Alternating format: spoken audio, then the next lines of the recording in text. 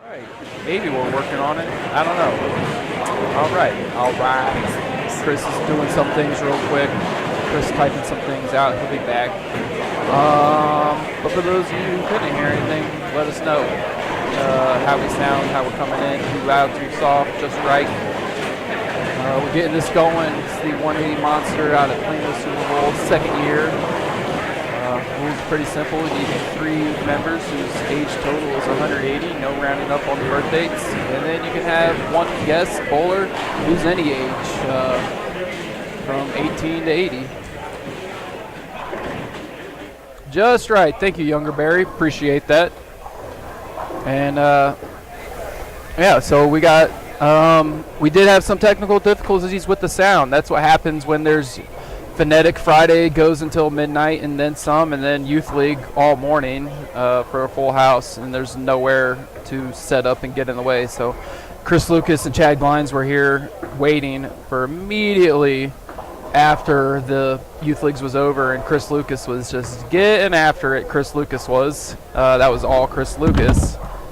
Yeah, so last year's champs were the team of Phil Kepner, Anthony Lavery-Spar, Chris Barnes, and one other guy, drawing a blank. We don't have them on camera right now because of our limited amount of cameras due to the limited amount of setup time. But what we do have on camera is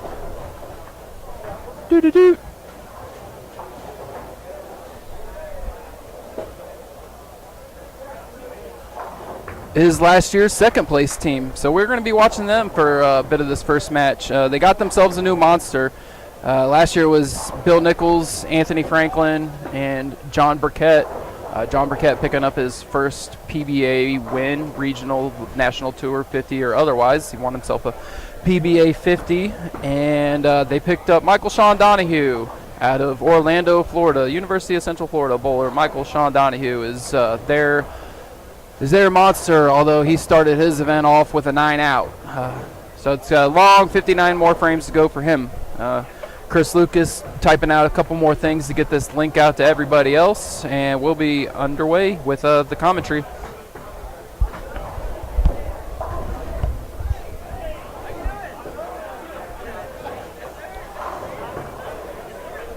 It's a pretty stacked field this year. I think last year there was something between 42 and 44 teams, somewhere around there. Almost a full house last year. This year it's down to 39 or so, maybe 33. Yeah, 33 because we're not using the dungeon at this moment. So yeah, there would be 33 teams. There's 1 ghost team involved. But the teams are a little more stout in pack this year, including a team such as Jim Stevens, Doc Doherty from Oklahoma, Jason Couch, and Chris Johnson. Although the pick of the wild card in the Bowlers Meeting auction was neither of those, wasn't last year's champions or runner-up. It was the team of Ben Hopes, Walter A. Williams Jr., Dino Castillo, who's tearing up the PBA 50 Tour as well, and Sean Maldonado as their monster. It was about $3,500 in that funny money just to start things off. Ended price was just over $40K, so a lot of money to be won here between the guaranteed and the auction. Also a bivvy of side action that Tyson Brannigan and his people have going on. Brackets for open, brackets for 50 and over, 60 and over. Brackets for guests only, stuff like that. High pots, eliminators, team big boards. Very easy to drop 5,000, 6,000 plus if you're coming here to bowl the tournament, get a Calcutta, and load up on some action for the team. So yeah, it's going to be a fun day. It's going to be 6 games of qualifying and not enough beers. Definitely not enough beers.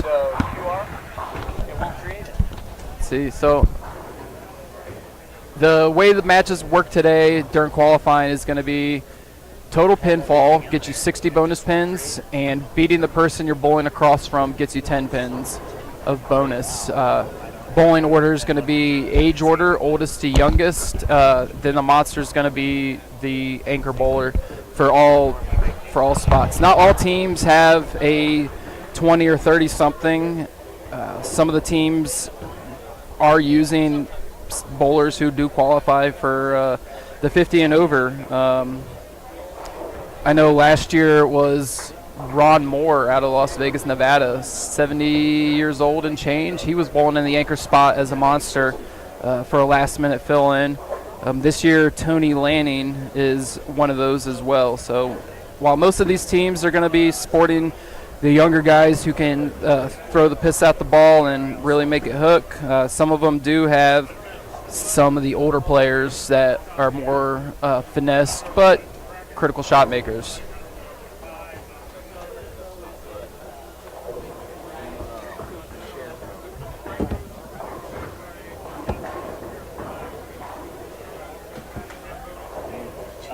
And so right now on what we're looking at is on the left side from top to bottom, it is Bill Nichols, Bill Nichols, John Burkett, Tony Franklin, Michael Donahue, taking on the team of Rick Lawrence, Darren Wilson, Mike Moscato, and Marshall Morrison.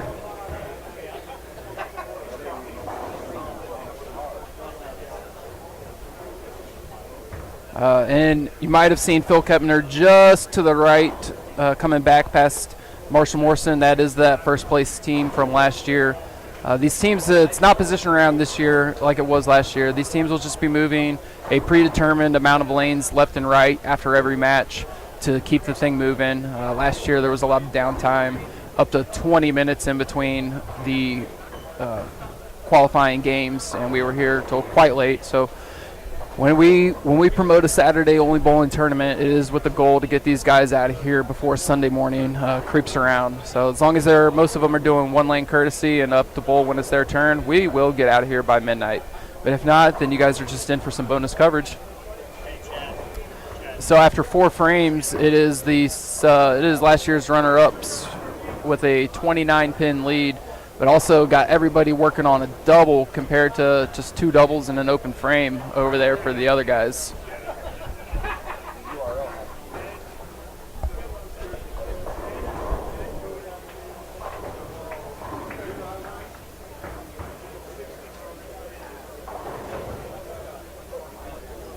And of course, John Burkett, always being a fan of his teams, looks like he's supporting that Steelers jersey again.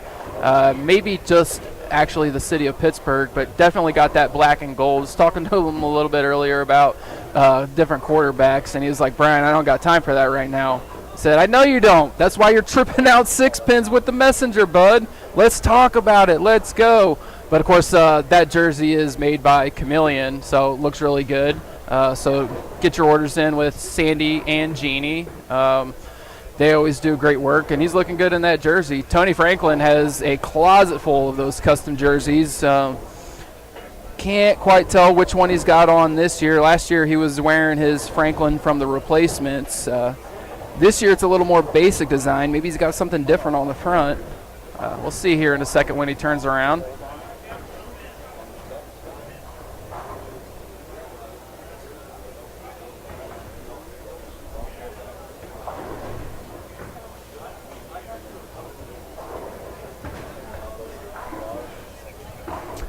Looks like a standard Roto Grip jersey that you'd find on the rack at your local pro shop. But he looks good in it. If you haven't known, Tony has lost quite a bit of pounds, and his bowling is being compensated. He's taken the opposite approach. If you bowl your weight, you'll be deadly. He went the inverse proportion of it. And lastly, on that second place team, and their newest monster is Michael Donahue. And he's recently moved back to DFW, and a lot of people looking to sign him up and get him going with the bowling. Somehow that struck. Couldn't see over his new frame, but that is 10 for Mikey. Mikey has also brought an additional jersey to change into, starting at 6:30.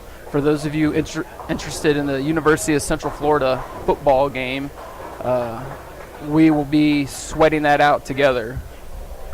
So after 5 frames, it's going to be roughly 100 pin lead for team runner-ups. And what I can see just to the right of them is that the champions are making rather quick work. Defending champions are making rather quick work of their opponent. They have 150 pin lead or so after 5.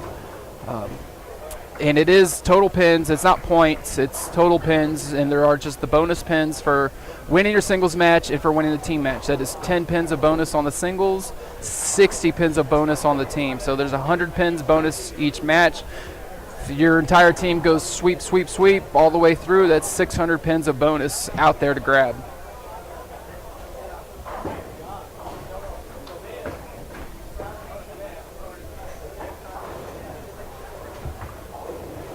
Go ahead and take a look at who else we can pick up on camera while this is going on. Like I said, this is just the first game of qualifying. We got a long afternoon to go. All right, so we're not down there yet. Don't think we'll be utilizing 41-42, but just in case, we're over there. There's Mark Waldrep. Mark Waldrep is the sponsor of this event along with Global Spheres Center. Last year it was Mark Waldrep, Bob McGregor, Sean Rash, and Arturo, I believe, was them four. This year it is Mark Waldrep, Bob McGregor, Arturo Quintero, and Ildemaro Ruiz. And let's see who's they're bowling against. That is Jeff Martin. Then who would they be bowling against? I'm not sure. I don't have his name on the updated roster. He might have been a last-minute fill-in.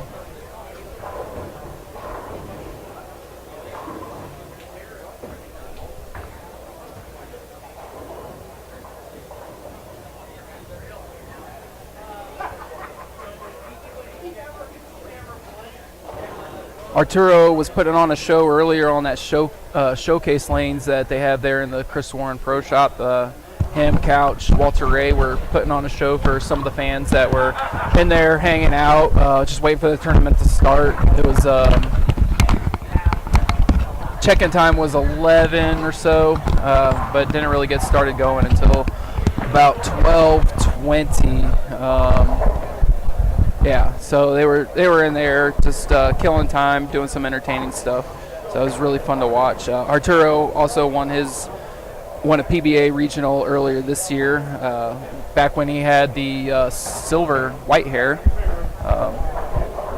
But they were a pretty cheap team in Calcutta. Team sporting 2 well-known regional players who bowl here quite often, with Bob McGregor as well. They went for a little bit cheap. I think it might have been only 16-18 compared to the wild card that went for 35. And I'm not sure exactly what happened, but, who knows? Not me. I want to say the final score was 18 for them compared to the wild card of 3,500. So take that for what it's worth, which was 1,800. That's what happens when you're not here to do Calcuttas, Chris. People get away with shit. Stuff. Apparently, they get away with I was stuff. trying to listen on to the end of your story there. So who was the wild card? Wild card was Dino's team. Ben Hoves, Walter Ray Williams, Dino Castillo, Sean Maldonado. They did not buy themselves. Somebody else bought them and claimed them. I think it was a gentleman named David. I gotcha. Because Dino immediately said, "Hey, David, we never win when you buy me, so good luck with that." Nice. Yeah. So, no, I don't want any. I don't want any of that action. I think there were maybe 3 teams total over 3,000. A handful in the 2s. I know I bought one team for 22 myself, so I'm sweating that out today. Calcutta is also paying top 8 along with the tournament. This is my underdog team right there. Yeah, that's definitely that's most people's underdog teams. That's why there's a. Ron told me when he got here he was just thankful to be bowling with him. Ron Boroff? Yeah. Iron Man? Yeah. I said, no, Ron. You're more than capable of being the anchor. Our viewers are all over the place right now. If you guys can like the stream, if you're on your tablet, phone, or PC and you're capable of hitting that thumbs up, give us a thumbs up. Thumbs ups helps. Thumbs ups are great. If you're not and you're watching on the television, thank you for that. Enjoy it. Enjoy the couch. I know we got a lot of different stuff going on today with college football, MLB playoffs, and so we're up against a lot of stuff. But if you're here watching the bowling with us, thank you. If you're in town, actually come out. Leave it on your TV, but come out down to Plano Super Bowl. Got great food in Plano, Texas. We got great beverages. Food, great beverages. Chris Lucas has been here since 5 a.m. The tab's been open since 6. So it's gonna be a great long day of bowling. Talking about college football picks. I mean, I got Ohio State -30 against Iowa, so I'm on pace. Y'all do want to listen to Brian on his pace, on his bets. I'm on pace for that. You got to give him some info for tomorrow's NFL. I have a few picks for that later. So last year, Terry and I gave out Cincinnati Bengals +7. This year, for this weekend, they're -6.5 against the Browns. And I've been thinking about it since I looked it up a few days ago before I flew down here. And I haven't been able to pick one way or the other on that one. But, yeah, right now I am sweating out Ohio State -30, and they got a 16-point lead against Iowa. You got plenty of time in that. Which I really should have just booked this bet with A.J. Chapman and been like, hey, let's get rid of the juice, and I'll just give you the 30. And he's a birthday boy from yesterday. Yes, that's right. It was his birthday yesterday, so he probably went a couple dollars on them as well. All right, so who else do we got? Let's go down another camera. All right, it's Ricky Roberts talking to Jason Couch. What is Jason yelling at him for? You don't want none, Jason. You don't want this smoke. I'll come after you, boy. All right, yeah, he backed off. Yeah, we talking to you, Randy Fuller. All right, well, whatever it was, I'll find out about it later. With you. That was good timing for the camera. So there's Ricky Roberts getting ready to throw one down on 29. He is bowling against Mark Busher. I bring out the best in you, though. I bring out. Got them all to go. One of those LeBron Blue Flame strikes. Ricky Roberts is bowling with Sonny Howard, Michael Patton. So this is Team PNP Plumbing, and Joey Hafner is anchoring them down. They are bowling against the team of Justin Veach, and their partners are Mark Williams, Mark Busher, and Derek Williams.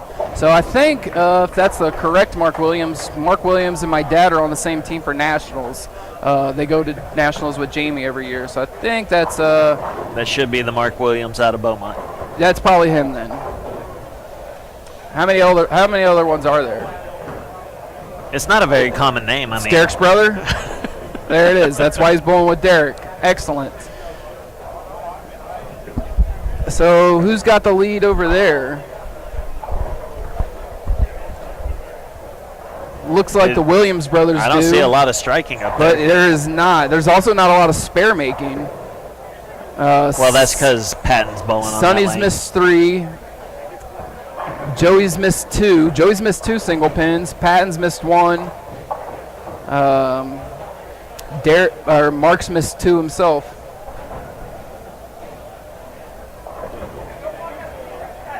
And Derek strikes.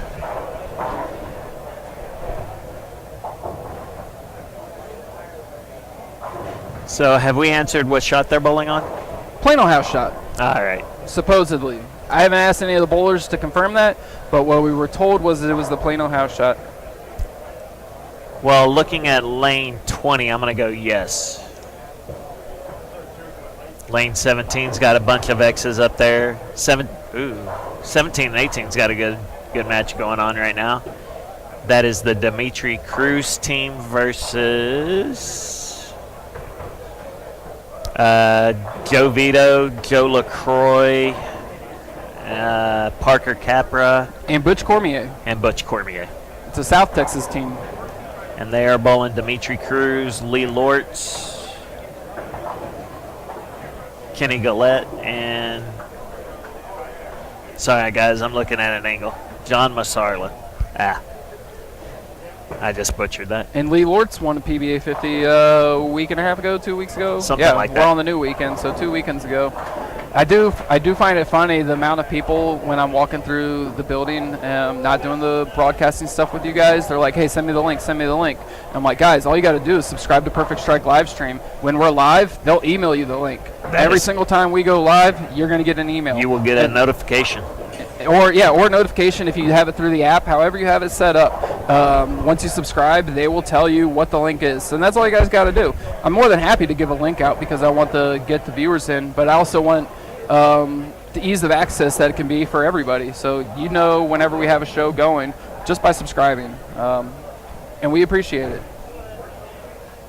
All right, let's watch Ricky Joe throw one more right here. Looks like he can strike out for 267.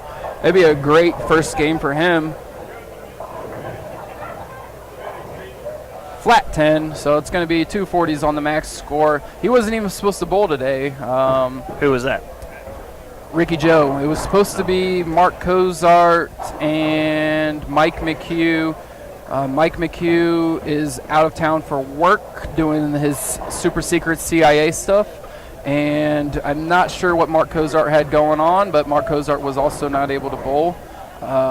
So Mike Patton said, hey, I need someone who's 60. And he texted Ricky Joe, and Ricky Joe was like, oh, spots paid for? Sign me up. I'll be over there. I got enough gray hair. I could have passed for 60. No? No, they check IDs here. But yeah, he already got into a Donnybrook with Jason Couch, so pretty nice little Saturday afternoon for Ricky. I do want to see Derek throw one shot just to see how the left's going. He struck his last shot on the right lane. He actually looks like the one guy that's lined up on that pair. Looks just like it did earlier. And all 10 back. All right. Flip them on back down to the runners up. We're looking at just we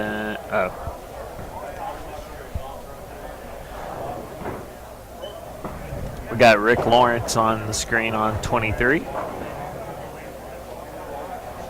And Bill Nichols is on 24. Bill's on a 280 pace. I would take a 280 pace there. By the time you're in the ninth frame, I think that's fair. By the time you're in the ninth frame. For those that didn't listen to me and Brian have this argument, it'll never die.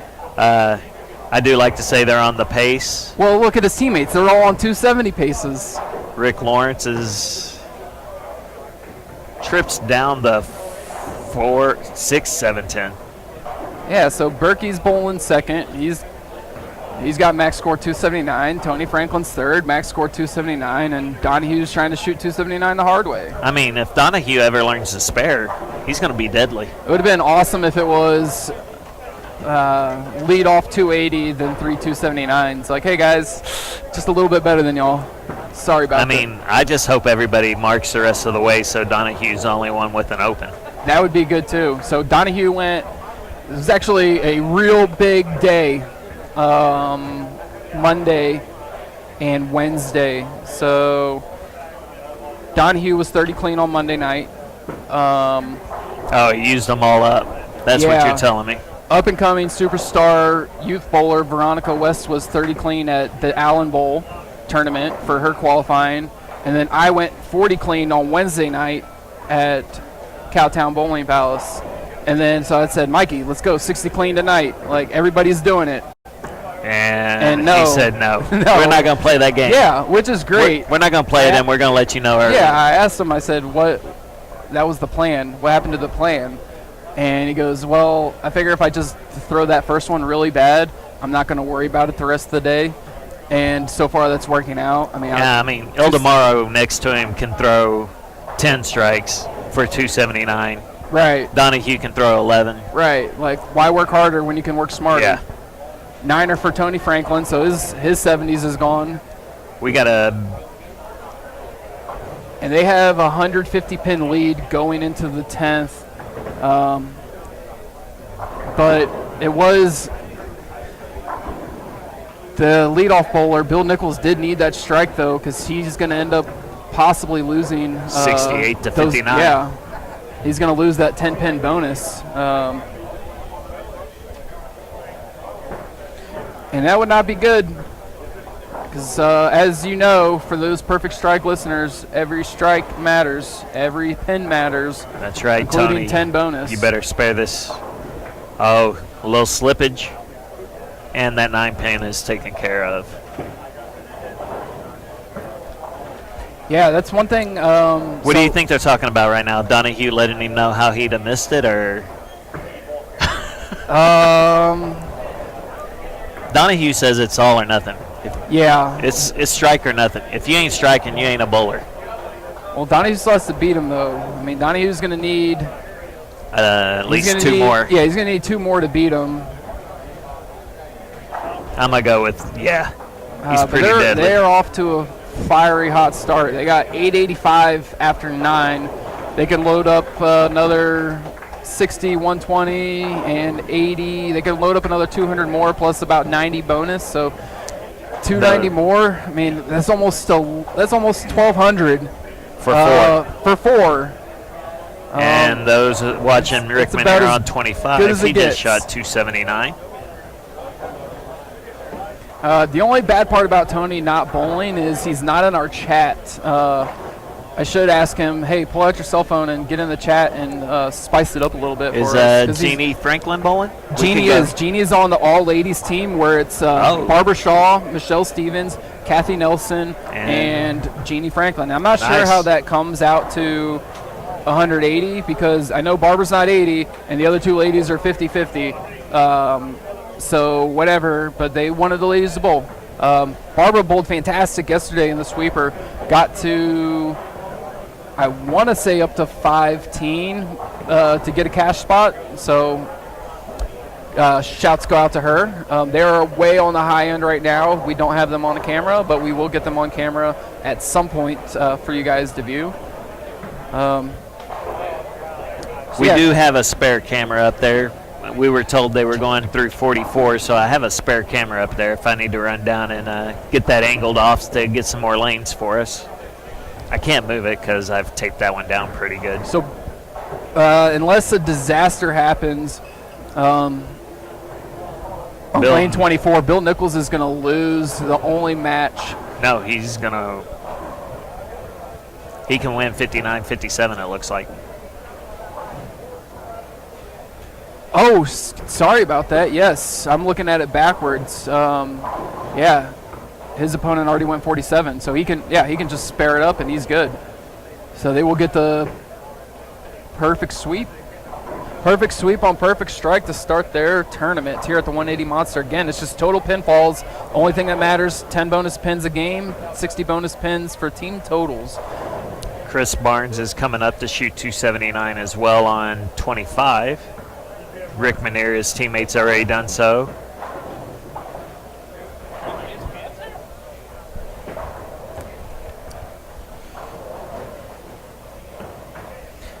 Did have a text question. How many 300s will be bowled today? This is on their house shot, right? This is How on many the games Plano of house qualifying? shot. There are 6 games of qualifying, so we are already pretty much done 1. I don't see anybody with the front 10. I do see 1 with the front 9 on 9 and 10. Is it Trey Sledge? I see 1 on 15 and 16. Trey Sledge has the front. Yeah, Trey Sledge has the front 9. He'll be finishing on 10. I see 1 on 17 and 18. 1 on 17 and 18. So right now we got 3 front 9s. Is that going to be Dimitri Cruz? Yeah, no. That is Parker Capra. So we got Trey Sledge and Parker Capra, both with the front 9. And what was the other one? 17, 18. 17, 18. Let's get a name there. Phil Kilmartin. So Eddie Kelly or Mike Scroggins, one of those 2. No, it's the anchor bowler on 17, 18. Oh, then who's on 19, 20? 19 and 20. Okay, so that's Where do you see in that? There's no one up there. Nope, yep, you're right. Yeah, so it's Parker Capra. Parker and Trey. So where was that other third one? 15 and 16. The anchor bowler on 15. Huh. So it's all anchors, all kids. All kids, except for So it's Cedric Gaines out of Oklahoma. All right, well, let's go, guys. Cedric has been a good bowler for a long time. I'm sure Jeannie Franklin will appreciate you calling her a kid. She's anchor bowling today. So's Chris Johnson. Johnson's anchor bowling today. I'm not gonna lie. I was trying to get Willie to get rid of Rudy Garcia and let me bowl. Yeah, do it right now. It's not on the rule sheet. I'll talk to Rudy. We'll get absolutely annihilated back here, and you go do some bowling. This is the first thing I told everybody. My stuff's in the car. I'm ready to go. All right, update on the I've even Ohio got my bowling shirt on. Ohio State's got the 22-point lead. Dalton's with me here today. Everybody's been making comments Heck about yeah, throw dude, it better, that's man. an excellent shirt. It's good for bowling. It's good for getting here at 5 a.m. and working 6 hours to set stuff up. All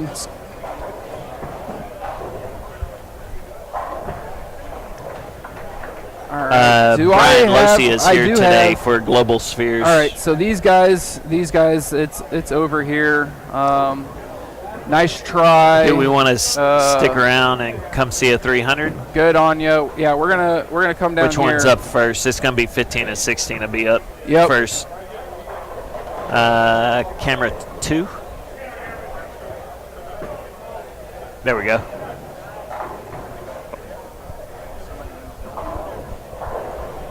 Two's black. 2 went black. So. Oh, I guess it's not 1. Yeah, 4. Yeah, 4. Yeah, sorry. yeah. Okay, yeah. I was on 1 4. and 2 are off. Got it. And 4 All right, is. so that is a win for Joe LaCroix. Nope. I'm on the other side of the paper.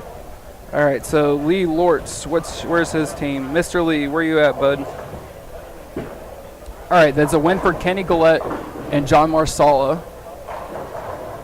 Lee Lortz has 268 of them left. So to Butch, 279. To Butch Cormier's 279. And then the anchors are 300 to 279.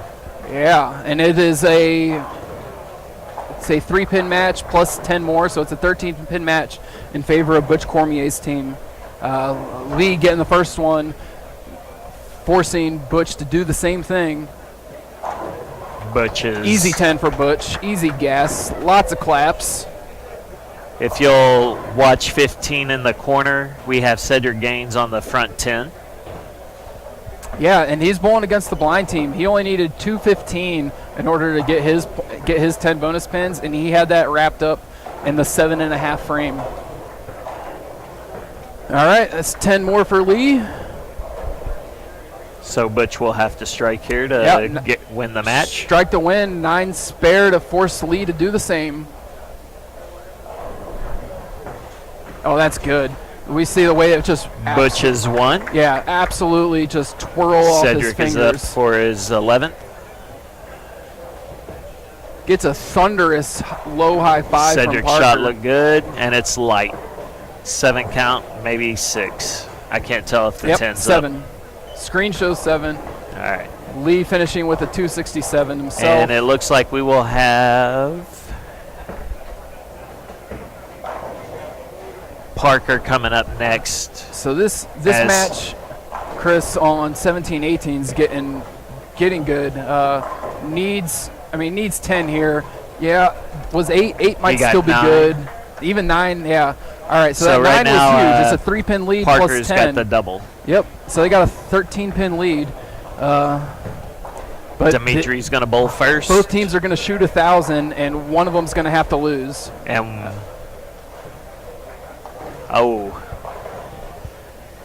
looking at some of the other scores down the list or down the screens, there's a couple other thousands, but also has flat 10. A bunch of 830s to 860s. So any mark here is going to be good for Parker. It'll get him his. Yeah, right now they would win. It'll get him his points, but he wants that 300. He struck. 10 back for if the I 10th. remember correctly, Parker does have beautiful. 1 300 How'd you this shoot game week. 1?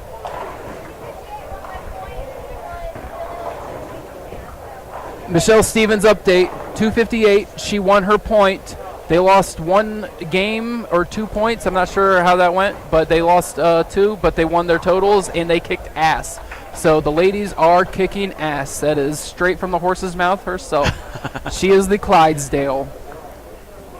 We will stay here on Parker as Trey has come up on lane 10. I will try and keep y'all updated if he's going to have the front 10 or not. Parker's shot is off. It's 4-9. No! We are going to flip down to 9 and 10 real quick. What a good spot to leave that 4-9, though. One frame, Sure. one ball earlier, devastation. So they're going to shoot at 1,034 for good. Trey delivering there on lane 10. He has Got it out wide, 4-10, four maybe pin? 4-10. I think the 10's down. Yep, 10's down. So Buddy, how are you?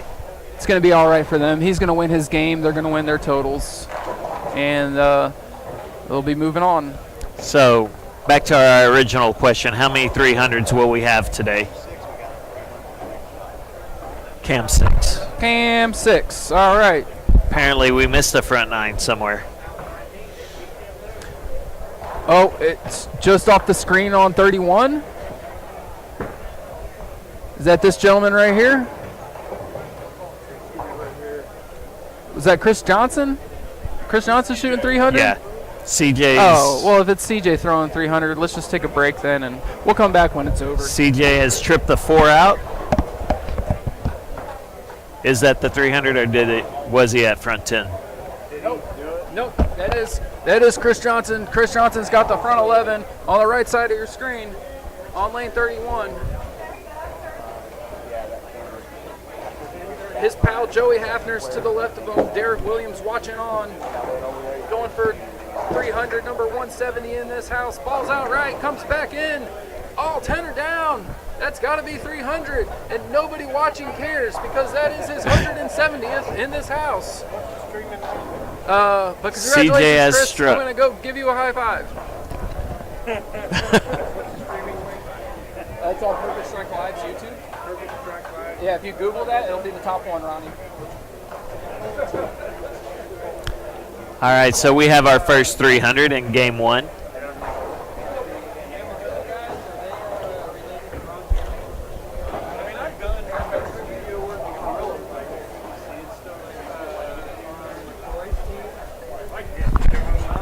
Hey, Chad.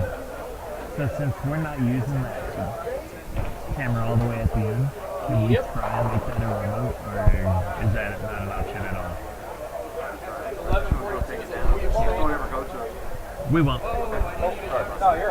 We're going to go try and make that last camera a remote one so we can walk around.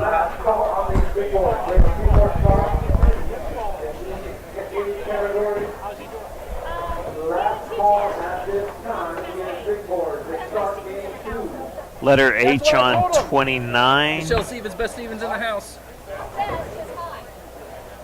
Michelle Stevens, hottest Stevens in the house.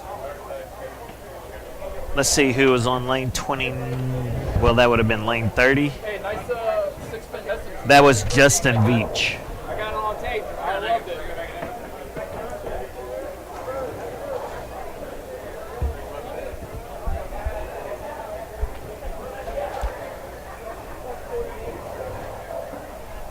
Kevin, we can try and make that happen. I'll get with Michelle, and I see Jim down there around 35. If you didn't hear, Dino just had a 240.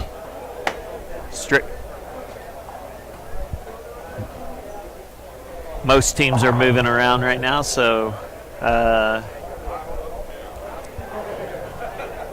looks like there might be one match down a little further, finishing up.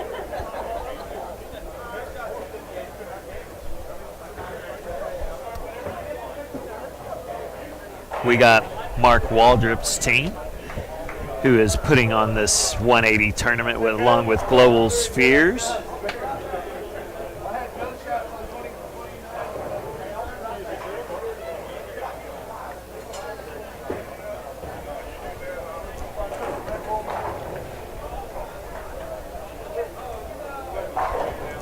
That was Jeff Martin you just saw strike. He is bowling with Marshall Medlin, Bill Ferguson, and Matt McGill. Yeah, watching in Georgia. We do have an interesting question. Yeah. Can you find out who won game 1 for me? She did. Michelle is up right now. Whatever it was, her 258's in the lead. She is up right now with her 258. We're not sure what Steven's shot. We'll send someone down in a little bit, find out. We're working on a surprise. If we can get it up and working, we're going to try and get a remote camera so we can walk around a little bit with you guys. Maybe get some interviews while the people are actually bowling, see what they're doing, what they're thinking, how they enjoy the tournament.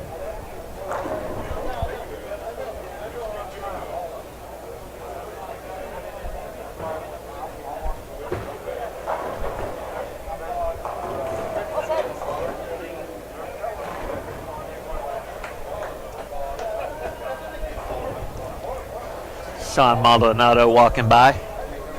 Good, buddy. How are you doing?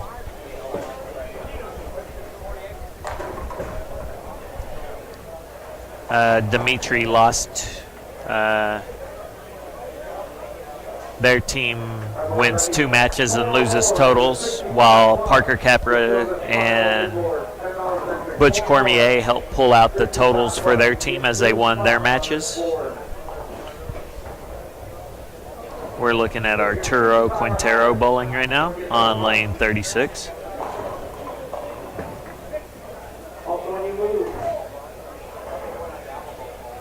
He is struck.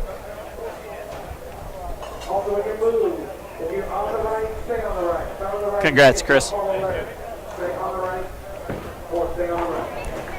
And Walter Williams is walking by right now.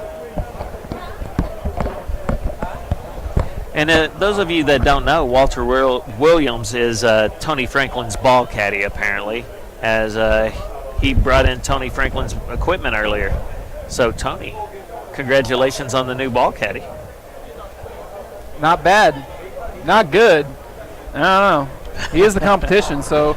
I think it was for karma, in case they bowl each other. Yeah. Walter thinks the good karma pulls him in front. I brought in a 3-ball roller for a bowler today, and they left an open frame the first frame. Congratulations, Donahue. Way to Jim go. Stevens had a 210 in his first game. So Mr. Stevens is down 48. Down 48 of them. 48 with 5 to go. Lots of time. He's down there right now telling everybody about it too. You see what he just did? It looked like he was telling everybody he bowled the first game with his arm behind his back. So Jim said that? Yeah, if you were watching. He was low man on the team. Doc Doherty shot a ton. Chris shot 300. And who's their other guy? The other guy had like 220 or something. Eldamaro is coming up on 36 to finish off their win. We got some other matches getting started right now, so we'll just leave you here and let y'all watch the end of this. Let everybody get moved and get going. Joey Hafner with the bowling shops is walking by. Eldamaro has struck. The feisty Eldamaro from Longview Doubles. Man. Eldamaro, I don't want to say he's the best, but watching him when he gets going and he gets animated is the best, because not many of them are doing it. Yeah, it's good stuff. Love it. It's the best stuff. Highly appreciated. That is Barry Bryce's big head in front of the camera. He might want to move it sometime. Let's see a team dispute, and I want to see Eldamaro getting Bob McGregor's face over a dispute on how to play the lanes. That would not be a good thing. No, it wouldn't at all. But it'd be like funny, ha ha, funny. No, it wouldn't be funny, but it'd be like LeGarrette Blount when he was with the Oregon Ducks and he punched that dude in the face. It'd be like, oh my gosh, did that just happen? No, Bob's awesome. Bob is the best. .com. My boy Stu Williams is not here. If I had known that, I would have tried to find us a bowler. I got a few years on Stu. We could have found us an 80-year-old to get us up in this. I got to go look at the SASBA records, but I think Bob's still on top. There's Mr. 300 himself on camera at the moment. C.J. Johnson. Chris Johnson. Champions. SASBA all-time records. Most titles ever. Bob McGregor, 47. Kevin, that's as don't tip me. I think I can 2016. find somebody and give them enough money they would walk in front of Ildemaro for you. No, Ildemaro will do it himself when his opponent goes Brooklyn, and it's for the win. All right, where do we want to move? Who's far enough along? Camera 3. Camera 3. Okay. Or, sorry. 1, 2, 3, 4. There you go. Choo. That's back where we were. Is that where we were? No, it should be there. There we go. You're This going to one right see here? Dio coming up. Good. Love watching Dio. Well, apparently, there we go.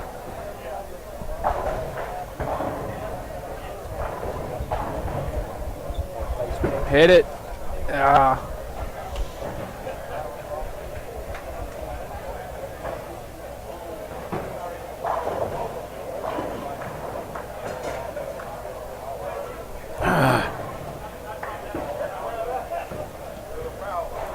So, are you on Facebook at the moment? Hang on, I'll be right back. Oh, you're fine, Chris. I'm going to hang out here and go surfing. Where's your Facebook?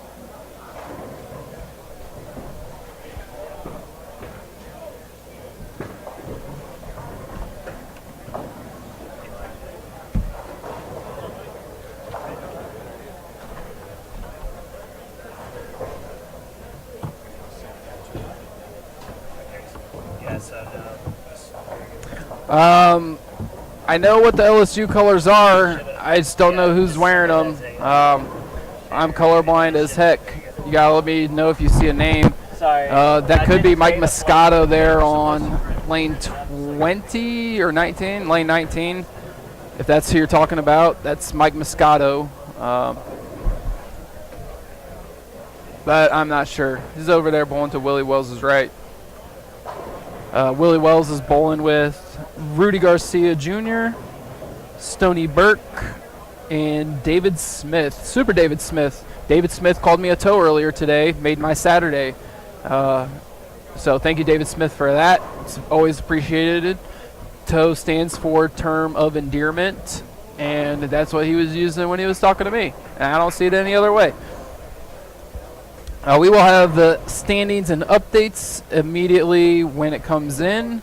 Whenever Tyson and the desk bring it to us and drop it off. They did drop off the Calcutta prize fund for us. First place is paying $12,000, second $6,000, third and fourth $30-20 each, fifth and eighth $16.40. Lots of money. I think there's going to be several teams who are going to need to get to third place just to barely break even. And then there's going to be 2 or 3 teams that must get second or better in order to return on their investment. I can't really tell you which lane any individual bowler's bowling on. We have 33 lanes going. There are no lane assignments. They started on one lane and they're moving a predetermined pattern left or right. So I can't really help you out with what lane the team is bowling on. When we come across them, we'll shout them out as we see them. And when we find something going on, we'll let you know.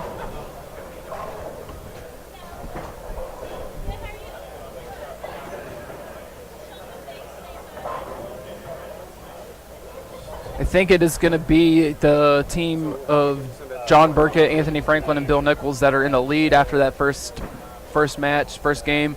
They shot 1032 plus 110 pins, so 1040s for them, 1140 for them after the bonus, just 60 pins short of absolute perfection. 1140 is a monster score either way. Kind of gives you wiggle room to catch a bad pair and not strike so much, so even if they do end up with a pair where they only get to 850 or 900 and they win some bonus pins, still in a great spot. So it's a good start for them. Had a couple other matches where seen some bowlers shoot 10-20, 10-30. Had a 10-20 lose to a 10-30. It's good. It's very tough. These 33 teams, there's about 4 or 5 of them that could have been a wild card. There's another 4 or 5 of them that went for just under what those prices went for. And then the rest is just teams that people would call a dark horse. Get your money in on them, and you got a chance. Because I tell you what, I did buy a team for $100. So by the time I gave up my 4/5, I'm in for 20. So I can turn that $20 into over $2,000. So buying one team, I'm getting over 100 to 1 on my money. Which team did you buy?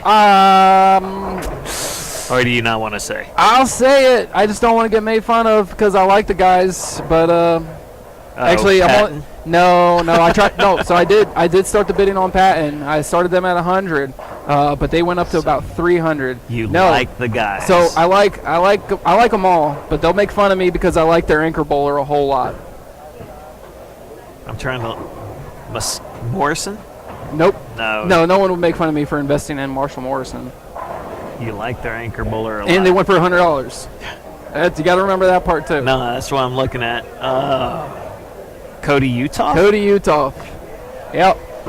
I'm a Cody Utah fan. On a house shot, that's not a bad team. You have a shot. No, for the minimum price. The only bowler I don't know is Terry Jones. Same. Bill can pop off 240 all day long. Yeah, Bill said he got shafted with the 710, which was going to be the difference in him winning his game and team totals there in the 9th frame. He said, if I remember right, just hurrying up, passing him and talking, said if he had just 9 spare that, it's a win. I mean, we can go back down. Barry's big head was in the way a second ago, so we should have him on camera right now.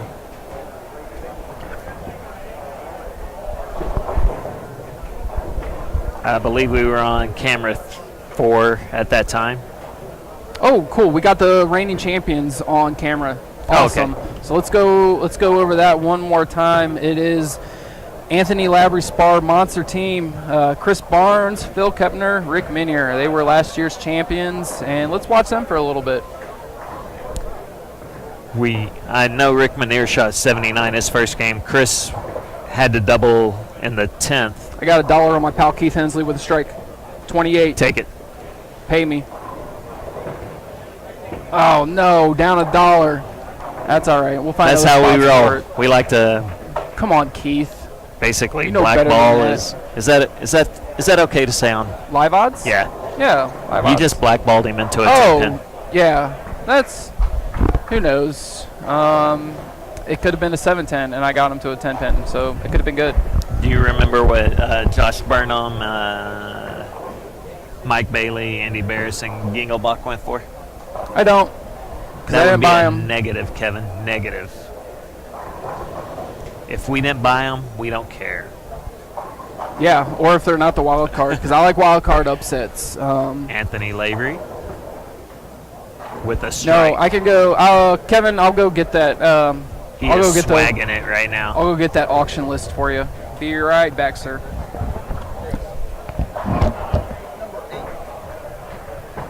Hit 8.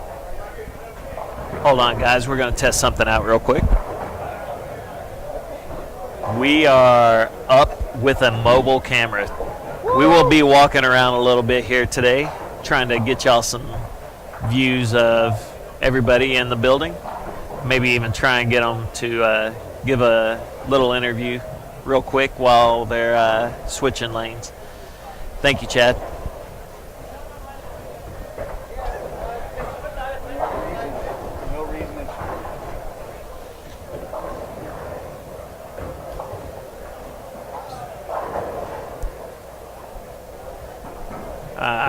Went to the wrong camera.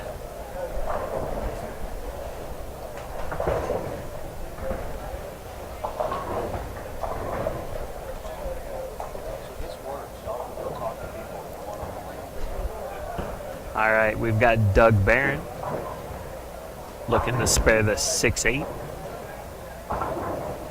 Josh Burnham, $600 for their team. There you go, Kevin.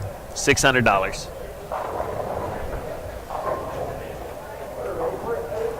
Rick Minier likes it, and he is struck.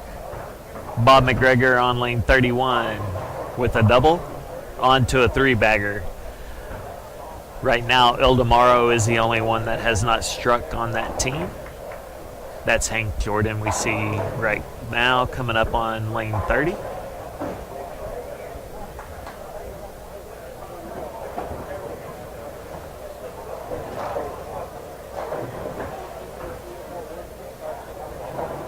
Thomas Gwynn's got the front 3.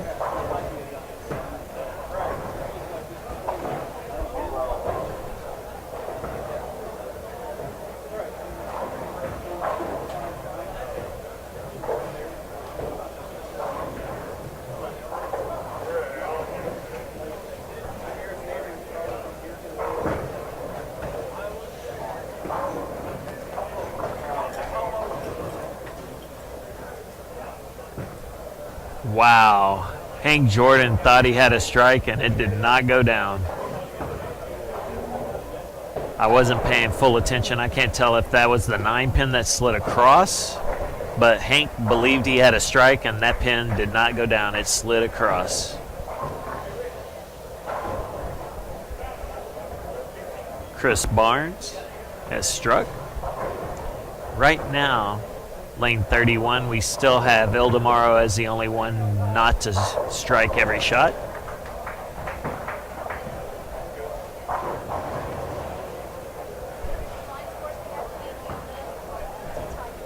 Tyson's at the table in there. That's for the anchor. I got you. All right, Anthony's coming up to start his match out with the front 4. Arturo looking to keep the striking going on. Shot looks good. All right, I'm gonna walk around. Went through the nose. I'm gonna go F around and see who we can find and make upset. Let me know. Give me a thumbs up on how the volume's coming through that thing. Through that? Yeah. You taking the mobile camera? Yeah. All right, we got Bry Guy. He's going to go around and he's going to give a little test out. Let me know when you're ready for me to send you live. We are going live right now.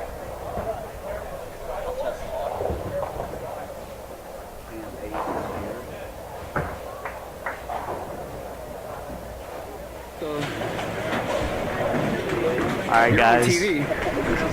Let us know if you can hear Bry Guy out there with bowlers. Talk to them and tell them if you'll give us a little shout. How it's going with the team ladies. How'd y'all do the first match? Nicolette, I will try and first match. We went 2 and total, so it was really good.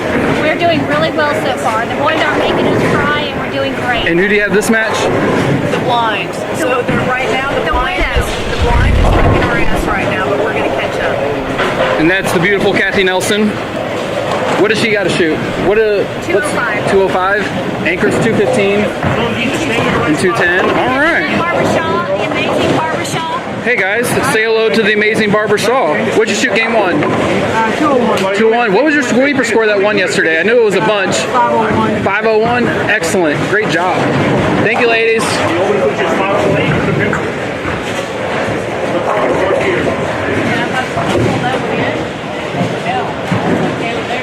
So we got Dino's team. Dino.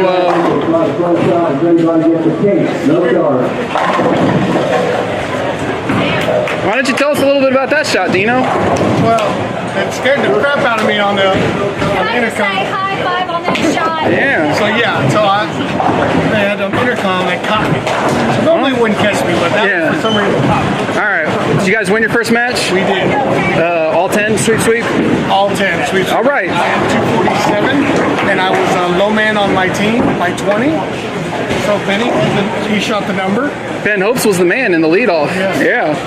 What'd this guy shoot? 68. 268 for that guy? 47. You're only 47? Yeah, I only had 47. Oh, you only had 47. I was going to say, we got to go check that birth certificate out. And he had 68. 68?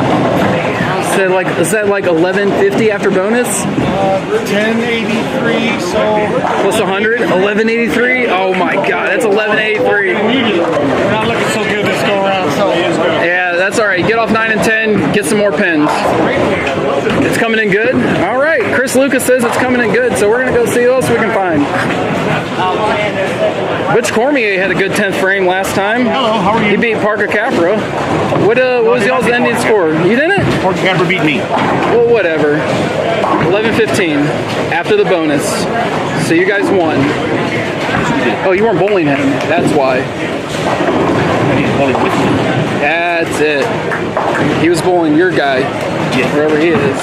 All right, so 11-15. These guys had 11-83. You guys got some work to do. So They're supposed to do that. yeah, that's right. Yeah, I guess money-wise, you guys didn't have to spend as much. There's Parka. Parka had a chance at the 300. Didn't quite come through. Ended up 288. You pick it up or 287? 87 for Parka. All right, and there's Mr. Joe Vito. So say hello to Perfect Strike live stream. Hello, Parker. All right, thank you, Joe. All right, let's go see who else is down here.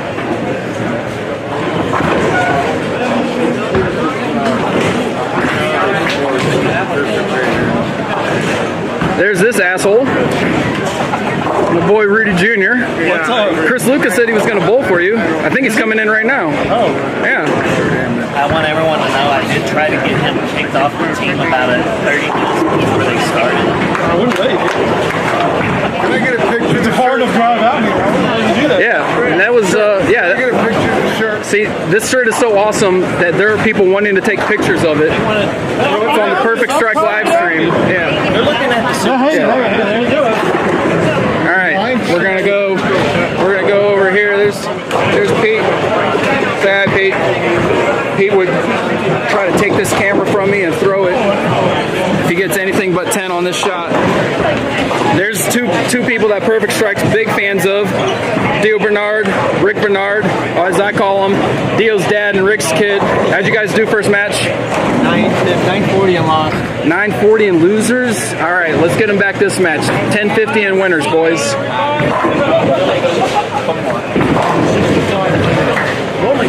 Superstar guest voice of the stream, Marshall Morrison. How'd you guys do? We got swept. Ugh. All right, we out of here. Sorry, boys. Better luck next time. How'd you guys do, Bill Fong? Had people asking about you on the live stream. They were like, hey, what lane's he on? So now we're over here. Yeah, we got lucky. We bowled the line, so it was good practice. Good practice? Are these the scores here? 11-16 after the bonus? Yeah. All right, it's pretty good shape. Who you bowling with? I'm bowling with Cedric Gaines. I'm bowling with Gregory Short. All right. And Ronnie DePolo. And Ronnie DePolo. Good luck rest of the way, guys. Thank you. Lee Lords, PBA 58 champion. Say hello to the Perfect Strike live stream. Thanks for having us. You got it.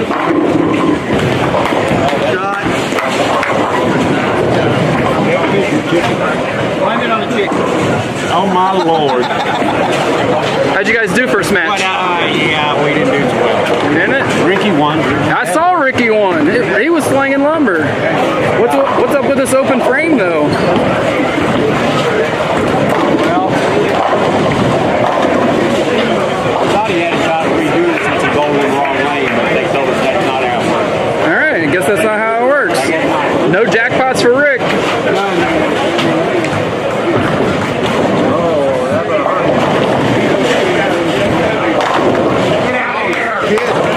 Guys, I'm the worst. Can't plan that. The only thing that would be worse would be the 5-pin with it. I'm out of here. How'd you guys do? Where's the lane? We knocked him dead. Chris says knocked him dead. All right, we got the Warrens plus AJ Chapman. Looks like 10:44 after the bonus. Everybody win? No. Just one winner? Two winners? Two winners and team totals. All right, we'll keep it up, guys. So Micah McCracken. Micah, say hello to the Perfect Strike live stream. What's up? What's up, guys? He's bowling with Rodney Black, Keith Hensley, and Thomas Gwynn. There's old Eddie Loafers. I lost $1 on that flat 10 you left. Flag. It wasn't? There's the gentleman Bill Nichols, Michael Sean Donahue, Anthony Franklin, recent Hall of Famer Anthony Franklin. Who had the high game last game? How many games did y'all win last game? All the good ones. All the good ones? Who plays at 6:30 p.m. Central Time today? University of Central Florida Knights. Oh, they're pretty good. East Carolina Pirates. And then there's John Burkett. He's going over game strategy with Bill Nichols. John, say hello to live stream for us. All right. And here we got Chris Barnes, Rick Meniere, Phil Kebner, and Anthony Lavery Spar, defending champions. It's 10 back for Anthony. He's digging it. Glad to see you actually bring your swag jersey today, boys. How about that? So if you guys were tuning into the Longview, does it get left out? only Longview gets left out. But there's Anthony properly dressed for this event, reigning champion. How'd you guys do game one? We shot Probably top 5. 1,116 with our bonus pins. 1026. Ooh, 1116's close. I got Dino had like 1180, and I know there's a couple 1130s over there. So what do you think early on? Give me some thoughts. A lot of strikes. They're pretty soft. I need a lot of strikes to keep up. So what was your game one? I bowled 258. Not enough. Let's get on it. All right. Thanks, Anthony. Tournament sponsor Mark Waldrep. Mark, say hi to the live stream for us. And the gentleman Bob McGregor, their teammate replacing Sean Rash, Ildemaro Ruiz.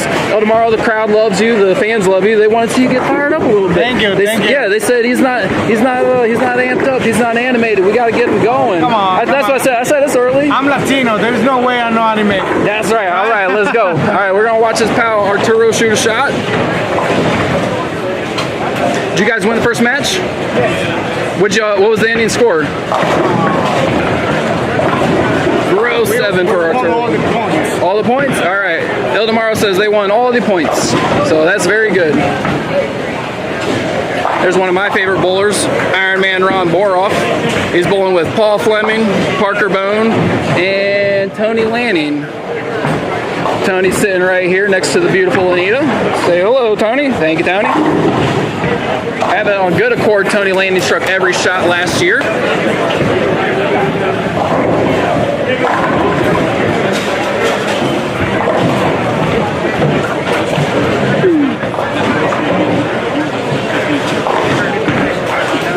What'd you shoot last game, Ron? 179. Was it enough to win? No. Oh, no.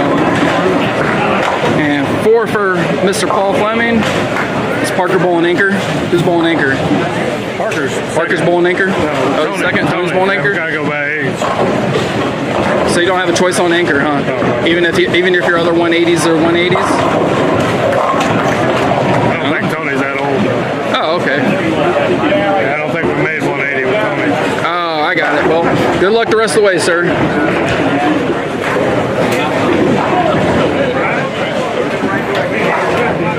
There's my pal Ryan Boroff and Paxton. Ryan always doing the live stream audio technical difficulties that we have. But look at the setup we got, Ryan. Like it's supposedly coming in good down there. So pretty excited about this. Yeah.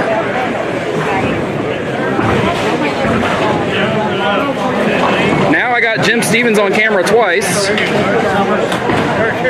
And that's him going over game planning with Jason Couch.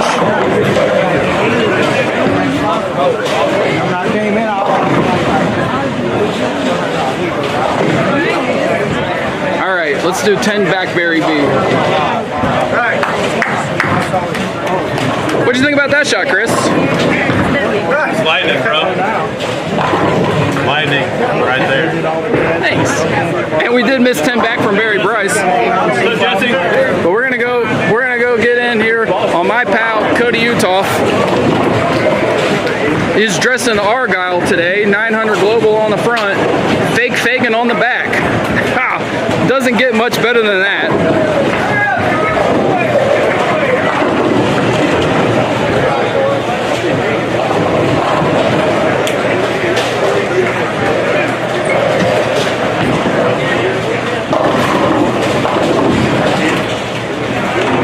What'd you think about that shot, Fake Mike? And there's my boy Billy. Billy on the board. He's chilling. He had a 7-10 split that he wasn't too happy about the other day. But we're going to watch James Stevens throw one, and then we're getting out of here back to the broadcast in the booth.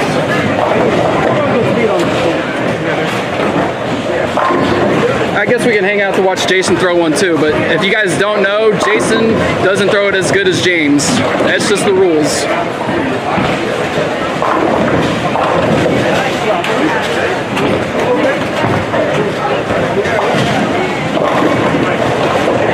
Sorry, James, that one's on me.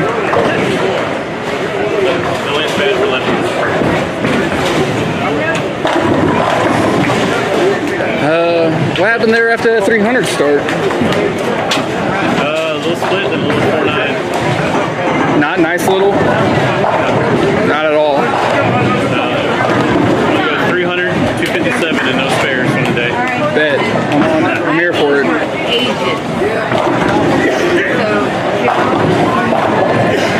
that thing recording right now? It is streaming live. What's up, Kevin Roberts? I don't think he's watching. He's probably porking. Did you meet? He probably is. Did you meet Big Kev's big brother, Brad? I met him at the casino. He came to my 40th birthday party. Oh, nice. Oh, and that's Doc Doherty from Oklahoma. They were both porking there today, I think. All right. Wait, Kevin and Doc? No, Kevin and Bradley. They got Gotcha. some girls from Oklahoma. Yeah, Joyce is listening too, so I bet she's happy. I think Kevin used Robert. No, this is my mom. I know. Oh, okay. I know Joyce and Ricky. You know Joyce and Ricky? I sat next to him in El Paso at the Open Championships in 2015 for breakfast. Nice. What y'all have? I don't know what they had. This is a buffet, so I had eggs. I think I had pancake. Did you guys bowl with Doc Doherty last year, or was that the SASBA in November? SASBA November. Got it. Doc is my man. Doc is CJ's man. And that's why I like Doc's wife too. She's always here supporting him. always, for the last 30 years I've known him. All right, here you go, folks. Jason Couch. Lane 36, which is bad for lefties. This is what they paid the $5 monthly subscription fee for. Who's got that? Don't you have people that pay $5 a month to listen? No, we're $9.99, just like WWE. Well, how am I getting for $5? I don't know. It's $5 more than everybody else is paying. I think maybe Clint's going in half with me. Oh, thank you, Clint Johnson. What's he up to today? Probably Porking. All right. Oh, Jason says the left lane's not as bad as it was for Jim. What did you think about that shot, Jason? That was the better one than the other one I threw over there. Excellent. Thanks for the time, guys.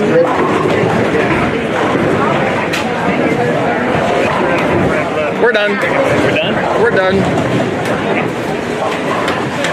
Brian Losey with Global Spheres. He's going to come talk to us a little bit later. Absolutely. I'm going to go grab the tripod so you can do it. And the true Clydesdale, Jamie Brooks.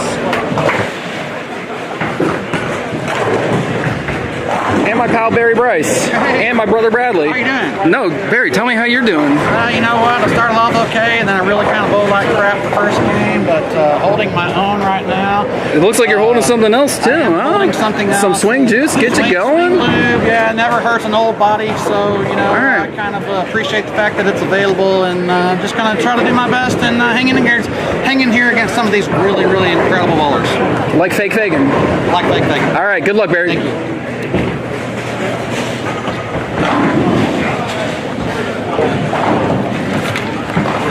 Cool. You're out already? Well.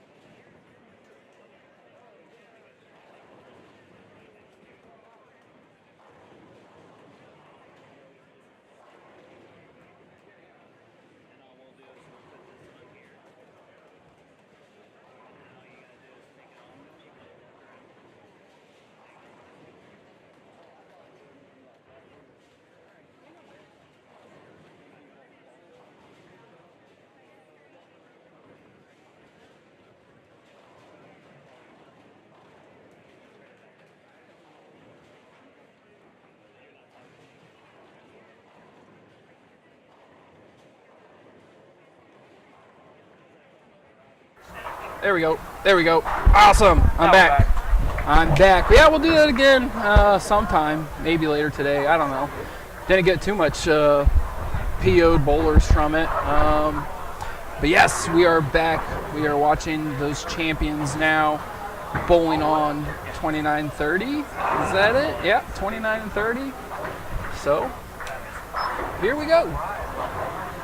Looks like they are still moving right along. Chris told me they had about 11-13 and said it was good for close to 5th place. So yeah, lots of high scores with 100 bonus pins available each match. Yeah, I got the results right here. Bonus pins included. I'm gonna read them off by the monster names. In first place, it's Maldonado, 1183, Donahue, 1142, Gaines, 119 over, Lavery Spar, 116, Capra, 115, Couch Johnson, 1088, Scroggins Campbell, 1086, and Goss Mann, 1078. Pete Seibel just won High Average of the Year award, 242. So that's a whole lot of pins. Throws that backup ball is what they were saying. And then tournament sponsors, assistant director, whatever you call it. The reason this whole thing, producer, Mark Waldrep, him, Bob McGregor, Quintero, and Ildemaro got 1053 to be just out of the cut. So there's that. These guys are finishing up game 2, so we're going to have some more updates for you in a few minutes, probably about 10 minutes or so between everybody getting done. Got some bowlers are still in the 8th and a half. We do have the front 7 again on lane. What is that, 18? Well, I'll tell you what, that camera work was good for me because Ohio State scored another touchdown while I was gone, and they are covering that 30, and it's now a 37-point lead. And they have the ball in the red zone on the goal line. So I feel pretty comfortable if it gets up to 14. Seeing a stat, actually was told a stat from my pal Mikey about how C.J. Stroud and the starting quarterback for Iowa had the same amount of passes, but Stroud had like 16 more touchdowns and 700 more yards. Whatever it was those are ridiculously huge numbers on both ends. How many more completions? I don't even think it was so much the completions as it was that the passes that are being caught by Ohio State by guys like Marvin Harrison Jr. are going for 40, 50, 60 yards after catch versus the other guys who are just getting hammered after 5 to 8 yards. But yeah, thanks Dusty for hanging in and saying it was awesome that you could hear it. That's really cool. That was the first time that we had tried that, and the better I get with this shifty camera work, the better it'll be. Yeah, Mitch Rossi touchdown, so 13-point lead on that spread. All right, so who do we have on what is that? 15 and 16, actually. That would be camera. I don't think we have a camera that fully covers it. Yeah, Team Barnes is winning by about 80. It'll be more than that when Anthony Lavery strikes. That's Tyler Albrecht. Tyler Albrecht has got 3 misses to Anthony's 1. From the Lubbock area? But yeah, we can go down to, I think so it's Andy Burris. That. Oh, Andy Burris even has a front 8. That. He is there up for the 9th frame. We got Andy to the left of your screen there on lane 16 to Willie Wells' left. Andy Burris looking to put frame number 9 down for 10.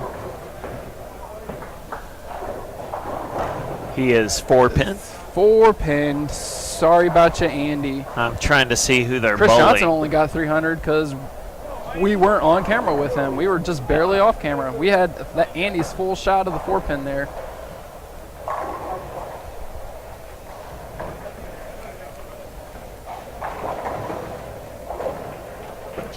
These standings should be posted on one of Tyson's page, like MLB Bowling It should be on there. I will ask him where. Let me see if I can find it, and I'll start sharing it on other things.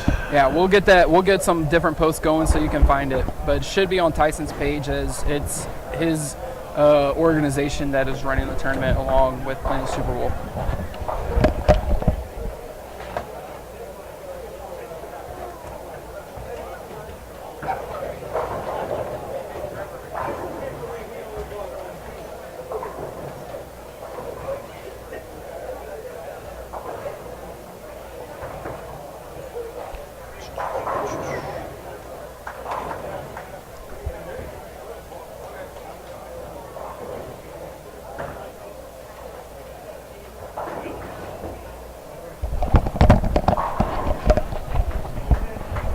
Yes, Tyson is going to get it going on the phonetic page.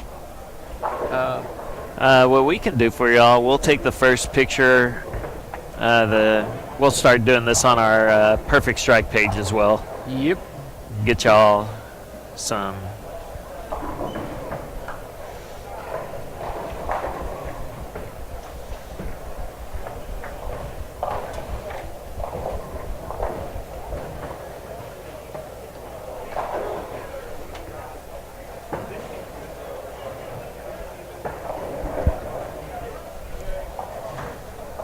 That's who I thought that was.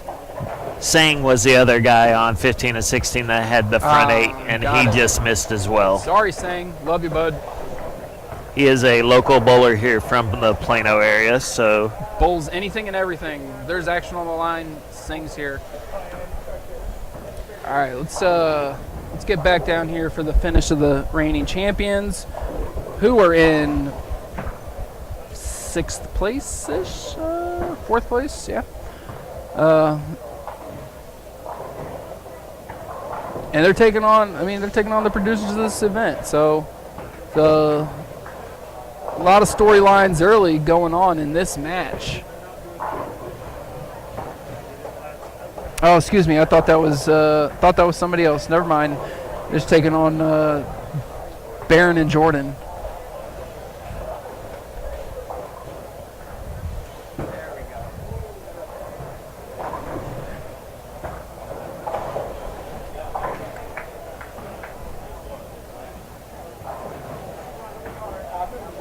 Yeah, so Rick Minier won his. Phil Kepner's going to lose. Chris Barnes has the lead on his, and Anthony also has a 30-pin lead on his. So comfortable leads for these gentlemen. Just gotta keep them clean for the 10th, and they're going to come out with 90 bonus pins. I'm going to play the odds on Anthony. It's going to be front 4, 9 spare, front 4, 9 spare, or next 4, 9 spare. That would. You want your dollar back? That is the definition of pace, and I will bet against it. I got Anthony for the strike. All right. We have trying to win his dollar back here, which we, at some point today, we will get into Bry Guy's picks for the NFL. Telling you guys, he is very good at this. Doesn't miss too often. Well, right now I got UCF for tonight. Tonight's pick is UCF, University Central Florida. But what I didn't like was that ESPN coverage last night on SportsCenter put them down as a virtual lock. And I was like, oh, you got to be kidding me. Why would y'all do that? Yeah, I got this. We'll look at that later. We can't pick Sundays. We can't pick Sunday mornings games on Saturday afternoon. I mean, we can. I picked those on Wednesday afternoon. Jeez. No, we still got. I mean, I'm still sweating out a 14-point lead over here with Ohio State.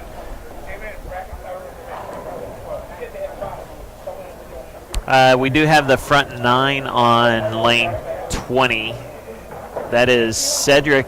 So it's Cedric again? No, Cedric's who's bowling in front of him. Gregory Short has the front 9. He is bowling against Mike Moscato, who he has already shut out. Man, he had Moscato shut out in like the 7th.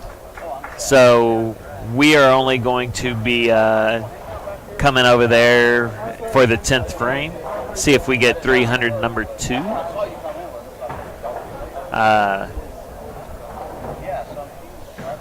Right now, all we're waiting on is to find out if Bry Guy owes me $2 or we're back to even.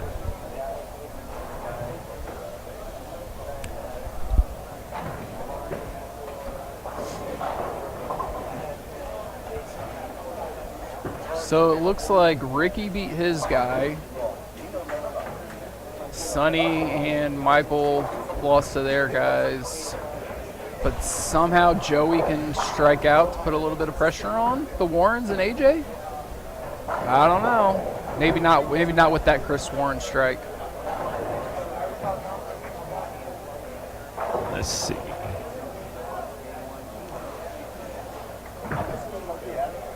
I mean, you can flip to camera 3 real quick if you want. We got a moment before ALS comes up.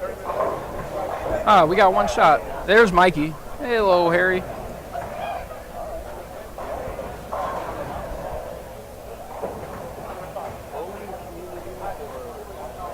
How'd we do, Mikey? All right, we got points. Points are good. Did you strike the whole game? All right, we got all of them. All our spares? No. Yeah? Why don't you come talk to me? Get a beer, come talk to me. Get a beer. And that's on y'all. No, don't do that. We're fat. So am I. Yeah. So you gotta have somebody better looking to help us out here. I mean, I'm still good looking. I'm just fat. Yeah, no, better. Like Kimberly Pressler. That's the True. line. If it's not Kimberly Pressler, I'm not going on camera. I'd go on camera with Tony, though. He's all right. No, Spidey, you said I'm all right. All right, here we go. All right. Anthony Lavery. He's stepping up right now. Well, Tyler's can put the pressure on him. Tyler can make this dollar bet interesting.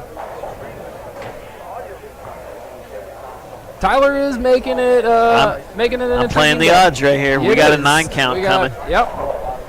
Anthony, see, you messed up though because you bet 9 count only. Did I get strike or do I get the field? You said strike. All right, so the field's a push. Field's open. Field's a push. Yeah. You are back to Strike's even. the winner. Back to even. All right, let's talk to Michael Sean Donahue for a little bit while he's in between, and we can see how who was it you replaced? Tell us about that because I can't remember who they bowled with last year. I just know they bowled with someone not you. So I actually just asked Anthony T. Franklin, and they didn't bowl together last year. Anthony bowled with Marshall Morrison and John Shuffler, I believe he said. I don't remember who the fourth was. And So it was only Bill Nichols and Burkett. Burkett and Bill Nichols bowled together last year. Okay, that makes a little more sense. And Tony said that we were fill-ins, and Tony was high game on our team game 1, and I was high game on our team game 2. So sounds like the fill-ins might be the way to go. Who'd you guys bowl against? We bowled against Eddie Loafers. Oh, yeah. And Rodney Black. Oh, those are our guys. The Gwinner. Thomas the Gwinner printer and Mike the Gwinner and Tony Franklin tied at 279, so we did not get all the points. Who had the better 279? Well, the Gwinner went 9 spare, 9 bagger, and then I believe he 6-pinned in the 11th. So that wasn't really a good shot, but Tony had the front 6 and then Stone a 9-pin and then got the rest of them. So just based on the fact that Tony only missed once and Gwinner missed twice, I'd say that Tony's 279 is better, right? All right. Maybe we should go talk to Trevor about this and get those 5 pins back because every pin matters. So you're asking us to go talk to Trevor? Yeah. That doesn't sound fun. Hey, well, I'll tell you what sounds fun is that if we're lucky, Alan Riley will be up here later. I know Mike D wants to see me. Alan, I would actually leave right now if I found out that you weren't coming up here today. So how many pins did you win that team game by then, since one of them tied? Well, Rodney only bowled 180, I think. So Bill bowled 227, Loafers bowled 217, so we were up 10. Berkey bowled 238, and Rodney bowled 180, so we're up 70. 3 holes tied, and I beat Mr. Micah by 40, I believe. Oh no. Michael was on the phone with the skating rink, doing skating rink business. So I'm not saying that's an excuse, but I'm saying when you are the guy who runs. Yeah, he's got more important things going on. Skater World Northeast. Yeah, you got a whole lot of things going on. Somebody's got the front 9 on camera for me somewhere. Maybe Lee Lortz. I don't know. I don't know what Chris wants me to look at. I'm looking at the TV. I don't see Lee Lortz. Alan, I told you before you threw a shot last night that you were going to sweep me. I don't see Lee Lortz there. What if I were to pay you $25 in hugs? I'm looking for him. Oh, yeah, C on lane 19. Go back to where you were. 5. Yep, we're here. We are on lane 19. That is not Lee at the moment. That's his teammate filling in the fill ball. That's my a-hole friend Rudy Garcia Jr.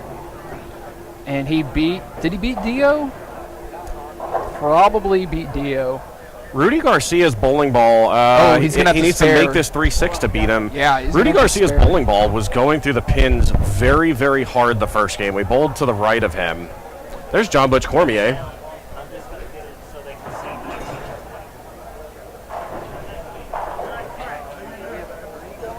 Oh, we do, yeah. Well, apparently it's not even Lee Lortz. It's a guy with the last name of Short. Well, he split. And it's over. Thanks, Chris. Lucas putting in an effort trying to work that radio frequency camera. And it was all for naught as Mr. Short left the 6-7-10. Though I did see Ryan Boroff pick that up in the 40th frame once for 40 clean. So maybe he can pick this up. Doesn't even need to pick it up to win his match. He's got his match. They got their team totals. It's pretty much over at that point. So, oh, you guys have standings here. Yeah, we huh? have standings here, pal. Wow. We have everything at the Desist. We got Calcutta Prize Fund. We got standings. We got beers. We got crowns. We got radio frequency cameras. I will certainly not be participating in the crown. Yeah, so that's it. Hey, tag out for Anthony real quick. Tag out for Anthony Lavery Spark, Tag come out take for my Anthony. spot, please. Yeah, tag out for Anthony. You're done. You're done. Anthony, give me 90 seconds. 90 seconds. I've already plugged your swag and your big bros, so we don't need to talk about that. We need to talk about what's going on this tournament as defending champions. All right, we're ready to go. All right, Anthony Lavery Spar here in between matches. What's up, pal? Oh, not much. Just trying to not miss so I can keep up with everybody. I know you said you shot 258 that first game and it wasn't enough. How'd you do game 2? I bowled 279 game 2. So let me tell you this: that first shot in your 10th frame won me $1. What up? Boom. Hey, I'm always happy to win you some money. All right. So what are you seeing? What are you seeing so far? 2 games through. Some of that last pair was actually looked a little bit tricky on the left side. Phil struggled a little bit that game with ball reaction, but I think he'll be all right. We watched the team in front of us on that game, and their scores weren't very high. So going into that game, we were pretty much just trying to win the game and make sure we didn't shoot ourselves in the foot. Just seeing the bowlers that bowled on in game 1 and seeing what the scores were. So bowled an okay game. We need to bowl a little bit better than that. Do you know who you have next round? I have no idea. All right, so the last thing I'm going to leave you with is, according to Alan Riley, 279 is weak. Weak. I haven't seen Alan. I've known Alan for 10 years. I've never seen him bowl 279 or more, so I don't know what he means by weak. Excellent. Well, have a good game 3, sir. Thanks, man. You did win him $1 back. Yeah, I love winning Brian. I was playing the odds. I went 4-9 front board, 9 count. All right, so everybody has done their game 2 just about. We got a couple 10th framers down there, and that is Super Dave finishing up on 29 and 30, looks like. Or maybe that was Tony Lanning. Yeah, it looked like Tony Lanning. But yeah, they are finishing up on 29 and 30. So, like I said, do I need to go down there? No. All right. These guys are just switching pairs, predetermined amount of lanes left and right after each game, and the action's moving right along. Because myself, I'm going to take a water he is break. shooting 300.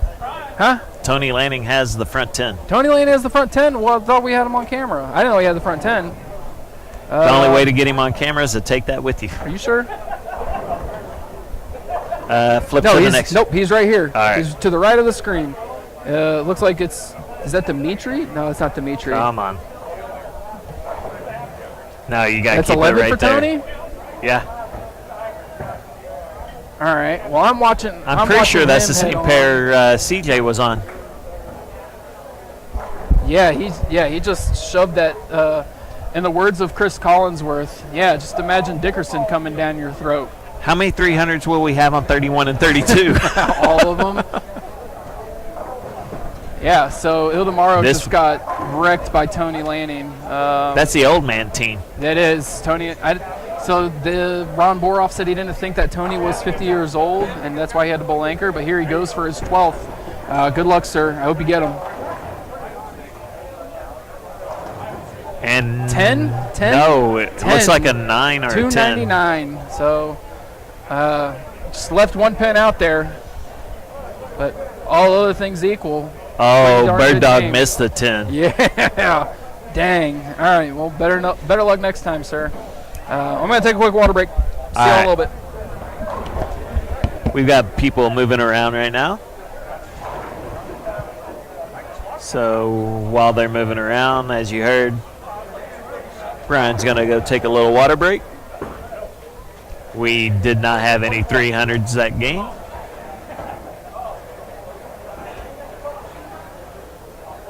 Jamie Brooks is in the building.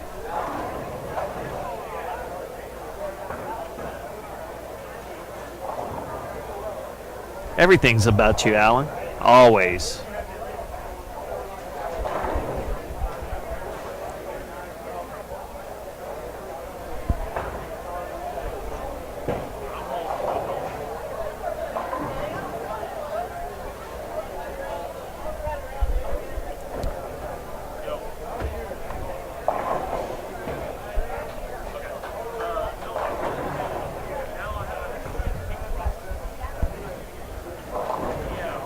We've got a few matches that are starting right now. Bring it down to camera 3.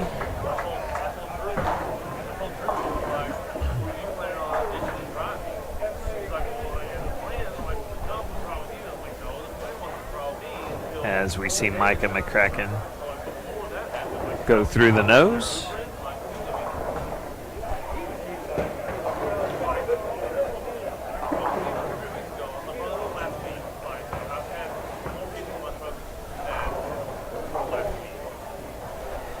If there's somebody I'd like to,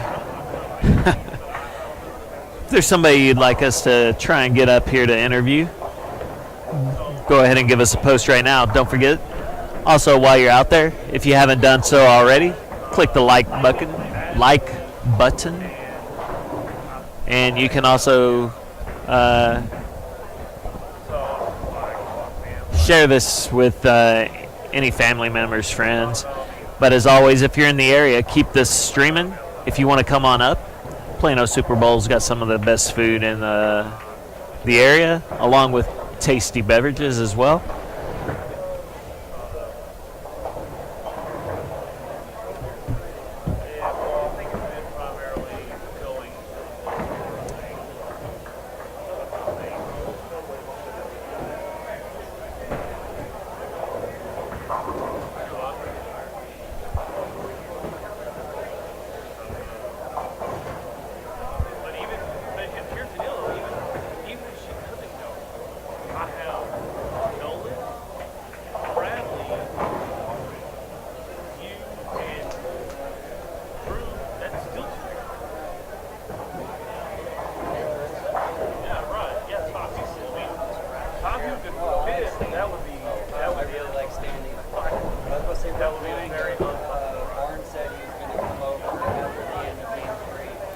All right, our next person up at the booth area will be Chris Barnes. He'll stop by and give us a little shout out.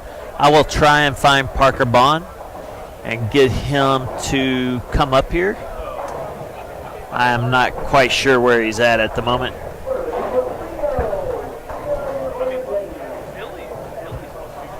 Jeffrey Norton, nobody wants Dino. We already got him while we were moving around.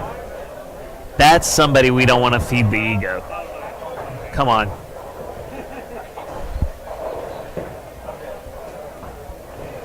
As you heard when Brian was walking around earlier, Dino's team got off to a blazing start with an 1183 with their bonus pins.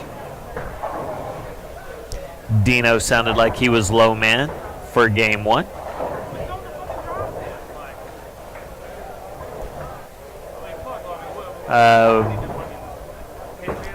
I'll see if we can't try and grab Walter Ray up here at some point today as well. But I think the best person to get up here today might actually be Jason Couch. So we will try and get you a few bowlers up here today. Maybe CJ, I can talk him into coming up, giving a little shout out to some of y'all, as he is still the only person in the building with a 300 today. It is early.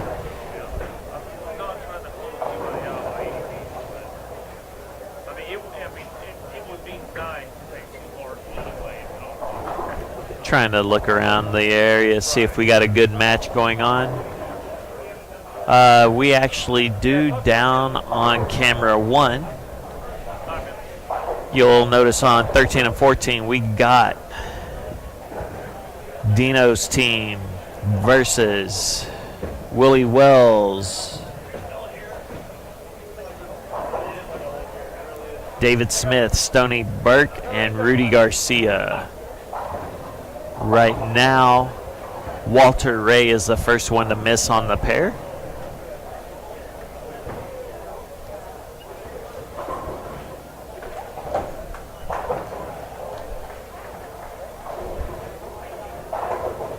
We'll hang out on this camera for a little bit while I scan the building.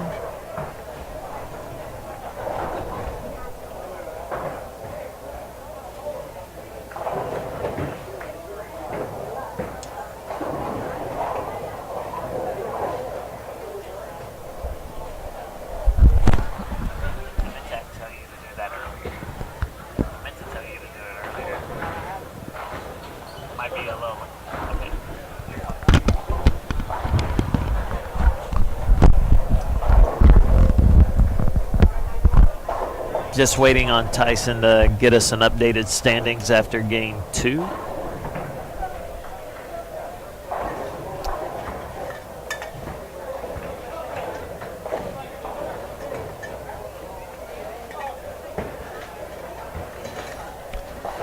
So some surprising teams that were at the bottom of the list after game 1 would have been Ron Boroff, Parker Bond, Paul Fleming, and Tony Lanning. Only got to 890 with their bonus pins game 1, but they made up for it in game 2, it looked like.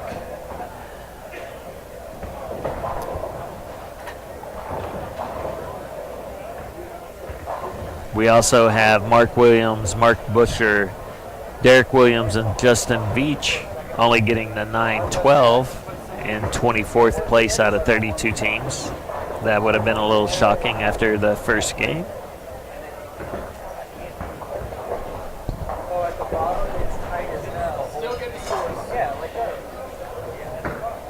Tyson said the struggle is real, trying to get the recaps.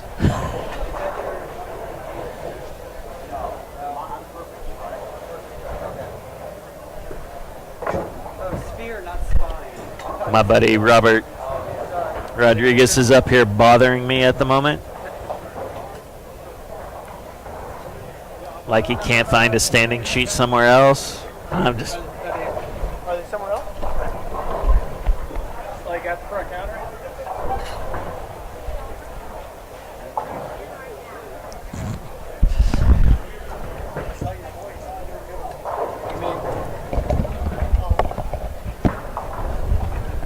I'll be right back. Out of all the things that we think of, that's one of the better ones that we think of.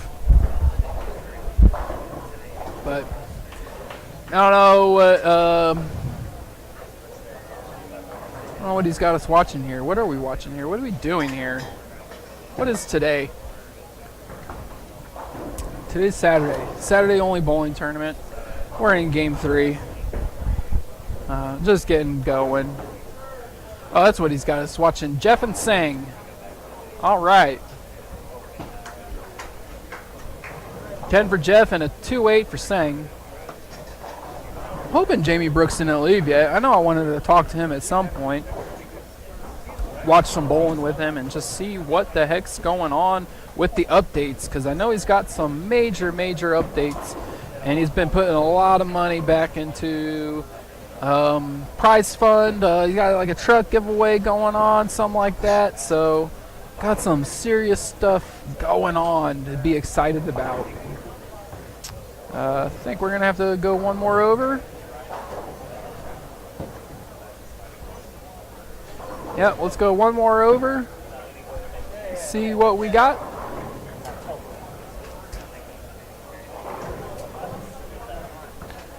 And continuing down the way.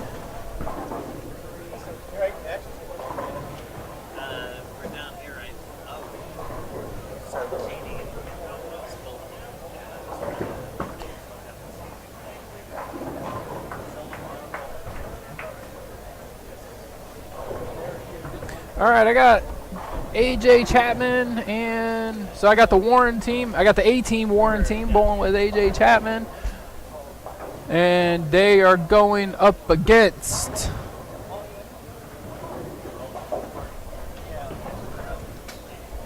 get a name there.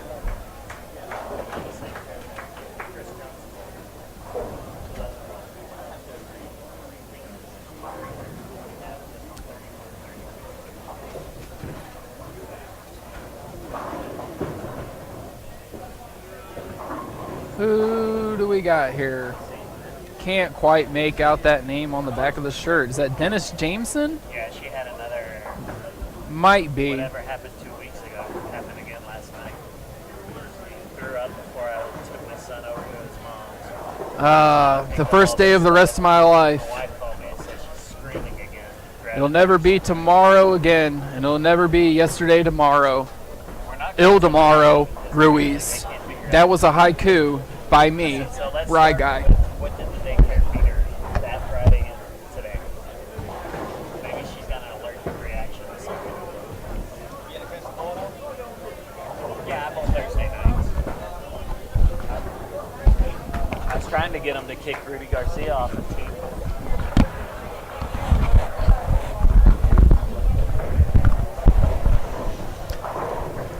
All right, looking at Cody.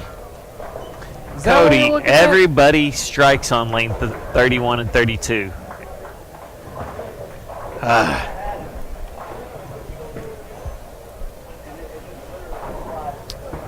right, so we've got the ladies. They are bowling Marshall Morrison's team. I am foolishly sweating out Oregon minus the 7 here. For those still following along. I'm a fool for Bo Nix. How are you sweating it out when it just started? No, I'm just saying like that's this block of games. Yeah, that's the sweat. Sweat with Brian. I'm not gonna lie. Last weekend I had a 5-team parlay. Cowboys let me down. That was my last part of it. They had to win straight up. So then take Philly for the guaranteed win. I mean, you're gonna lose money because you got you have the favorite in order to win, but it's also why when you do parlays. Okay, so my parlay was a $5 parlay to win $210. Right. So when you do a parlay, you want the last leg of your parlay to be the favorite. That way, when you hedge it, you're getting the underdog money line, and the juice is way better. So you're making more money that way. You just learned a little bit of something about sports gambling. I just learned a little bit of something right there. Yeah. Because normally I just do these little 5-team parlays for $5. Hey, I'm gonna kick you out and get Jamie in here. We're gonna watch the Warrens before he gets out of here. You got it.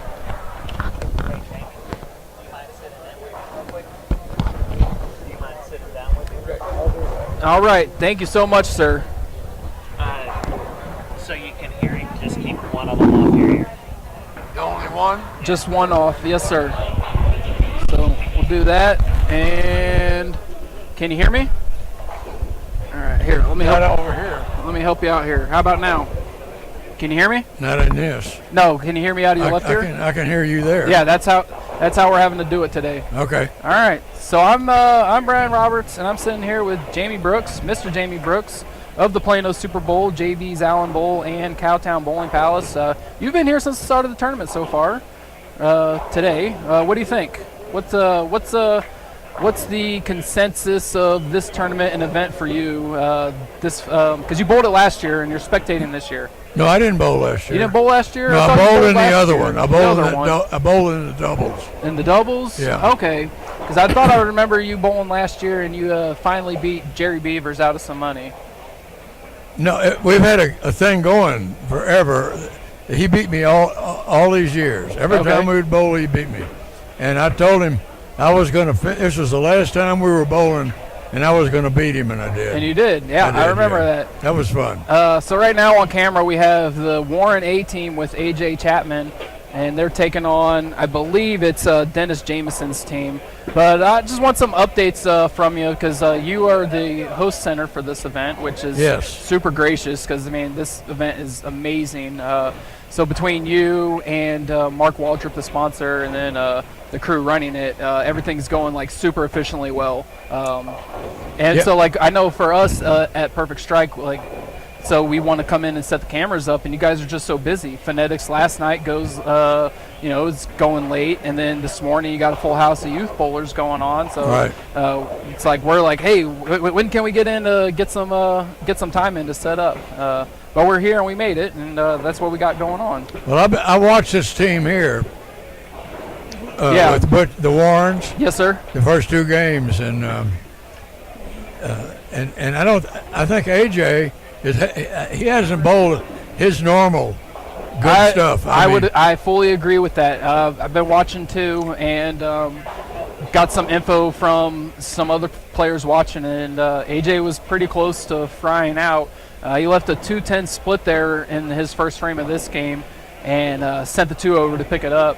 But yeah, it's a really good team to bowl with. You guys, I mean, those three guys have to be over 180 together, right? Yeah, so, those are three brothers. Right. So I mean, they got to definitely total over 180. So they're giving back some years compared to the rest of the field. But then to go and have a guy like AJ bowling with you, it's going to be pretty stout, and I believe their Calcutta price reflected it as well. But what I want you to tell us about is tell us a little bit about this truck you're giving away. I've seen that on the internet. Tell me some more about it. Okay. We made our final payment on our mortgage at Cowtown in April, and I wanted to do something different that nobody else had ever done for their league bowlers. And so what we decided to do, I've got a good relationship with Platinum Ford, and they made me a really good deal. I'm buying the truck, and it's a Ford 150 XLT, four-door red truck. All right. And we're going to give it to one of our league bowlers, the one that wins this little event that we're having. And we're going to give it tax, title, and license, so they don't have to pay anything. So you're going to take care of all that bonus stuff for them too. Right. And then we're adding another $20,000 to in prize money to give to the people that didn't win the truck, that made the finals. So this truck's going to cost you 50 to 60 grand, somewhere in that neighborhood, and then you're throwing in another $20,000 in cash in on top of this. Yeah, and holy cow! It's just a thank you for the bowlers, and what we're doing is we're charging them $5 in league play, pins over average, and we're gonna qualify 20 daytime bowlers and 44 nighttime bowlers. All right. And it's going to be a last man standing. All right. And what they're going to do on December the 5th, we're going to do it at 1 o'clock at Cowtown. I think Chris is going to pick this up, by the way. You think so? I think so. I hope he does. He's going to need it to stay in this match. Otherwise, he's going to lose the lead. Oh, man. Lose, yeah. Yep. So what they're going to do is they'll draw a lane, and everybody will let them warm up, and everybody throws the ball 3 times. They got to get 7 or better. If you get 6 or less, you're out. So right off the bat, you got to 3 times 7 or better. Yeah. 3 times 8 or better, and then 9 or better till the last man standing will win the truck. And is everybody bowling on the same lane, different No, lane? you move. Every shot you move a different lane. Okay, so like everybody's going to start, say, on lane 1 and then move to the right? Yeah. Okay, yeah. cool. They'll Good move deal. to the right, and then so we're kind of excited about doing it. I'm going to go over and sort of run it, and I want to thank them all. But it was a really tough thing over there in Fort Worth when we bought it. In How long ago was that? We bought it June the 1st, 2010. Okay. And nothing worked in there. It was dirty. Machines didn't run. And so you got it paid off in 12 years? Yeah. Oh my goodness, business is good. Well, You're doing good business. No, we've put more than $1 million in it. Man. I mean, we put just recently we put a new roof, a new parking lot, a new air conditioner, and see, we put all of the new scoring in and all. We've spent maybe $2 million on it and still got it paid off. That's excellent. Glad to hear that. Well, we got each one of these bowling centers has a different heart. Has a different what? A different heart. Different heart. Very much so. Yes. It's a different business. See, here at Plano, we're all leagues and tournaments and events, and over there, we are a third leagues and 2/3 open play. Correct. Yeah. And see, we're the only game in town over there, in the part of town we're in, and it's in a working neighborhood, and those people. What's amazing is we get more cash over there, and here we get more credit cards. So that's an interesting business line. It is. I mean, it's a great bowling center, and I got some really nice people that run that thing, and our deal is to have everybody that comes in to be our friend, and that's how we've grown our business, and it's very good. One of the best people I ever met and bowled doubles with there, our friend Sal Greco. I would have never met him if it wasn't for Cowtown. So, I mean, I know how that goes. It's a very friendly place, especially amongst the league bowlers and the older gentlemen. The older gentlemen that bowl there, it's such a tight-knit group. And there was a Tuesday afternoon senior league there that was it was the best league around, the senior doubles league that was going on there for just up until COVID happened. It was going on there, and it was the best thing around. So yeah, that was the league that I started over there, and it was a trio when we started, and it got to a doubles. Yeah. And see, we've got one over here that's seniors on Wednesday, and we've got 22 teams in it, a trio thing. But this tournament here, Mark Waldrup's the one. He's the one that put the money up for it, and he's sponsoring it. And he gave him a barbecue last night. It was on him. Oh, that barbecue was great. Yeah, during the Calcutta. And then they had the Calcutta, and then and this is the house shot, and I think that I mean I'm watching. I've been watching the Warrens team. Yes. And right next to him is moving is Tony Franklin and the Clydesdale. And the Clydesdale. Your best friend, the Clydesdale. That's right. And the Clydesdale starts out 9 miss.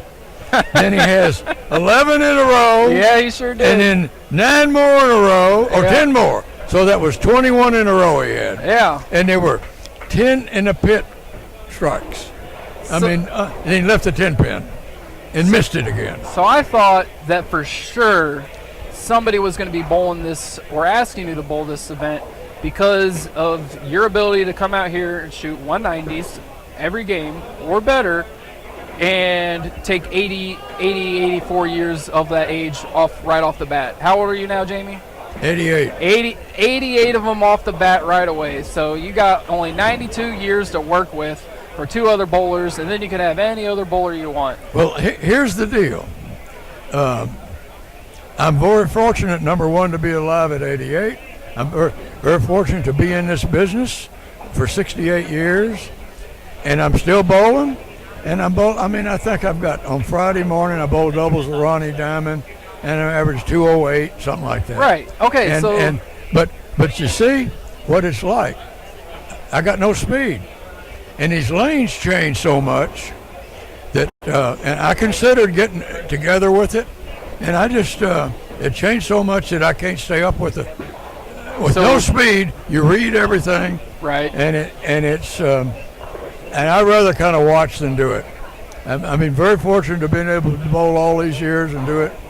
In fact, I was watching your dad, and he's 2 for 2 so far. I know, and I told him where he had to go, and he's doing it good. So he looked good. Yeah, let's take. I know he's right in front of the camera somewhere. Let's take a quick peek, see if we can find him. He's bowling with Harry, Michael Patton. There he is on 21. Yeah, Michael Patton's having a little hard time. He was having a hard time, but let's see. I told you, Dad. Yeah, it looks like he's down about 17 or so. You don't throw it you need to throw it down the lane and not away from it. If you throw away from it, you got to have a lot of speed to keep it from hooking too much. But I'm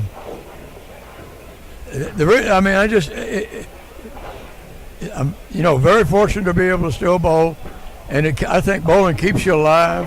I really do. Yep.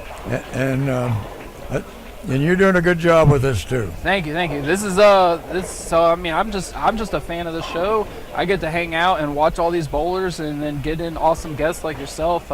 This is mostly Chris Lucas and Chad Glines. They just brought me on and they're like, hey, you're a good commentator, so let's get on there and have some fun talking to the folks. And then so it's always a pleasure to talk to you and get the updates. So for those of you, I'm going to run over it one more time, make sure I have all this info right. So what Jamie's saying is that Cowtown, to celebrate the Cowtown bowlers, he's giving away a brand new Ford F-150 XLT red from Platinum Ford. Four-door Ford. And that is for the Cowtown bowlers as a thank you for getting, they had finished off paying their mortgage, their last mortgage payment in April, and that is a thank you to them, to the Cowtown bowlers, for their support. They're giving away a truck to one winner, but for the 63 others that don't win, they will be claiming a part of $20,000 in cash prizes. So that's going to be happening at Cowtown. It's a in-league qualifier, most pins over average. So if you guys are Cowtown bowlers and you're listening today and you didn't know about this, now you do know about it. And there were lots of comments in the chat about and all those $5 go to BVL. Okay, and all those $5 go to for the veterans. Yes, Bowling to Veterans Link. So outstanding. Well, anything else you want to sit and talk about, or is that it for the day? Just have fun, man. Yes, sir. All right, thank you, Mr. Brooks. You have a great rest of your day. You too, babe. That is excellent, sir. Thank you so much. You got it. All right. Are you having fun? Oh, I'm having a blast. I'm tearing it up. And I see you had a clean deal too the other day. I sure did. Yeah. First one of the year. So I told him, I said, guys, there's a bunch of bowlers in this league who can shoot 300. 40 clean's harder to do. And there's about 5 or 6 300s and only one of them 40 clean. So I'll take it for what it's worth, which is $1,800. Thank you, sir. And, that's what that is. Cool. I will type that in the chat.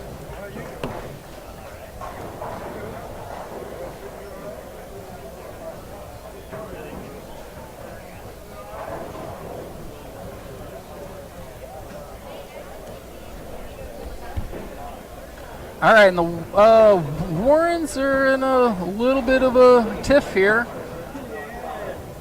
Top to bottom, looks like everybody's getting beat on 29 and 30. So let's take a look down and see who else we can find. I got the updates from game 2 in. So the update process takes just a little bit of time. Tyson's got a couple ladies that run down and grab the scores. They come back, he enters them in the computer, sorts them out, prints them out, and does all that. So by the monster names, first place Donahue, 2269. Second place Maldonado, 227. Third Capra, 196. Fourth Lavery Spar, 114. Fifth Gaines, 102. 6th, Campbell, he's bowling with Scroggins, that's 96. 7th, Sledge, 42.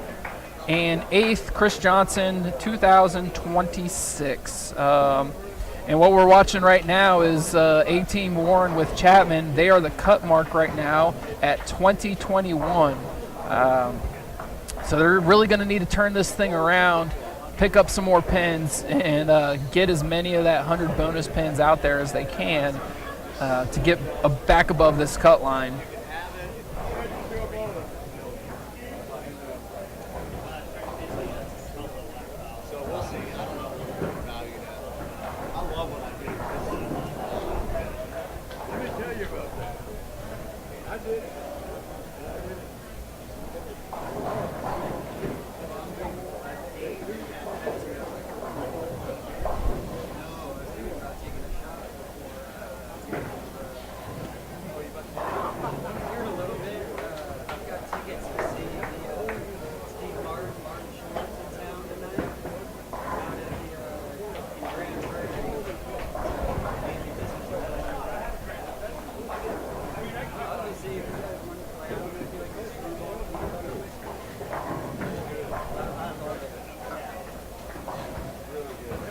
Thomas Gwynn making work of that short bucket. They are in. They're in 22nd. That's 22nd out of 32 teams. Yeah, we got 32 teams today. One widow team.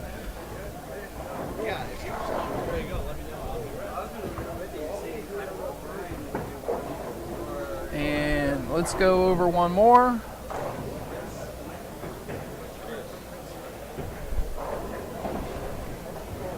Yep, down here in front of the Global Spheres banner, this is their event that they're putting on. This is brought to you almost entirely in part by Global Spheres Center, produced by Mark Waldrep. So thank you, Mark.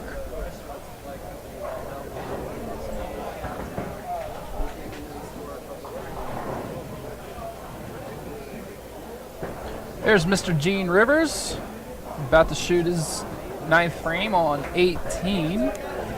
Let's find out where Mr. Rivers is placed and who he's bowling with.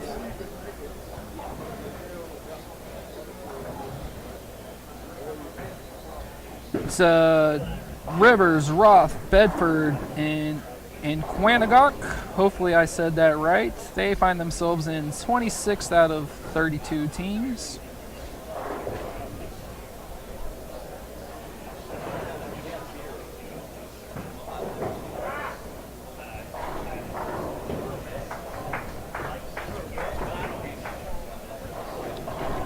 And who is the anchor bowler for Andy Burris? Because they have the front 7.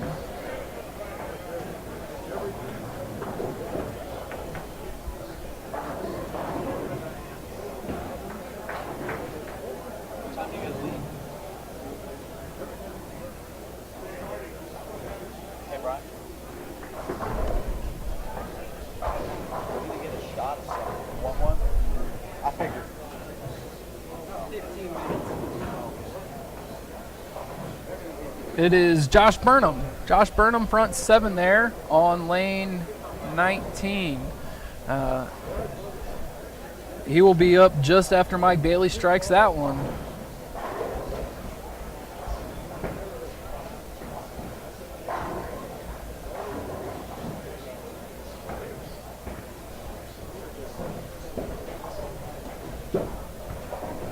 So let's watch Josh throw his 8th here. His team is in 10th place with 2,012 points after 2. Crossover Brooklyn, can't get the 7 to go. I think that's what it looked like. I was looking at it live, not on camera. But seems pleased to only be leaving the 7. Even though it wasn't able to get that strike for him.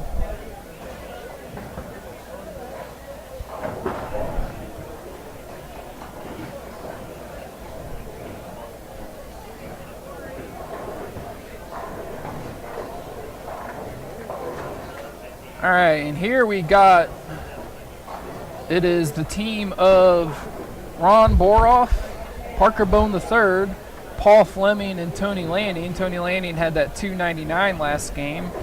They are in 18th place with 1,918 points. They went 890, 0 bonus pins, and then 938 with 90 bonus pins. So they didn't win any games that first one, and their second match they won all of them but one. Looks like they're in a bit of a hole here too. Ron Boroff's about level with his opponent and working its way down. Parker's also about level with his. Fleming seems to be losing, and Tony is decidedly losing. But here he is, Parker Bone III, bowling on lane 35. So originally this team was supposed to be Paul Fleming, Pete Weber, Spencer Robarge, and one other bowler. It might have been Tony Lanning. I'm not sure if he's over 50 yet. But it wouldn't matter if the other ages add up to 180. So actually that's irrelevant. But last few weeks ago, the roster changes and ended up getting Parker Bone and Ron Boroff to bowl with them instead. And their team was a little bit pricey in the Calcutta, so 24th is not going to cut it. You're going to have to start getting some more pins if they're going to have a chance getting this 8th place spot. It's 8 teams make it to the finals bracket, so got to qualify 8th out of 31 teams.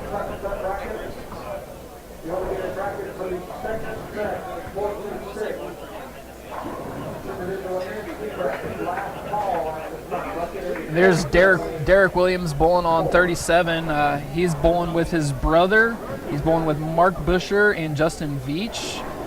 They have lost one game each match for a total of 2,009 pins, leaving them in 12th place overall.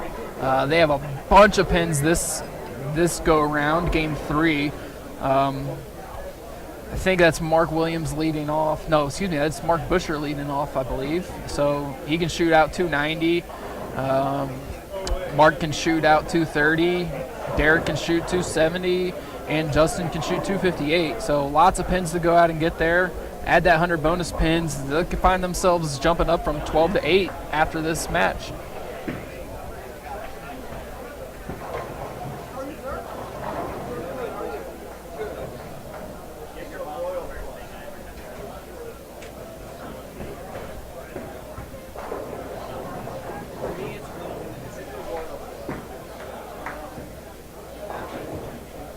Flat 10 again for Tony. Maybe the 7's out.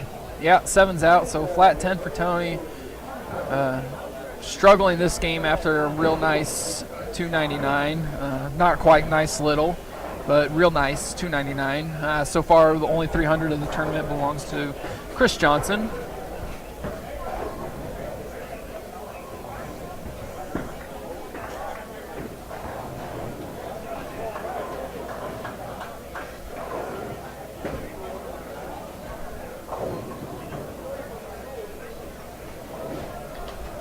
Shirt change?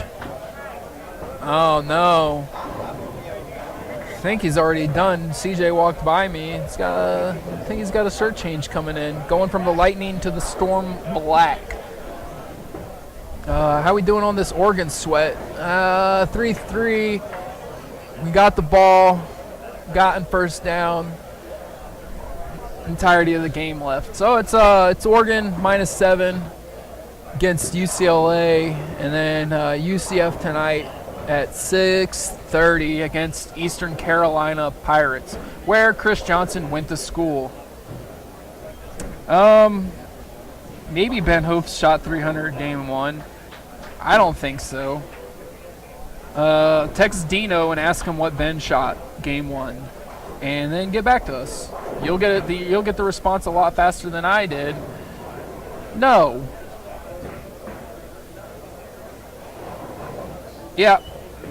Yeah, who knows?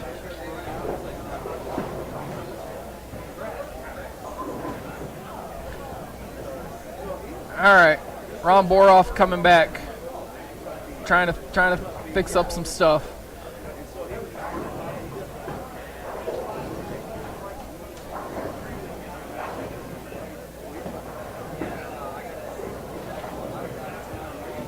Hey, there's Mr. John Delaney, or Joe Delaney.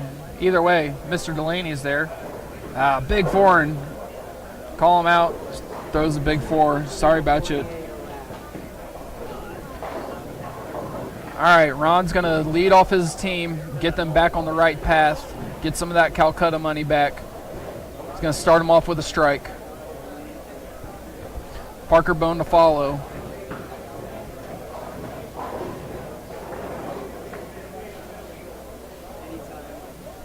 Ten good ones for Mr. Ron Boroff. Iron Man, actually, I was bowling with him on Wednesday. Jamie had given me that shout out or congratulations on 40 clean. My teamie, Ron Boroff, had a 39 clean. He whiffed on a 7-pin to start off the third game. Otherwise, him and I both would have had it, which would have been super cool and special. But yeah, so shout out to Ben Hopes for also having a 300. Shout out to Super Chat user Alan Riley. He subscribes to Only Chats. He's the guy. If you guys see the bots in there, tag him, save him the links, send them his way. If you got coupon codes or discount codes, it's Riley15. We'll save you 15%.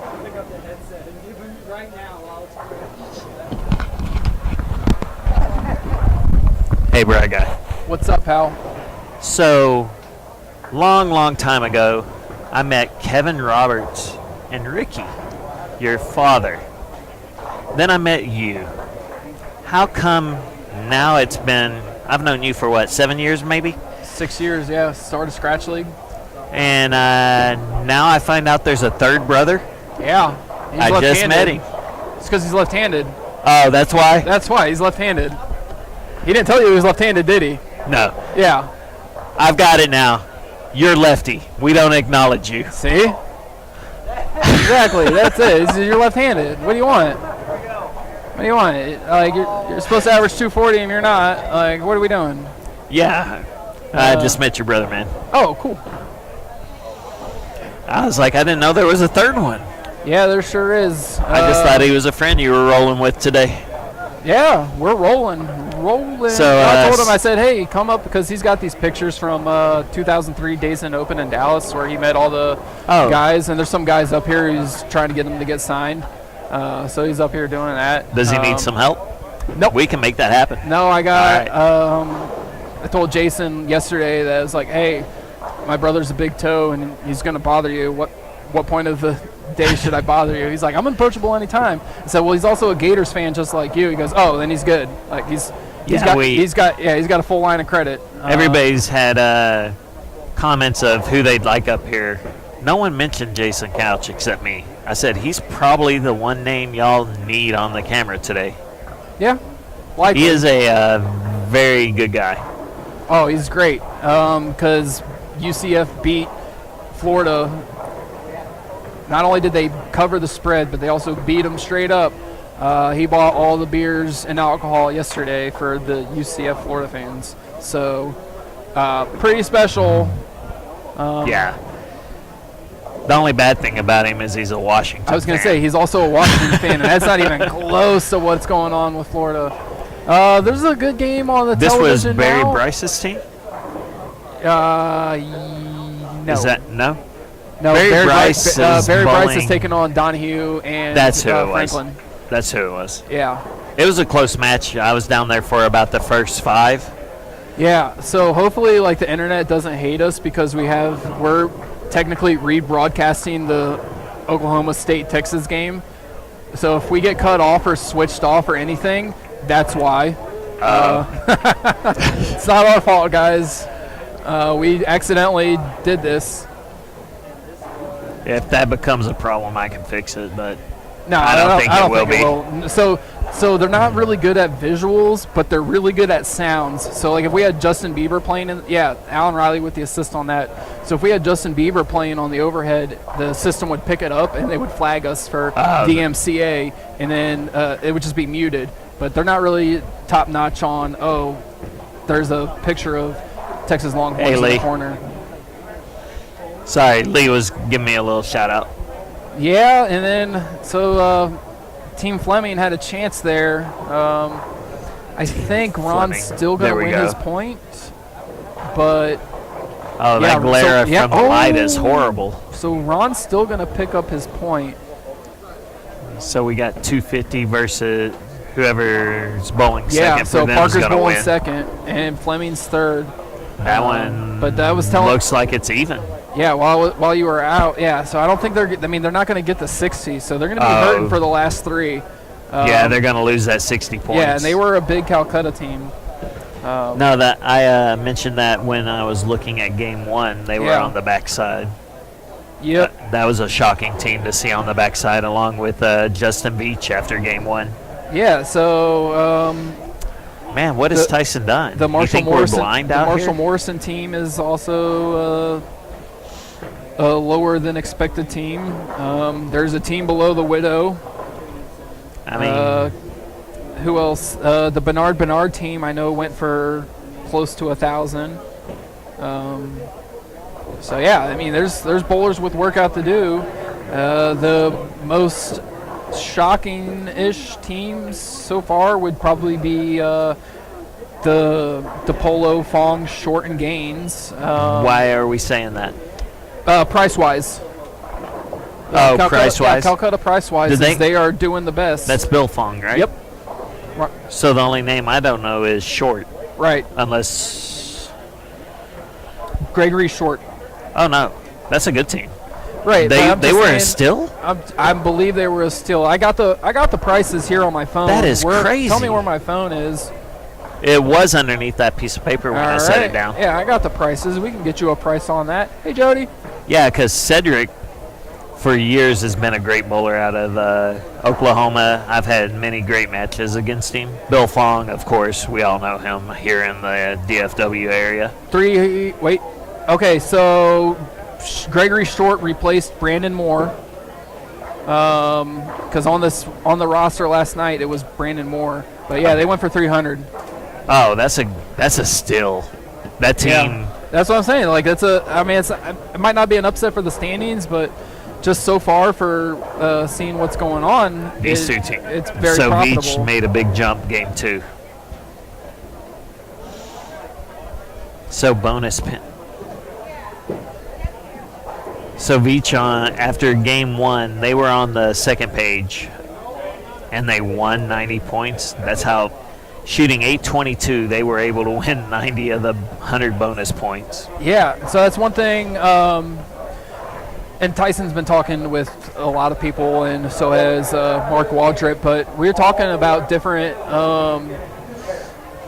what could be better from last year. And I was like, well, if these guys are getting onto a pair where it's just good night, you don't even have a chance. You can be lucky to shoot 800. You can ruin their sets when they caught a pair that nobody else did. So whatever it was they came up with, it would be 10 points for singles and 60 points for team. No, I agree with that. Yeah, I mean, like even for a team, I would have probably gone a little higher, maybe 80. But it worked out because, like you just said, 822 plus 90s keeping you in there.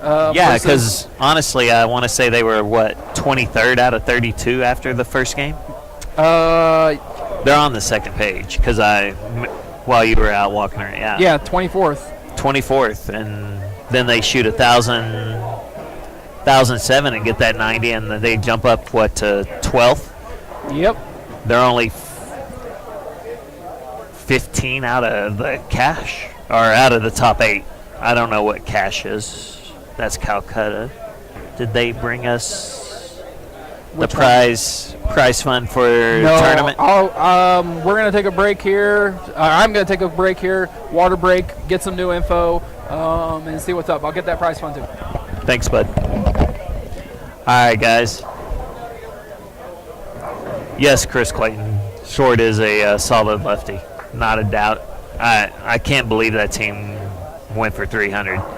Ronnie DePolo I've known since I've been bowling, so he's still got game. Bill Fong, of course, here on a Plano house shot I would not bet against, and Curtis Gaines. out of Oklahoma. He's one of Oklahoma's best bowlers. As far as I'm concerned, he still is. Back in the early 2000s, we used to have a lot of great matches. Great guy as well. So I like that team a lot. Vito, Joe LaCroix, Butch Cormier, and Parker. That's a good team.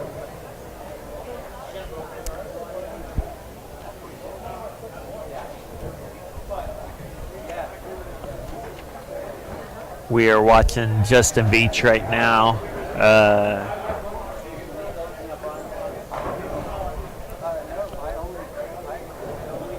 Looks like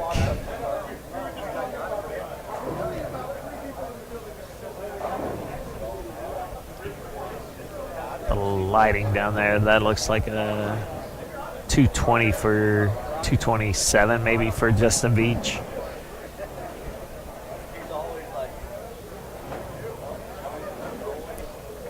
So it looks like they might jump into the top 8 after that. It looks like a sweep to me.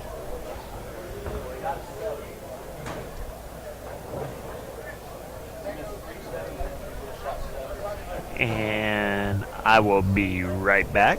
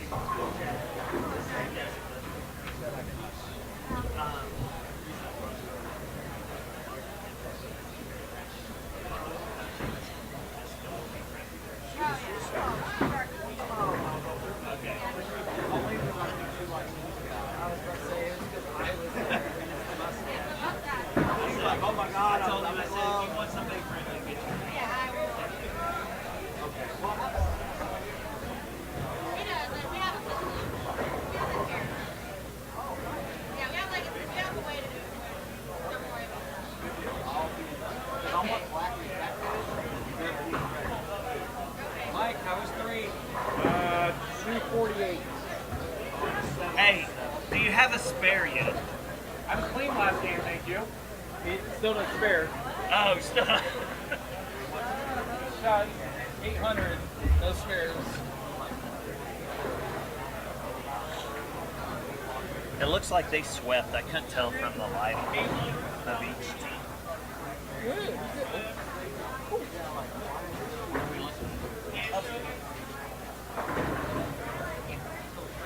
Are we getting an update?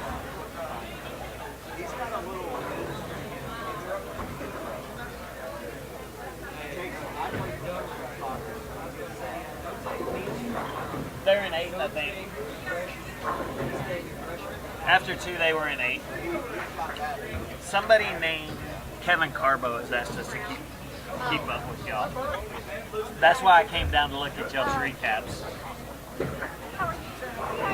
Hey, game-wise, you're 2-0. Game-wise, you're 2-0 right now. The only 210, 198. What'd you bowl that game? 276. My second game was a 203. You said you had a 198? Yeah, because he's down there. I'll see what he bowled. I don't. When I was down there.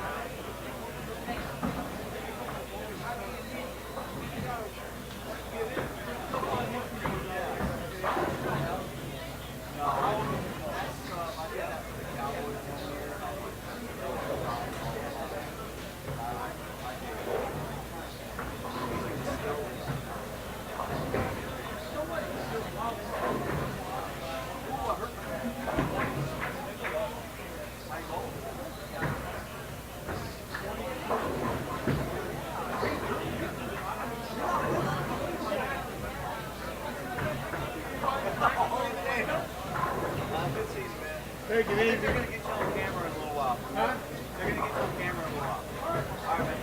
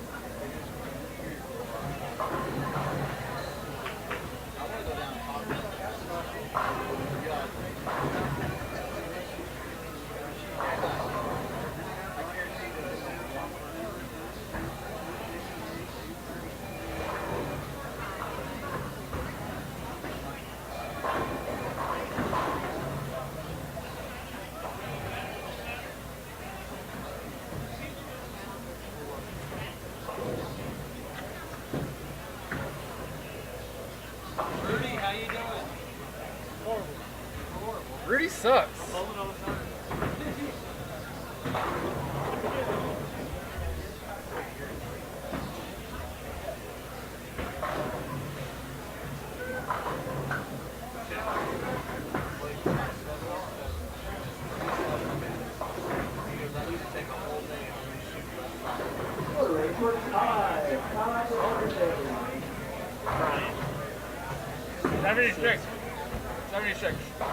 Oh, you already went and got it? I didn't see you go get it. That's all right. And she's 3-0. She's winning every game right now.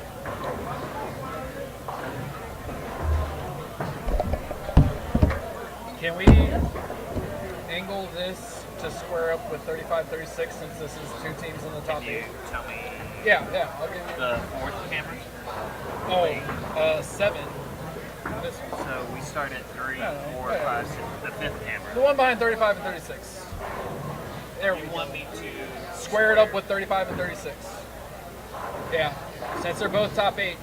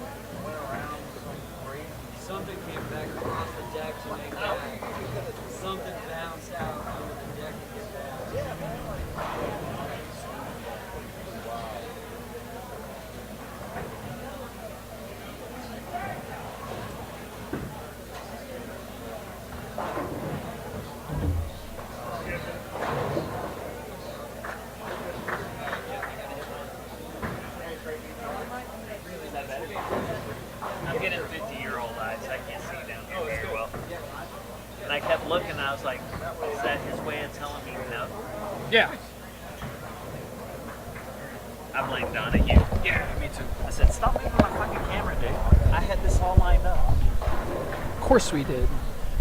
So we got a match between the Franklin. What is supposed to be, what is likely going to be the first place team and a top 5 team. So which one's the first place team? Franklin's. Donahue, Franklin, Burkett, Nichols.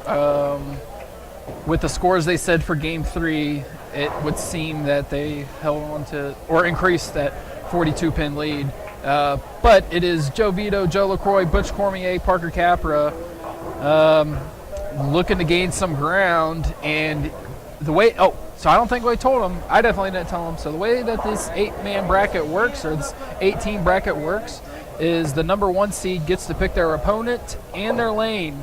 So very huge. Seen lots of times in these things where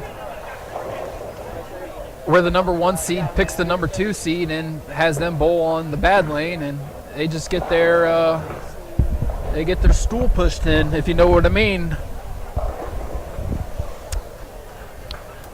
So big match here in Game 4. Generally we cruise around, have fun, and shoot the S, but this is going to be exciting. So we're going to be here for the duration of most of this match. And just off the camera to the right, you also have the defending champions to watch. So lots of good stuff going on. This our page. Yeah, right. Yeah. And then I'll go move it if I need to put it somewhere else.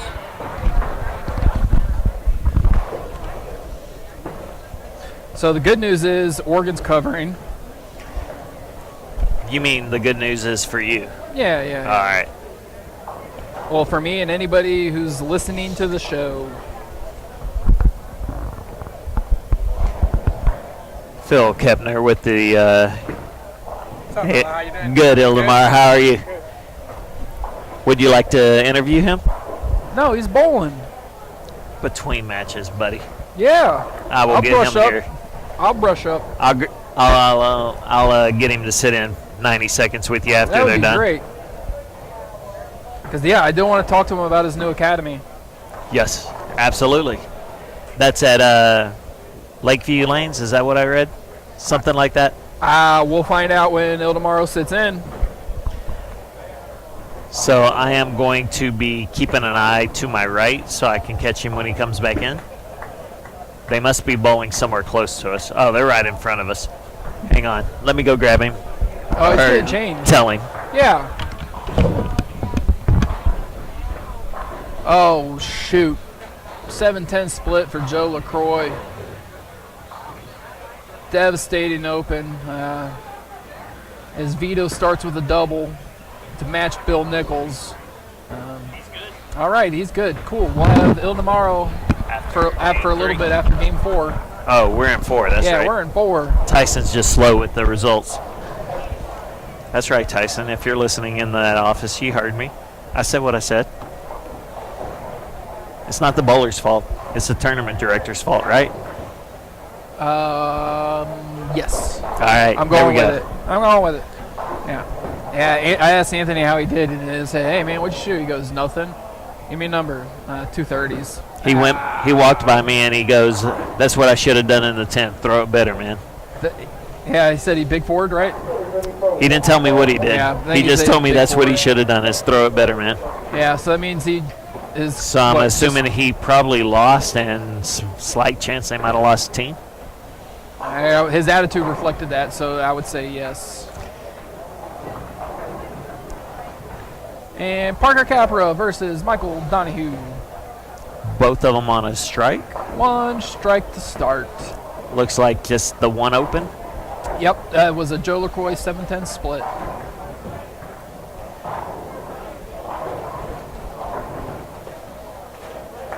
Joe LaCroix is my old SASBA partner when I first started bowling these. So my favorite thing that NCT, now North Texas, does is the Association Hall of Fame. They have one of the better Hall of Fames around, especially with the I agree with that. The way it's put on and stuff like that. Here's a guy, Chris Collinsworth style, that is not in the Hall of Fame is Joe LaCroix. Whether it's Dallas or Fort Worth and then now combined, he's not in either of them. And you're like, wow, how's that possible? Why is that a thing? I'll tell you why. Not a single person has taken the time to fill out the resume and nominate him. So if you're listening and you like Joe, and that changes this year. I'm gonna do it. Joe has a better, like you can. So Terry Taylor works very hard on that website. The website is nctusbc.com. And you can look at all the Hall of Famers. And the Hall of Famers from like the last 7 years or so, you can click on their names and read their stuff. But you know, if you've been around for a little bit, you know the bowlers, you know the players. Joe LaCroix is better than 95% for superior performance. He's better than 95% of the Hall, but he's not in because no one's taking the time to put him in. I'm pretty sure he has made the SASBA Hall of Fame then before the USBC. Yeah, for the local association, yeah, that would be accurate. All right, we will get that changed. That is my goal for next year. Yeah, and so if you want some more information about it and you're listening and you think that there's somebody else out there who is absolutely Hall eligible or should be considered, you can put the paperwork in anytime. The paperwork is also on that website. I mean, you can put the paperwork in today and email it in. It'll probably get read and talked about, but the board meets, I believe, in either August or September for that meeting. So they meet all the time, but specifically for Hall of Fame is they meet together and they do it all then and then do the votings and see what they got to get through. So and hey guys, they don't have to be a great bowler to make the Hall of Fame. Their contributions can also be through that we also have meritorious service is the other one. So yeah, it's not just bowling, but then there's like this mixed category too where like a guy like Jim Sapie, who was in the association, or he's been in the association now for over 70 straight years. He didn't have performance, he didn't have service, but he's a guy who's bowled for 70 straight years in the association. So all that stuff gets taken into detail. Don't think it has to be one or the other. If you think somebody's worthy, put them in. And the board is awesome. They'll sort it out and they'll let you know, and you'll see what gets decided. So that's all I got to say about that. And so speaking of that, here he is trying to write that. Give y'all a little that something to 7-10 think split. about. I mean, right now the only thing holding him back is the hair. No, the hair's fantastic. It's shorter than the last time I saw him. True. If y'all knew Joe before COVID, this is his COVID hair kind of getting cut back a little bit. Yeah, it's not. Oh, there's a finger. Yeah, no, that's an ear scratch. Oh, Donahue gave the same ear scratch, it looked like. Yeah, that ball overhooked on him.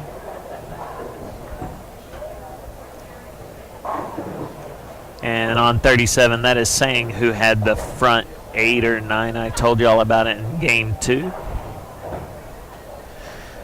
Local bowler here at Plano Super Bowl. Oh, no. Wow. Okay. I did, yeah. That was all Brian that thought that was a That miss. was only my O's. That was not an O in stereo. I saw 4-pin straight back when that came off his hand. All right, where is Michelle bowling on that team? She has the front 4 right now.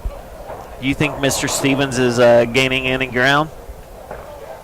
I'm going to go no. If I'm looking at the right score, he's lost a bunch. Either one, he's lost a bunch. If I'm looking. Yeah, I mean, nope. Well, technically, if she was already 76 up and she's got the front 4, she can't lose ground at that point. Yeah, so not sure if they're on 11-12 or 13-14, but he's in the jackpot now for these last 2.5 games. So where are the ladies standing? They are just at the top of page 2. Yeah, so they are 17th.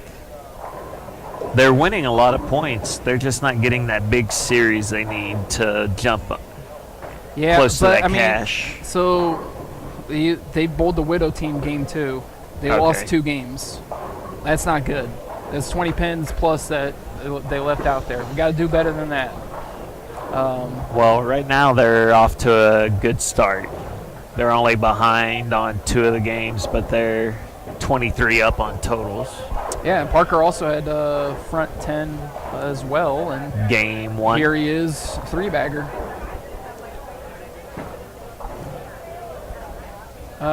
Let's see, how many? If you didn't hear me earlier, I'm pretty sure Parker had a 300 earlier in the week down in Houston. Which, who doesn't, right? Me. Everybody in Houston strikes. Well, go down there. You'll get a 300. That's what they say about Plano too, and I'm over at Plano. So. Technically, I think I am too. I'm the king of 9 pins here. I think we have a real good chance at a 300 here on this 35-36. It's not going to be from Bill Nichols though. I'm going to go with 37 and 38. Who over there do you like? The Hall of Famer, Chris Barnes. Okay. He's got the front 4 on, he's C. He looks like he's pretty lined up.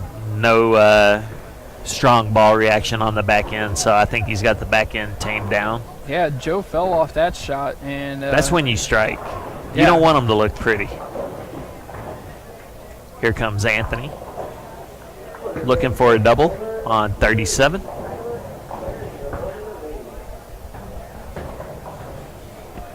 I believe he's done it. Swagging all over that approach. So, I mean, just looking at this initial 3.5 frames, the runner-ups are now in a spot where they just want to win some bonus pins. They're in a hole early with Joe Vito and Parker starting off hot. Burkett's ahead of LaCroix by by 10, and Tony can take the lead with the strike. So they're going to have to start piling on in those middle scores to get those 20 pins bonus and hopefully have a chance at team totals, even though they're probably down close to 100 at this point. That's assuming Booch picks up this. Berkey's ball barely got there for that 7-pin spare. Yeah, he says, wow. Yeah, roll, baby, roll. It did. Country Club bounce. Get a little view of AJ Chapman on lane 34, one of the best physical talents in the area, even on tour. And I've always loved Tony's game. Yeah, I'm interested Utah. to see. No. Yeah, I'm interested to see if there are some high-priced matches going on at the end of this thing. Anybody bowling for 500, 1,000, or something like that with whoever is making. 'Cause there's a lot of gamblers in the building. And if you are trying to gamble, come down and do it in person. Come down and find someone to bowl against you, because there will be somebody in this building who will bowl against you. Just about all you can eat. Cash in hand. Today, yes. Yeah, cash in hand tonight. Come on down. I think qualifying should be done about 7 o'clock. So, and we're down to 8 lanes after that. So there'll be plenty of lanes, plenty of money to go around. Oh, Parker left a 4. Walter right now is not looking too hot over on 17 and 18. What place were they in? Second? Actually, right now they're in a lot of trouble at the start, halfway through. And Ildemaro is on a 279 pace early on, halfway through. And he is going to be tied up with Lorenzo. And Lorenzo, you're going to hate me, but I still cannot say your last name. You bowl all my Ironman stuff. Cisneros? No. Oh, yeah, I tried that one earlier. I'm not trying it again. So apparently only Keblish can say his last name. All right, Oregon found the end zone, 13-point lead. Sweating 7 points, he said. Like you don't know what you're doing.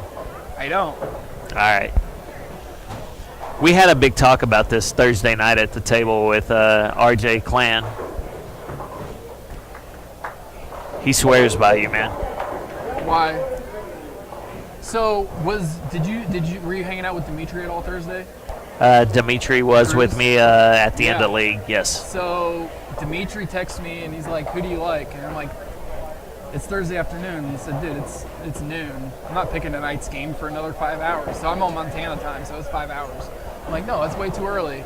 And then he's like, "I like Saints money line." And I was like, "All right."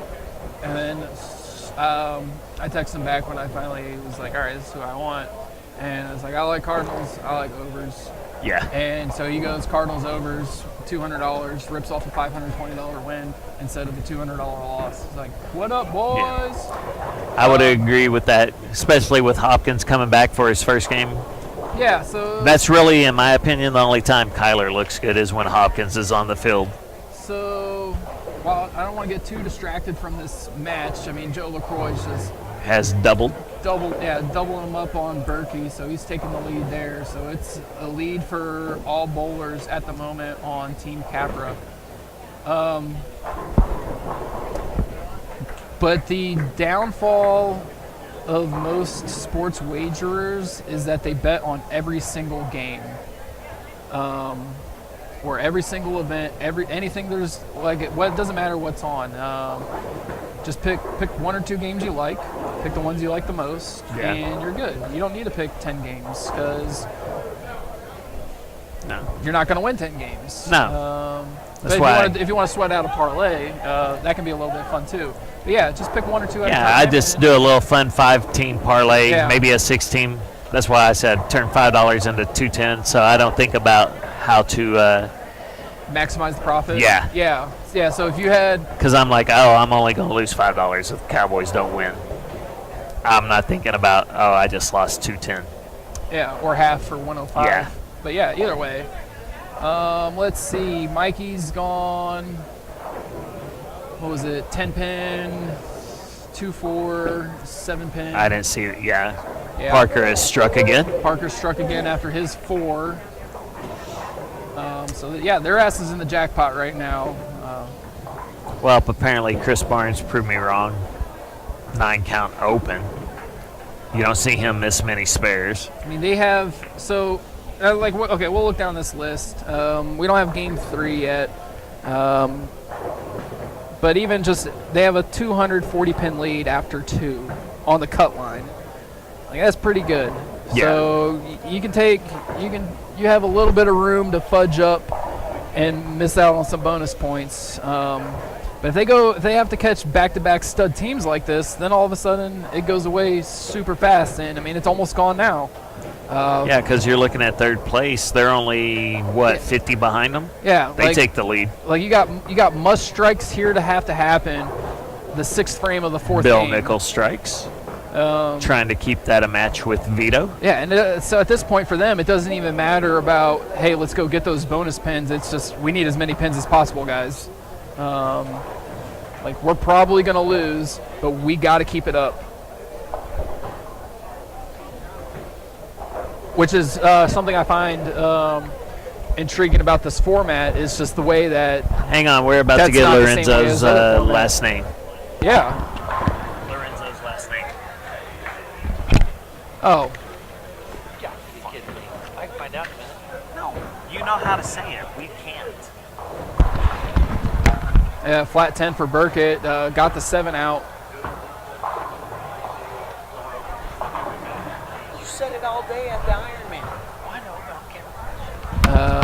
know, 310 for Joe Vito. Kevlish has had too many of his fruity beverages. Yeah. Now he doesn't want to say his name, but right now we got Michelle Stevens with the front 6 Hell telling yeah, girl. Jim Stevens, you don't catch me today.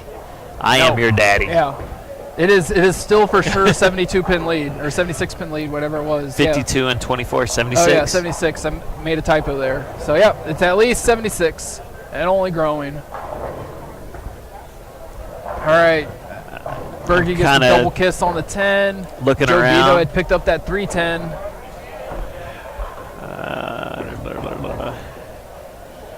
Alan Riley's going to bowl anybody out there for whatever they want. Just give him 23 pins a game. So looking around, Brian, right now we've got Matt McGill is on the front 6 up right now for the 7th frame. I've also got the front 7 down on lanes 13 and 14. See if I can figure out who's on that pair. So the Warrens. Man, these guys just don't have it for the first So half of this AJ game. Chapman's got the front 7 down on AJ. 13 and 14. All right. Like I said, Michelle Stevens has now made the front 7 club with them. Ooh. We've got How the did that front not fall, 7 Butch? down on 9 and 10 as well.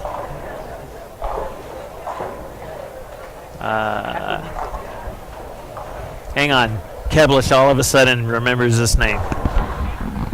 Lorenzo Aquaniguk. There you go. There you have it.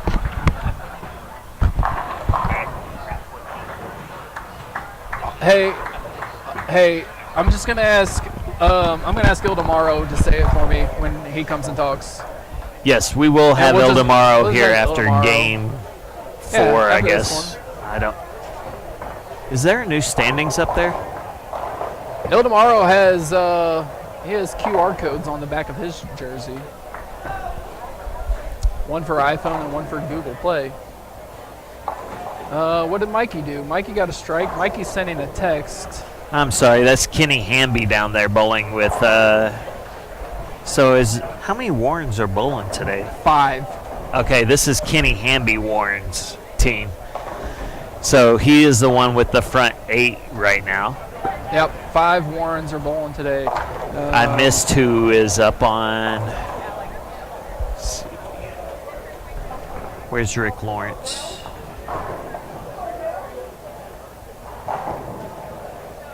Am I missing him?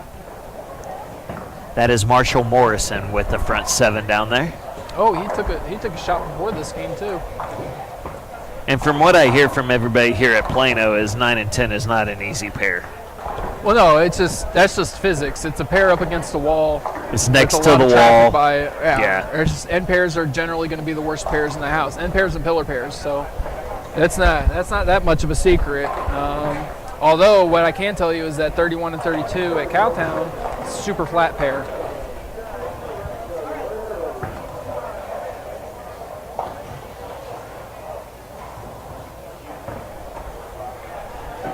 Bill losing his lead. Oh no, he didn't even have the lead because Joe Vito picked it up. So yeah, he's just losing ground. So yeah, let's scroll around. See what Dino Castillo is bowling Thomas Wynn, and they are both on 279 pace. That would be your second camera, camera 4.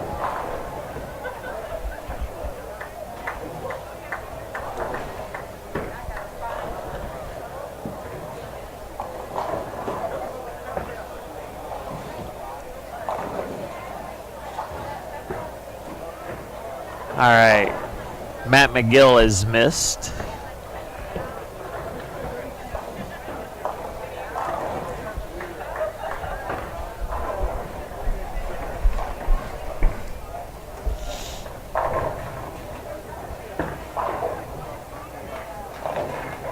All right, have we picked any of them up yet? Nope.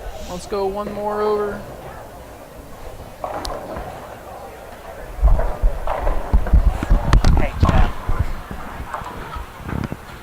Walking around and seeing if I've missed any other 300s possible. I got Marshall Morrison, Kenny Canby, and Michelle Stevens in front of me. Just let me know if there's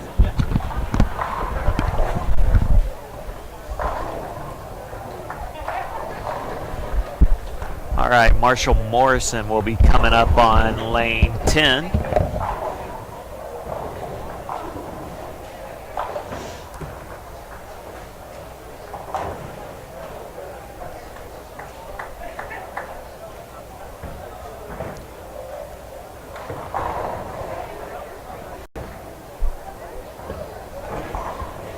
They are bowling Justin Veach's team of Mark Williams, Mark Busher, and Derek Williams.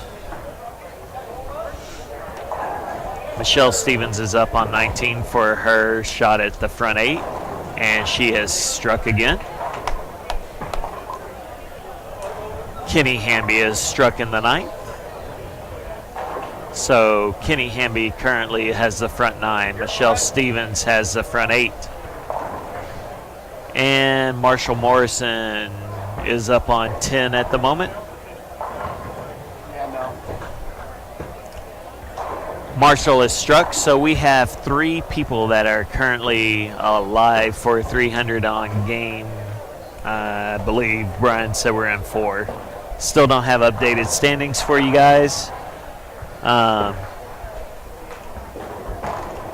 We will get you over to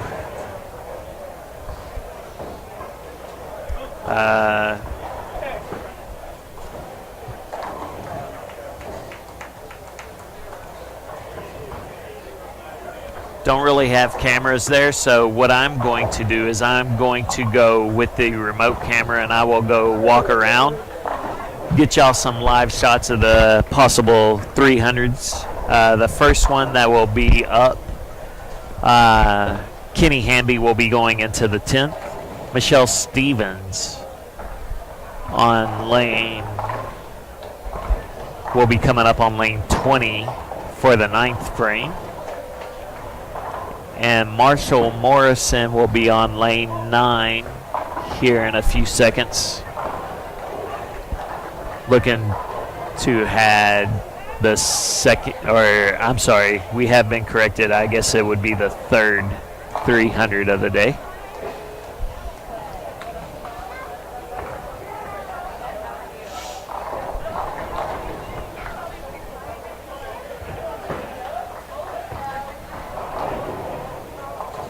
Doug Barron goes Brooklyn for the strike.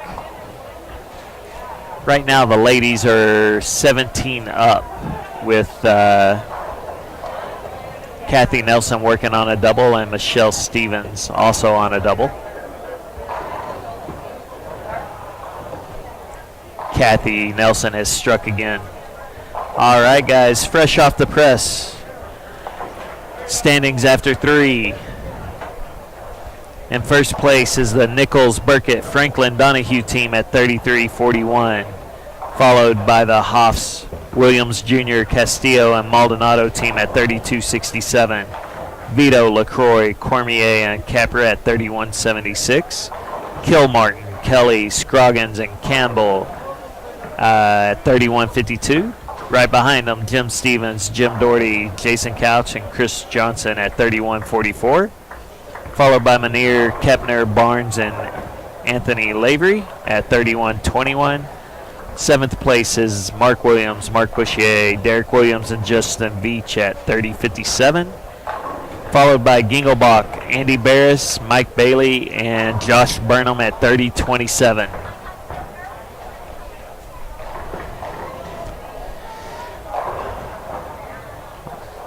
All right. Marshall is up right now for frame 9.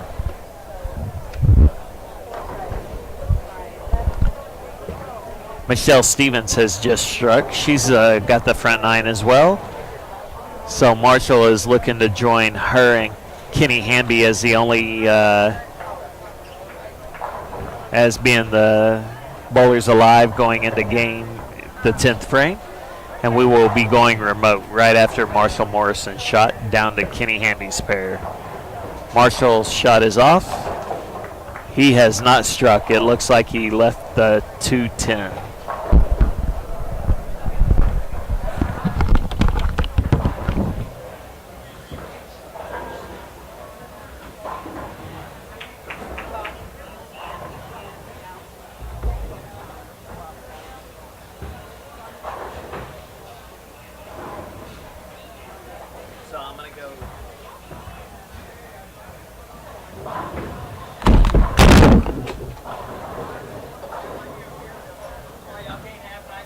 Yes, right.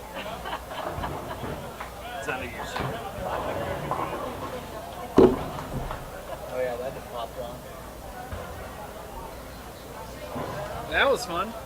I almost caught it. Shoot the screw like one twist. There you go. Well.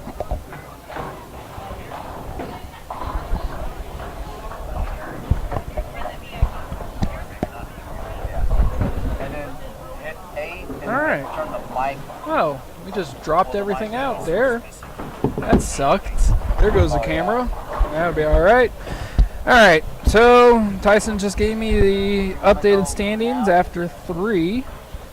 It is Donahue 33-41. Oh, maybe I was off. Well, in case I was off. Oh, nope, maybe not.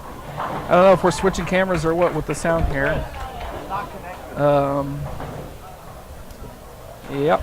Oh, there we go again. All right, here we are. Excellent. First place is Donahue, 33-41. Second, Maldonado, 32-67.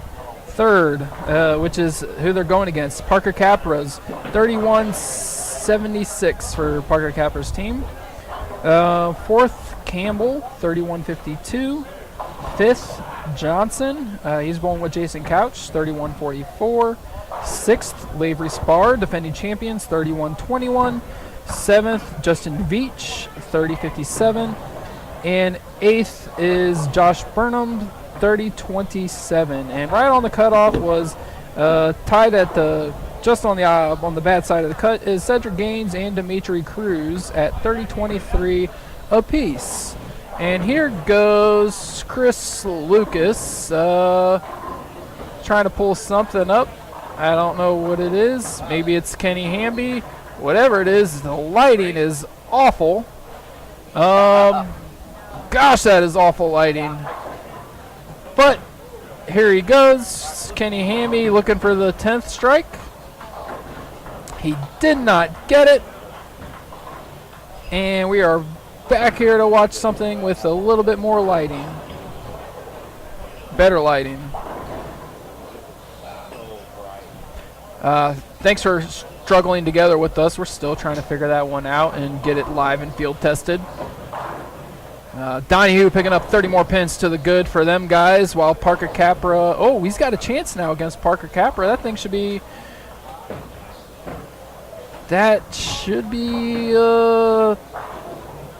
yeah, they both strike out. That's a tie, I think. So, here we go. 10th frame for the first and third place team. Third place is the one that's winning right now. That's the team of Joe Vito, Joe LaCroix, Butch Cormier, Parker Capra. And here we are back on another radio frequency camera channel moving. Oh, Kathy Nelson, 259 max score. Good for her. Let's go, girl. North Texas Hall of Famer Kathy Nelson, angel face.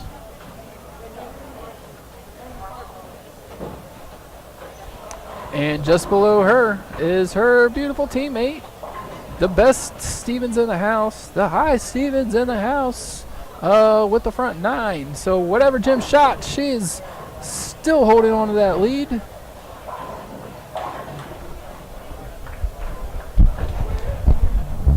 Dino bumping into Kathy there, saying, hey, girl, go get one.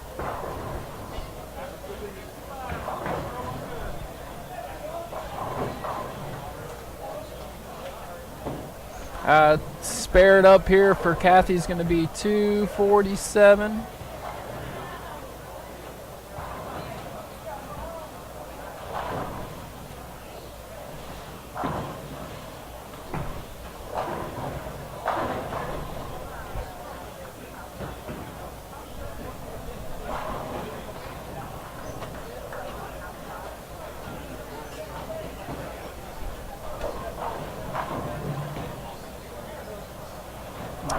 Looks like Kathy's working with a striking against breast cancer ball. Sends the 4 around the 7. So 246 for Kathy, 199 for Barbara Shaw to lead off. They both win their points. Michelle's also won her point. And just pick up a few pins, she'll win her point. And they have a 27 plus lead pin on totals. So they're going to jump back to the front of the page here with some strikes by Michelle Stevens, also North Texas Hall of Famer, along with her husband, Jim.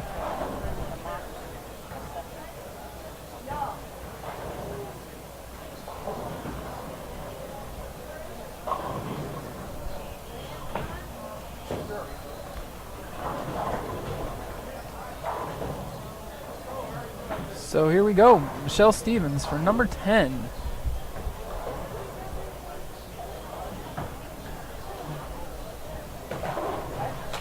$10 for 10 on number 10 for Michelle.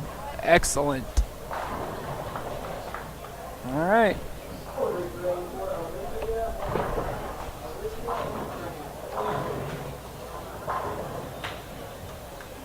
Chad, is the volume on this? Okay, so you'll show him how to turn it. It's got to be done here. So if she gets to 100, I'm going to go get her. As soon Yeah. as she gets Yep, and then just click that. Okay. Here we go. Michelle Stevens, number 11, after Chris gets it refocused off of the back of Cole Stroyer's shirt and back onto Michelle. We're up and away. People in the front are in the way.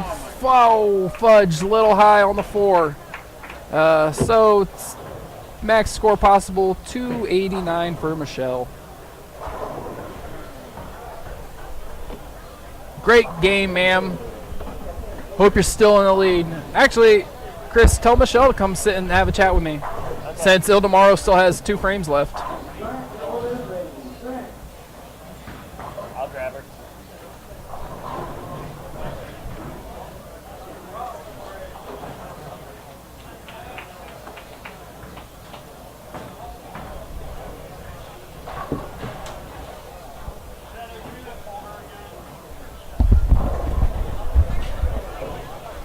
Michelle, come talk to me. Come talk to me.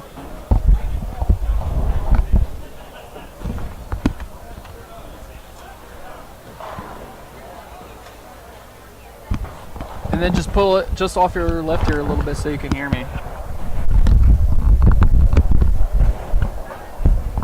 Yep, there you go. Can you hear me? What up? What up, 289? What happened? What happened? I really don't know. I thought it was a good shot. It was actually a little better than the first shot, I thought. So I guess I just threw it a little too sharp. And yeah, so we got maybe half the chat super invested in this high Stevens in the house thing right now. You're up 76 going into game 4, and then you're for sure holding on to those 76 going into the 11th frame. So what now? What do we got? What are we up about 150 now? possibly, but you know the thing about Jim is you can't count him out. He will let you win a couple, and then he will just come back and annihilate you. He can throw more strikes more often and better than anybody I've ever seen. So you can't take 150 up. You know, I think that's a great idea. A second time. So tell me about the ladies you're bowling with. You are the only all-lady team here. Yes. You're also, I think, the only team with a lady monster. So we're real excited. We started off with Barbara Shaw. She's 70 and a half, as she says, but she's really been an amazing bowler here in the Dallas women's area for the last 25 years. She's a retired math school teacher. And then we go to Kathy Nelson, who everybody knows she's just freaking awesome. And she's excited to retire at the end of the year, and she's going to start bowling even more, which is her love. Yeah. In fact, her bowling, her license plate on her car is bowling, so I mean that just shows her love. Yeah, I think there's the heart symbol next to it. Yes. From the Texas Specialty Plates people. So yeah, heart bowling. And then of course there's Jeannie freaking Franklin, who's the better Franklin of the two. She's just awesome. She's been bowling really well. She just made all team for both Fort Worth and Dallas in the recent Hall of Fame awards. Right. So she's just amazing, and we just have a really good team. We bowl a lot together in different tournaments, and we have a good chemistry. And I think that makes it a much easier time to bowl. So you ladies won 3 out of 4 games that game, plus your totals. So you shot 10-34 yes. for that. So hopefully that brings you guys back to the front of the first page. Yes, we got swept practically last game, unfortunately. Well, that's not cool. So let's turn that around for games 5 and 6. I did have it come across my desk that you are up 120 after 4. Again, you can't take that for granted with Jim because he will come back. Oh, and I'm 4-0. And you're 4-0, yeah. Well, we are bowling for a bottle of wine, so I'm all in on about that. Awesome. Well, I hope I hope he catches you, but that it also means that you're 160 over for the next 2 and whatever, something like that. You know what I mean? So cool. Well, thanks for coming on. I got to squeeze in Ildemaro Ruiz in here too in just a little bit. So. Well, thanks for having us, and go girls! Yes, ma'am. Go girls.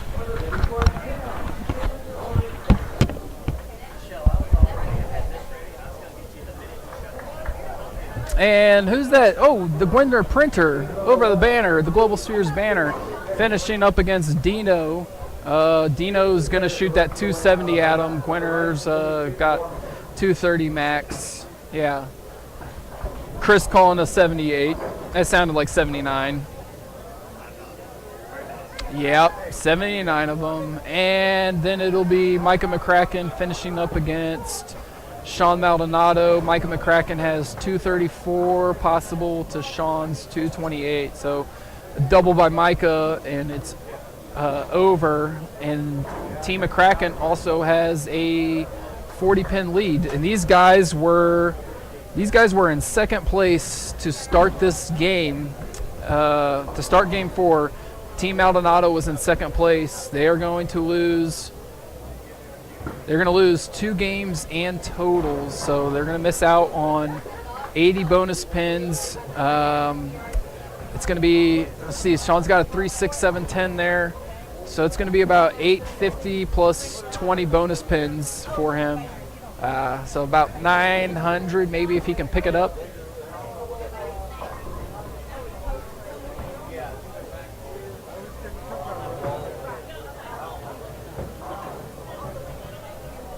Yep, 3-6 for Mr. Micah. Sean just taking out the 3-6-10 and 192 for Sean. So 856 total plus 20 bonus spins is only 876. But the team just ahead of them, Team Donahue, was also in a similar boat where they were not going to be winning maybe one game at the most. And so it's not much separation for that. It's going to see some flips in the standings, definitely, coming up. So sitting tight. I got Ildemaro finishing up on 21 and 22. Mark Waldrup's going to shoot 234 to win his match. Bob McGregor won his as well. Arturo lost. It's just over. And then Ildemaro has a 5-pin lead, both working on doubles to finish up that. I do not have that on camera. Like I said, it's working with these guys is a little bit more appreciative to understand exactly like everything that goes into setup and development for production. We have 8 cameras, including this radio frequency one. We got 3 monitors, the soundboard, a mixer, about 2,000 feet of extension cord and coaxial cables to get all this set up. And we still run into problems with getting here 6 hours early to start it. So it's not as easy as just, oh, hey, do you guys have a camera for this lane? Because we don't. If we were showing every lane in the house, you want to be able to see who's bowling. And so we only have a certain amount of numbers of lanes and stuff covered. But we're working on it. We're getting better, bringing better footage and coverage as we go on. All right, Oregon did get into the end zone there, 31-13 lead. Yeah, so this is the tournament production. Tournament directing's in there.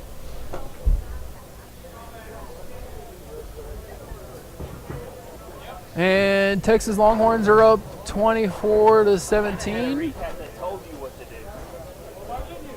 All right. I'm not your tournament director. That's right. No, you can definitely tell Rudy Garcia to get out of here. Get out of here. What'd you shoot, Rudy? Which was it? How many matches have you won today? You've played 4. All right, 3 and 1's okay. All right, 3 and 1 sucks.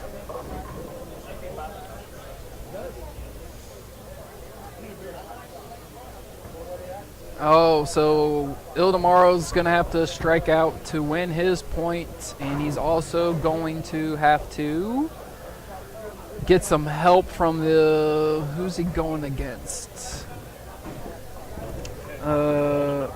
He's going against Lorenzo. Yeah, and he's going to need some help from Lorenzo in order to get team totals, because the team is going to be down 23 pins going into the 10th. For the ankle bowlers.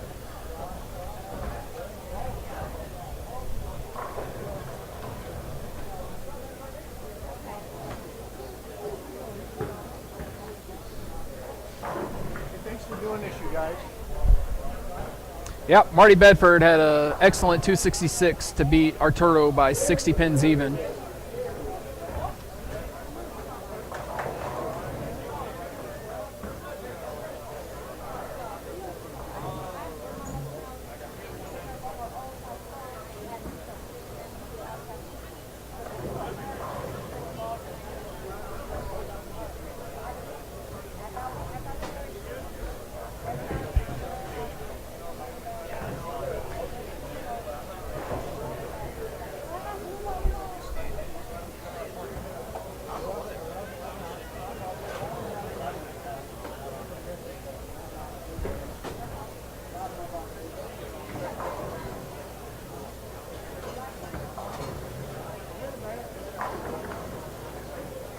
Yeah, Lorenzo left he flagged a 10, but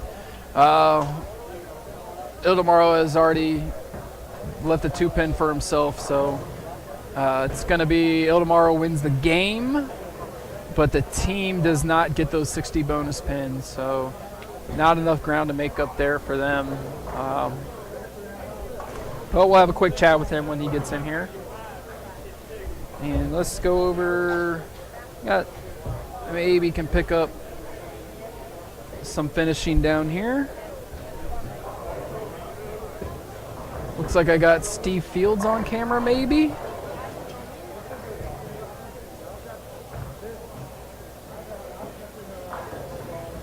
Nope, they're already finishing up down there as well.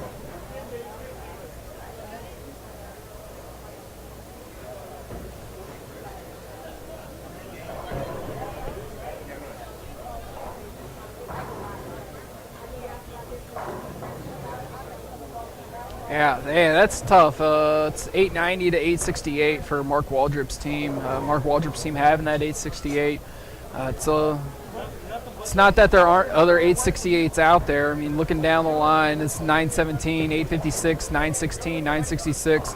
Scores have definitely come down considerably from those first 3 games where there were lots of thousands out there to be had. I mean, the first place team is averaging over 1,100. Even you take the bonus pins away, they were averaging over 1,000. But it is not the case at the moment. Oh, all right. All right. See if he wants to squeeze you in now, but he said after. Squeeze away. I'm here. I just don't want to get Ildemaro mad thinking that he was going to be plugging his stuff, and we missed it out. Yep, it is 10 pins per individual win and 60 pins for the team. That's correct. So there are 100 bonus pins per game of qualifying, 600 pins total.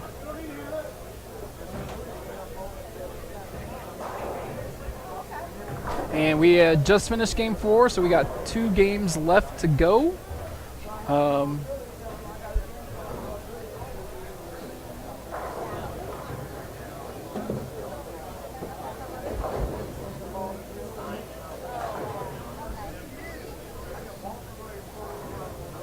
This guy in front of me has got 4 different signatures on the front of his salmon-colored polo.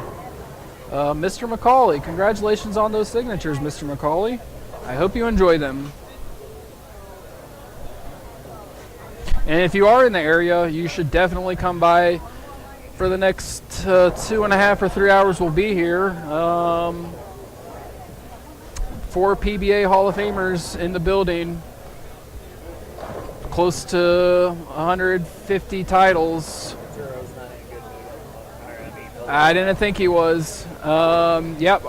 Ildemaro's going to want to bowl a better game before getting in on with us. That's okay. I will find you guys another matchup to bowl or to watch. And then a short water break for me.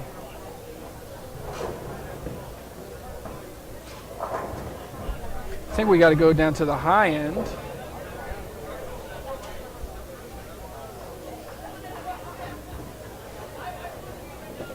It's a small delay in the cameras. We are on a delay, which you're hearing and seeing. Maybe got to go one more.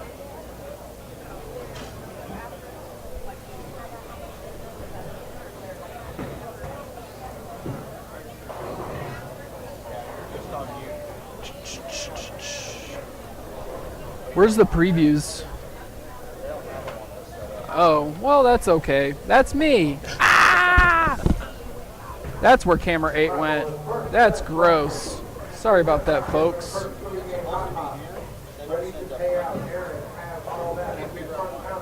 That's all right.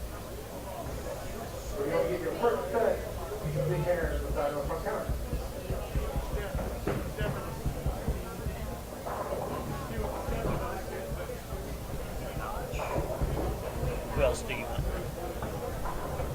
Whoever. Whomever.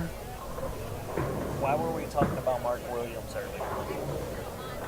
Oh, because he bowls with my dad at Nationals. I can get Mark up here. No? He doesn't. I don't think he wants to. I don't think he has any interest in it. I mean, you could ask him if he has interest in it, but he doesn't strike me as the guy who would be like, oh yeah, like let's get on and like these 3 guys I match up with well. And I only match up well with Jamie because I've known him for a long time. It's hard to match up with somebody you don't never even talked to. At least for me. Anyway, All right. I don't know. I don't want to. You're good, It's man. already bad enough. We did have a request for. On here again. Yeah, exactly. Very true. Very true. All right, Parker, Bond. You want to see if I can squeeze him in? Yes. That sounded like a yes, Because I'm just no going to ask type him thing. about Brandon and Justin. All right. I can probably make that one happen. Yeah, that'd be good. And you want Franklin, of course. Yeah. If possible. Either one of them. Yeah. I mean, when the girls make this But, I mean, epic comeback. They're going to do it. They better do it. I hope they do it. I hope they get into the top 8 just to see some uniqueness in the thing. Let's see, it's nice to have the names in there. Yeah. But it's also nice to be like, who is this team that went for $200 Like into right Calcutta? now. That's a... Yeah, they went for, I said they went for $300. Maybe not. No, that was Gaines. Yeah, they still went for 6, which is, 6 is pretty good. And I mean, Gaines and Cruz's team are only 4 out after 3. Yeah, I don't know what happened based game 4. Off the ratio, anybody under $800 is and making the top 8's good because it's a easy double up on your money for min cash. Yeah. Although it was weird that they did that 4-to-1 ratio on Calcutta, as well as the prize fund, but not my Did we thing. see a prize fund? Nope. Nope. All right. Tyson was getting outstandings, and I didn't want to ask about a prize fund, so we got what we got. We get what we it's get. on the internet. It's on the internet, so we are the internet.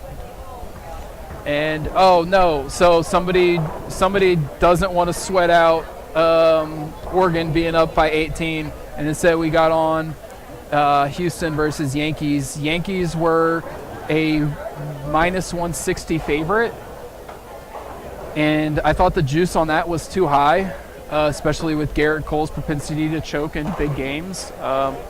He pitched fine in his last series against Cleveland, but that was Cleveland. But that was Cleveland, who really shouldn't even been there, who won like 19 of the last 25. But to start off this game 3 in New York, he's got 2 on with 2 outs. A ball away from Deuces Wild. I haven't really found a... I am going to angle this camera over to 15 and 16. Okay, yeah, cool. Because we have Couch versus Bob McGregor's team. There it is. That's what we want to watch.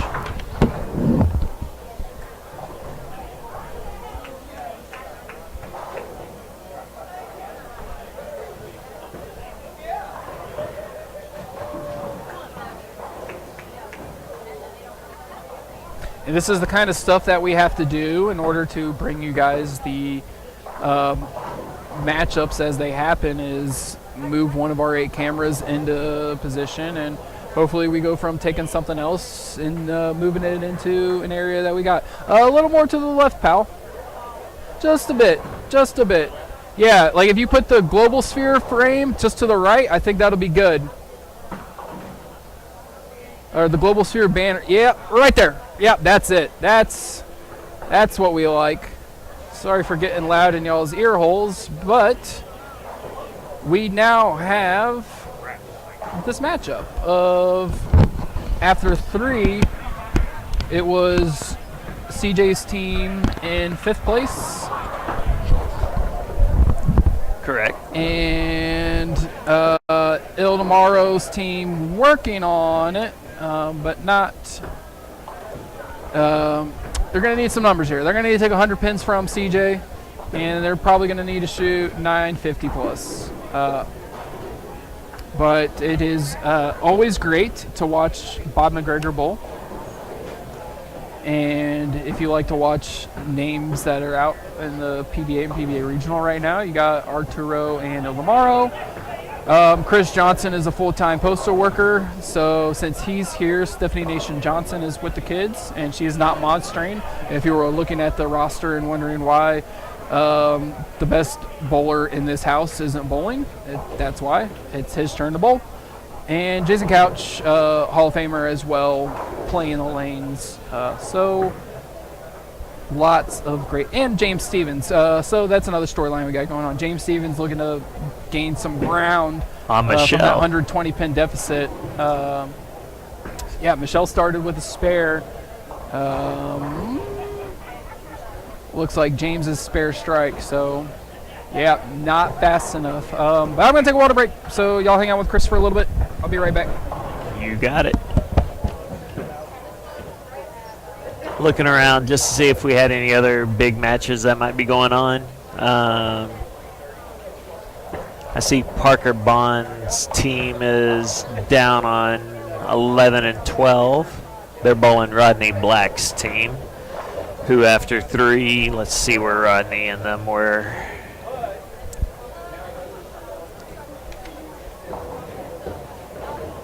They were in 15th place. It's not bad considering they got ran over the first 2 games.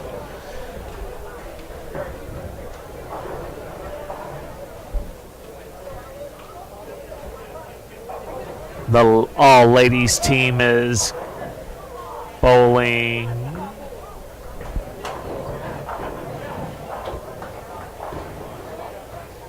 That looks like Vic Benedict,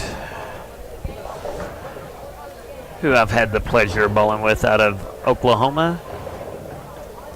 They are in 25th place after 3 games. It's Vic Benedict, Collier, DeSalm, and Brantley.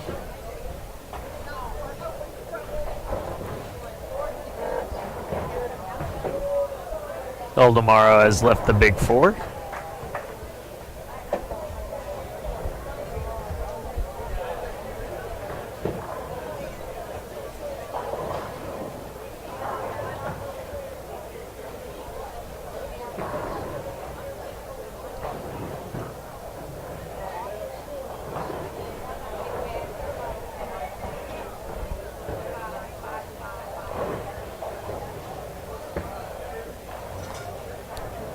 We do have 2 teams after 3 games that were fighting for that last spot at 30-27, 30-23, and 30-23. Trey Sledge's team of Joe Binder, Danny Incencio, Steve Fields, they're 50 behind them, so they're still in.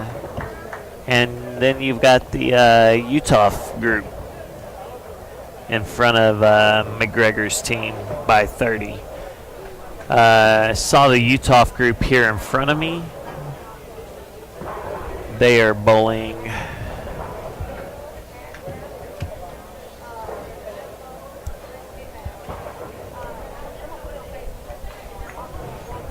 Marshall Medlin's team. Marshall Medlin, Bill Ferguson, Jeff Martin, and Matt McGill. Right now, early on, the Utah team has control of the match. That would be a local team here.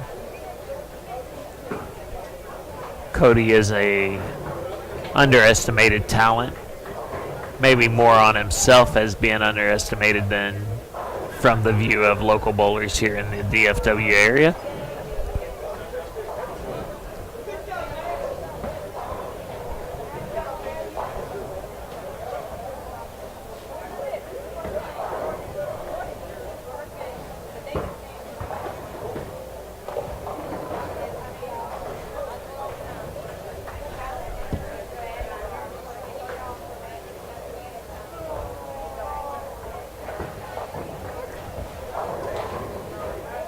Right now, halfway through, Tyler Albrecht and Kurt Autodell both have the front 5 down on 13 and 14. Bowling Justin Beach's team, as you see, slightly off into the left side of the screen. Jason Couch is up, comes in a little light. Did not like that shot at all.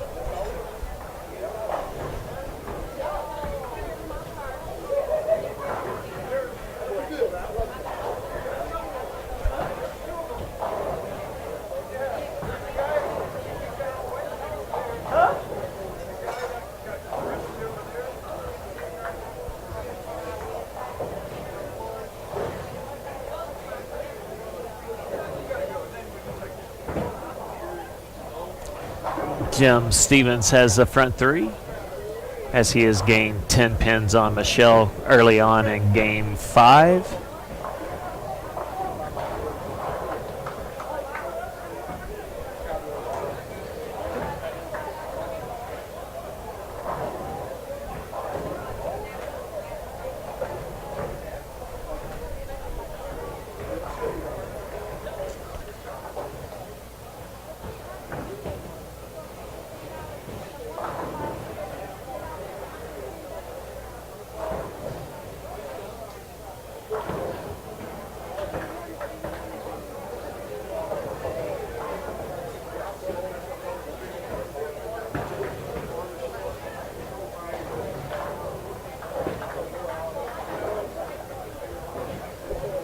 Stevens is off with the front 4.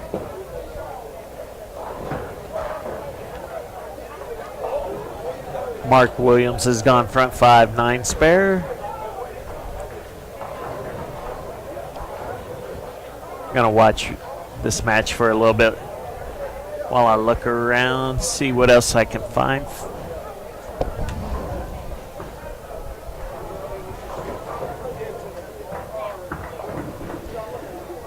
Currently have 90 people watching.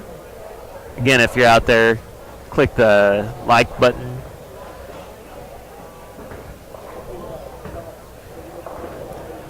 Again, we want to thank Mark Waldrup for this creation for the bowlers. Him and sponsor of Global Spheres have brought this to you. They also run a doubles tournament. I want to call it probably mid-March. It might be February. We're typically here streaming that for him as well.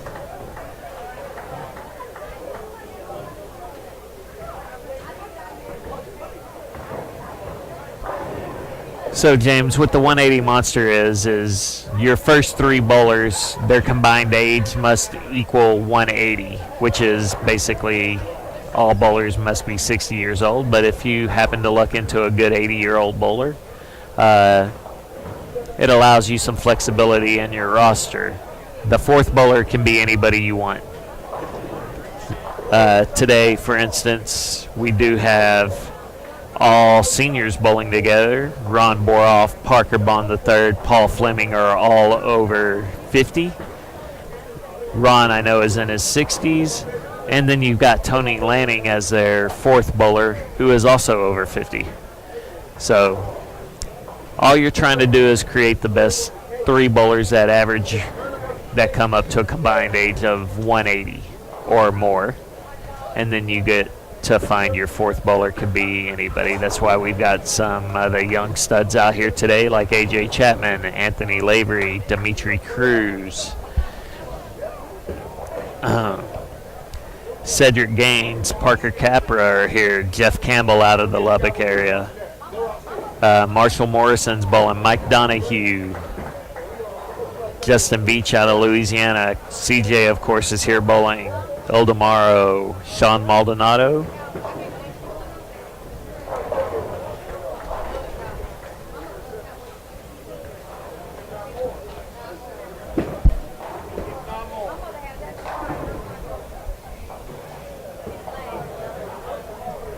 So, Brian, just for your knowledge, Jim Stevens is the leadoff bowler on that team. Got it. He's got the front 4. So he's picked up 10. Well, wait, where's Michelle? Yeah, he's got 10 pins on it right now. So I did just walk past him on my way back from my water break, and I am now responsible for her ride home. Oh. Yeah. He said, oh. And I said, all right, that's fine. Party at the Donahues. It's Sweet. Just open invite, dude. We still got Oregon. Did you see any other big matches going on down that end? I don't, because of standings. I mean, I know there's some matches that I like, but it's the teams. None of the teams are bowling each other that are also like in the top 8 and around there. So it'll be a last big game 6, likely once the crossing pattern makes them cross back with each other.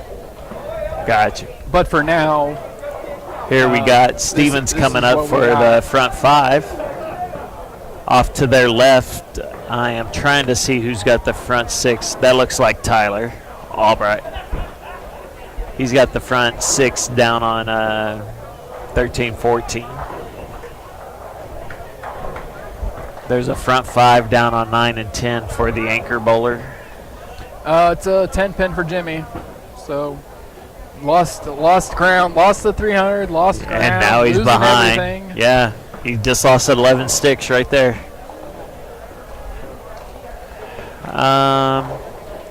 Actually, on 9 and 10, that's going to be Joey Hafner with the front 5.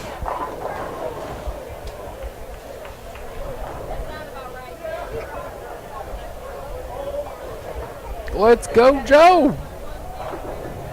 Just kind of scanning down the high end, the reflection of the daylight's hitting those monitors pretty bad now. Game 6 was supposed to be possession round, but I know once I say that, yes, it is, it's going to be like, nope, it's not anymore. But I'm pretty sure it was supposed to be.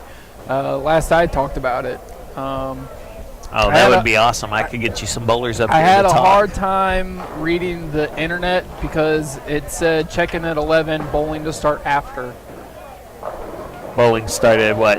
That was it. It was check-in at 11, bowling to start after. I think this started around 12:30. Yeah, so not definitive on the objective information. Derek Williams showing you some emotion on 14.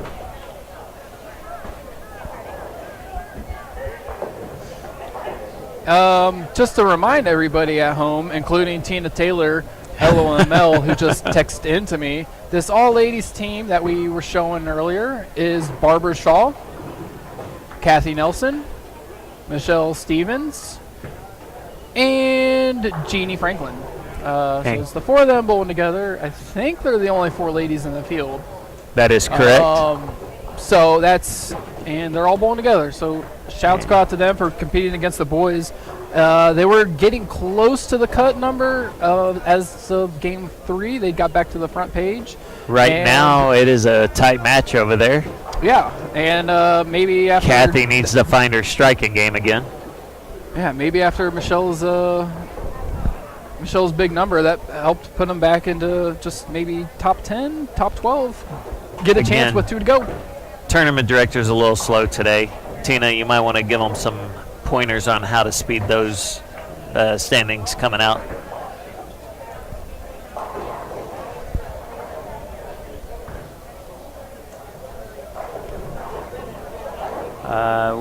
Tyler just missed in the 7th frame, so did his Joe bid. Hafner.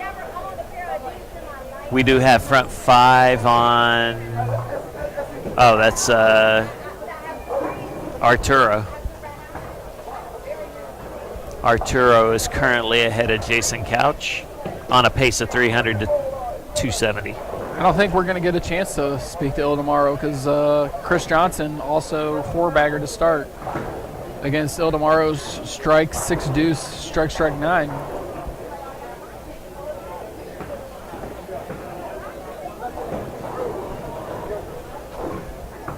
CJ's shot is off. He likes it, and it is 10 back.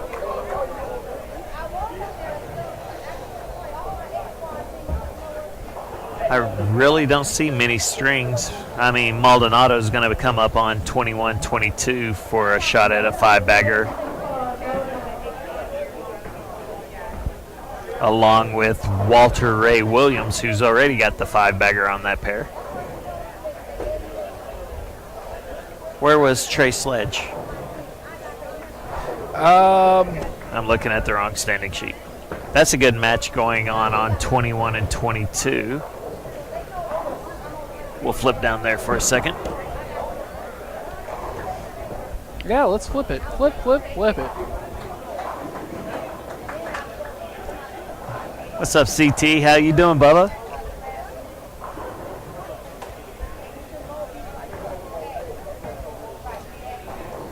Yes, James, this can be a mix of amateurs and pros. Like I said, your Your first 3 bowlers, they just got to average 180 in age, 180 or higher.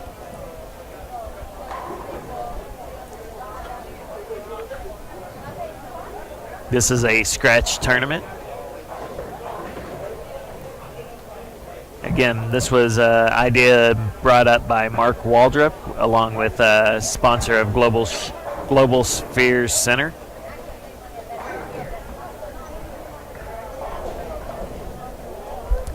Have you been able to get Losi up here to talk with? No, he's been working the table down here, but I'll talk to him whenever he wants to come on. I can probably bring him up here real quick he's not for you. bowling, so yeah, let's have a talk with Brian. Brian. Brian Square. Brian, yes, that would be it.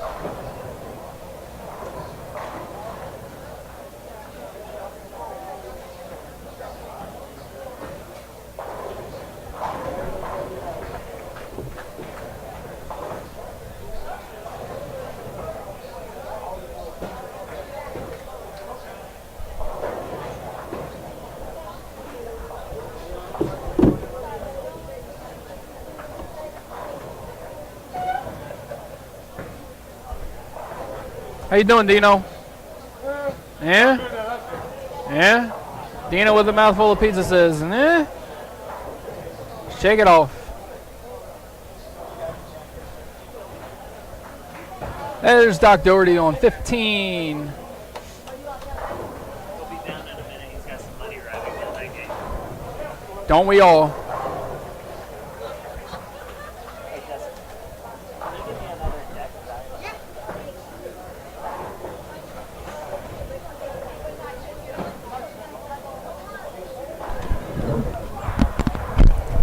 All right, Brian Squared is going to have to wait until Anthony Lavery's 4th game is over. He has made it through the big board, apparently. 5th game. 5th game. Yeah, we are on game 5. I keep forgetting these are a game behind. That's all right.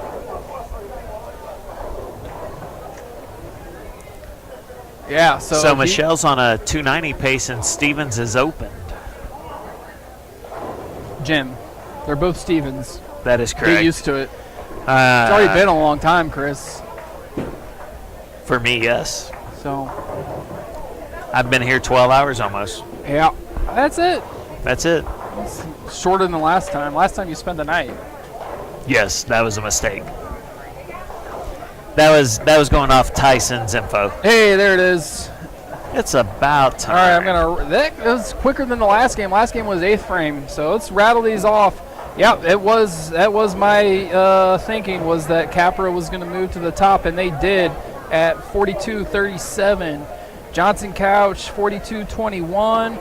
Lavery Spar Barnes 42-16. Donahue Franklin 41-85. So they went from a 80 pin lead in first to behind 90. 52. 5th place, Maldonado Dino. Dino said he's not bowling well this game, but they are over the 4,000 mark. They got 5 teams over that 4,000 mark, and it's Maldonado and Dino Castillo with 41-34. After that, major separation. 5th place is 41-34. 6th place, Campbell Scroggins, 39-91. Below them is Veach and Williams Brothers with Busher, 39-74. And the cheap Calcutta team, what did we say they were? Cedric Gaines. They were the $300. Yeah. $300 Calcutta team in the top 8 at 39.54. And who's next? And these beautiful beauties are making a charge. Barbara's struggling just a bit this game. Her and Kathy. So is Kathy, but Jeannie and Michelle both have spare 4-baggers. The ladies are in 9th place at 39.22. That is what, 32 out? Yeah, they are 32 out, and they have a 40-ish pin lead on Cruz and Lortz down there in 10th, and Morrison Moscato. So if Barbara and Kathy start, then there's only one open for Barbara. Kathy got a strike. She missed a single pin, but Kathy struck. We are getting the camera Michelle up and down Jeannie there. are going to carry this load. And We all know y'all want to watch the ladies. We're getting them up. Yeah, I mean, they can put the team on the back. There it is. There we go. That would be most excellent for them to make a top 8. Yeah, because right now some shocking teams that aren't in there. The Warren Chapman team. Right. They're 100 out. Yeah, they're exactly 99 out. Michelle reaching deep down into that one. Just absolutely pured it. Who else?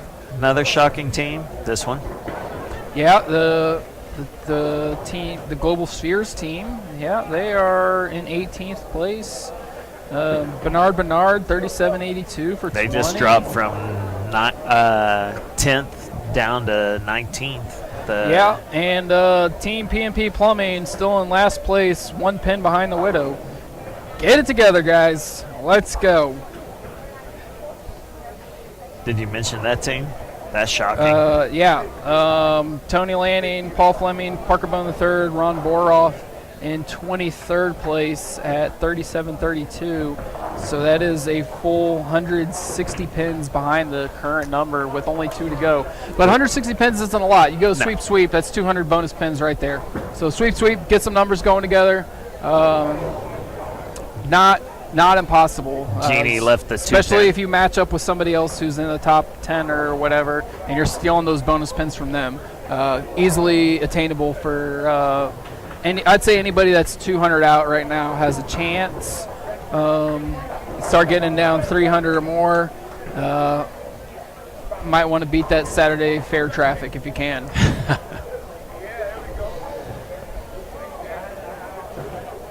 All right, Tyler Albrecht down there will look to go into the 10th shooting 279. Where were they at? Oh, they're down in 26th place. And they are looking, oh, he's the only one that's going to win down there. So that's going to be a Mark Williams. Should be winning 90 bonus pins right there. They were already in the cut. Justin Beach should be the only bowler losing.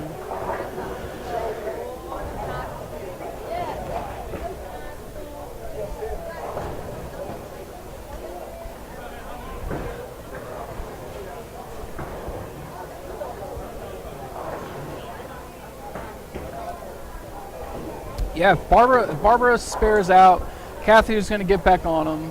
Michelle's already on him, and then Jeannie's right behind her. It really comes down to the top 2 is trying to get Shaw to start striking. Yeah, whoever Barbara's bowling against, shooting 270 to 290 at her, 290 max at her. But the other scores are wide open to win, so they can come away with this thing 90 points, bonus points, plus all the rest of their pins and a win. That could definitely put them in the top 8 with 1 to go. She is bowling Vic Benedict out of Oklahoma. Well, there you go, Vic. Oh, Kathy does not get the bounce. So I met Vic up in Oklahoma back when they used to run the Generation Gap tournaments. Yeah, I am the gap. We are considerably gapped here at this announcer's table. So tell me about that. What's up with that? What are you talking about? So the Generation Gap tournament they used to run up in Oklahoma was kind of like a SASBA tournament, except you drew for your partner. Okay. So you had 40, 50 or 50 and over, and 40 youth, and they just started drawing. You didn't know who you were bowling with.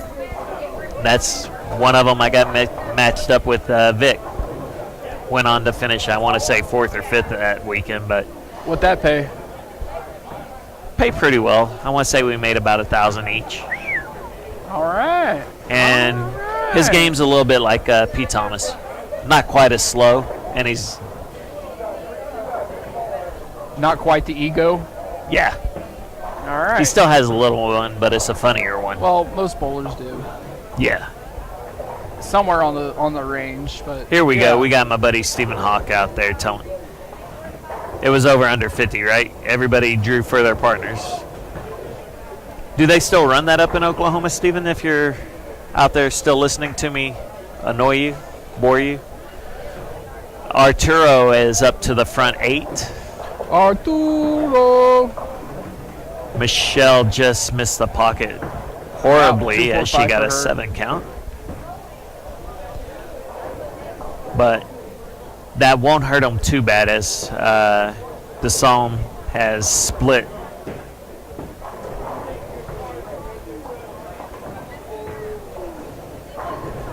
A little bit of a comeback for Team Waldrep. Strike here puts them at 648, and then it can go double-double for 650 and change. So they would have the lead after the doubles are considered. And that is, they're bowling the second place team.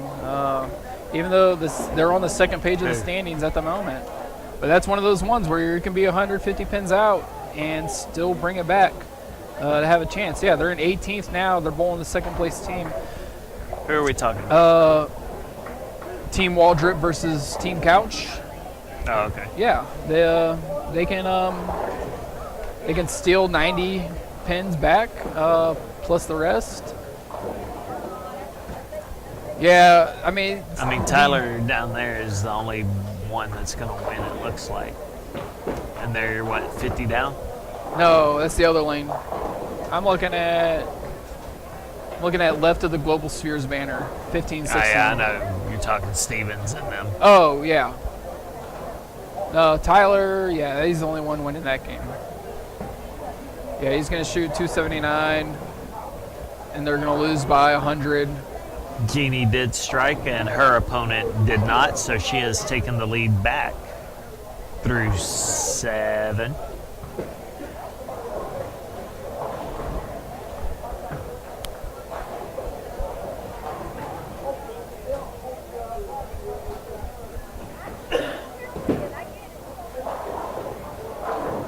Got a 280 going on down there, so Hafner is no longer winning that match. He is down by 12.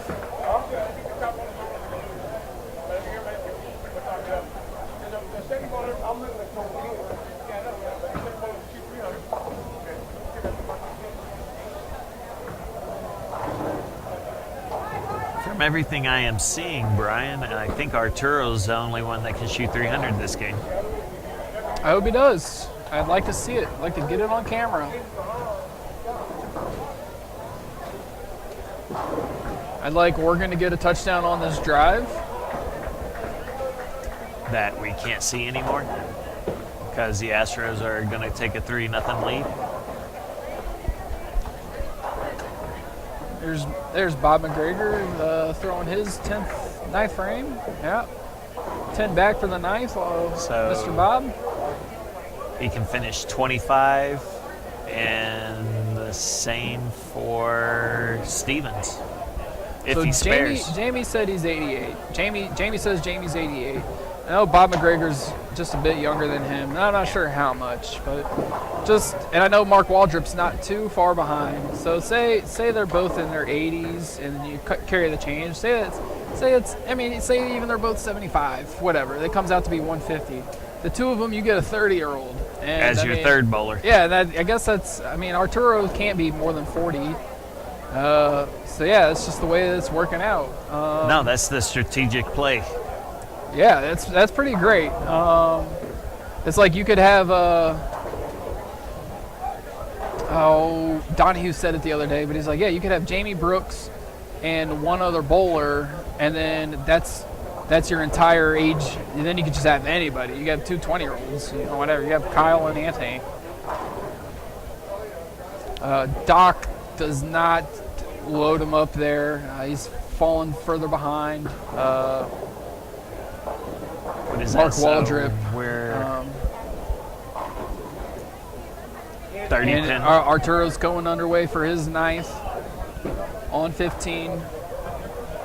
Doc to his right, Tyler to his left. Arturo has put them all back. Sure did.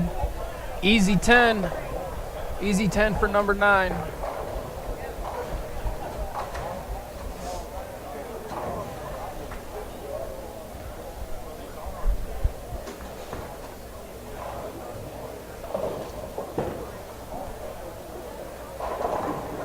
Oh, we do have a front 8 over here.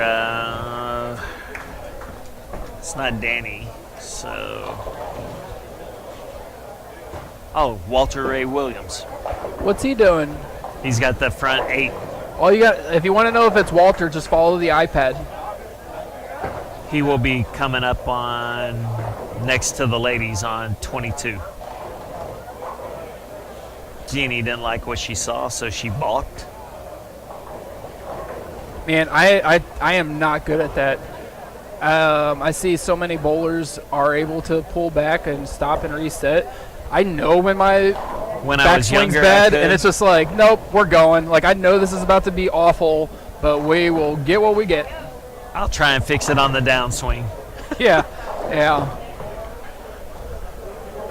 There's not very many times where I can pull up and turn around. I can sometimes now. I get like a Charlie horse or a stinger in my right palm. I'll pull up for that, but other than that, nah. Jeannie has should have pulled up on that one, 210, Jeannie. yeah. Yeah.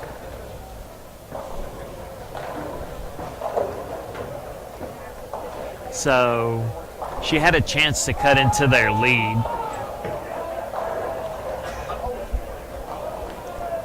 Barbara struck. She cannot win her match, but that double does help them. Yeah, it's like I said before, it's even when you're out of the match, it's not traditional formats other places where it's 2 points per game and 6 points or 8 points on team Jeannie totals. has taken the 210 down. Good. Get that spare. Yeah, it's just total pin. So even when you're going to lose the matchup with who you are, still got to capitalize. Yeah, that keeps her ahead of her opponent right there. Barbara throwing that double up there helps them. As Vic's coming up to 9th frame.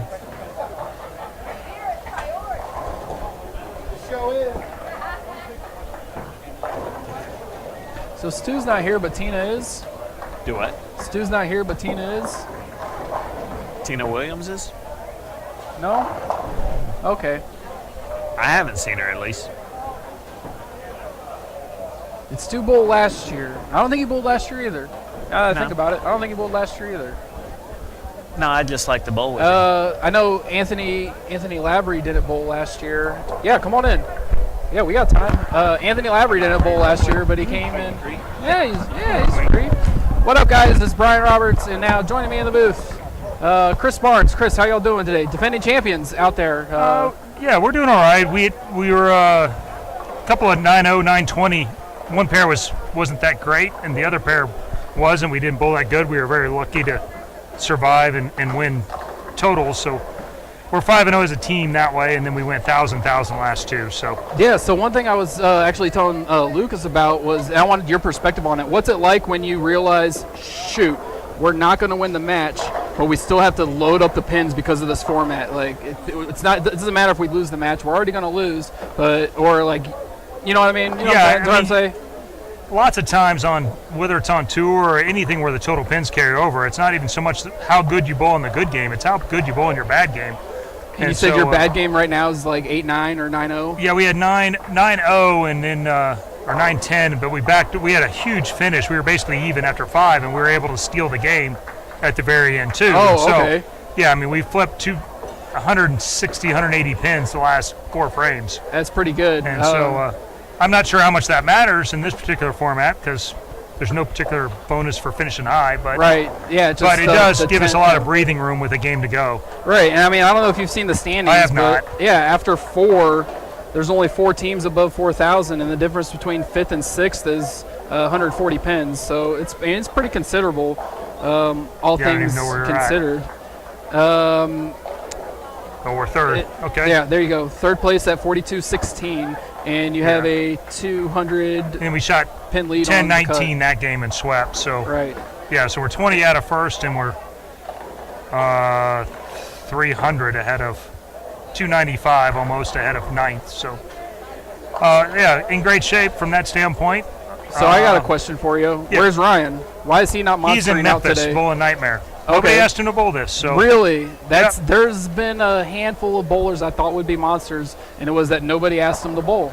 That's quite surprising, especially given his run in local tournaments. Yeah, this year. I take that. But I do think one team did ask him, but he was already supposed to bowl Memphis with Packy. Right. And so I mean that's right. Yeah, it's why not a monster team in itself. Now Packy backed out on him, so now he's oh no he's bowling with Tom Hess actually. So yeah, that's a lot of fun too. So. Yeah, I mean.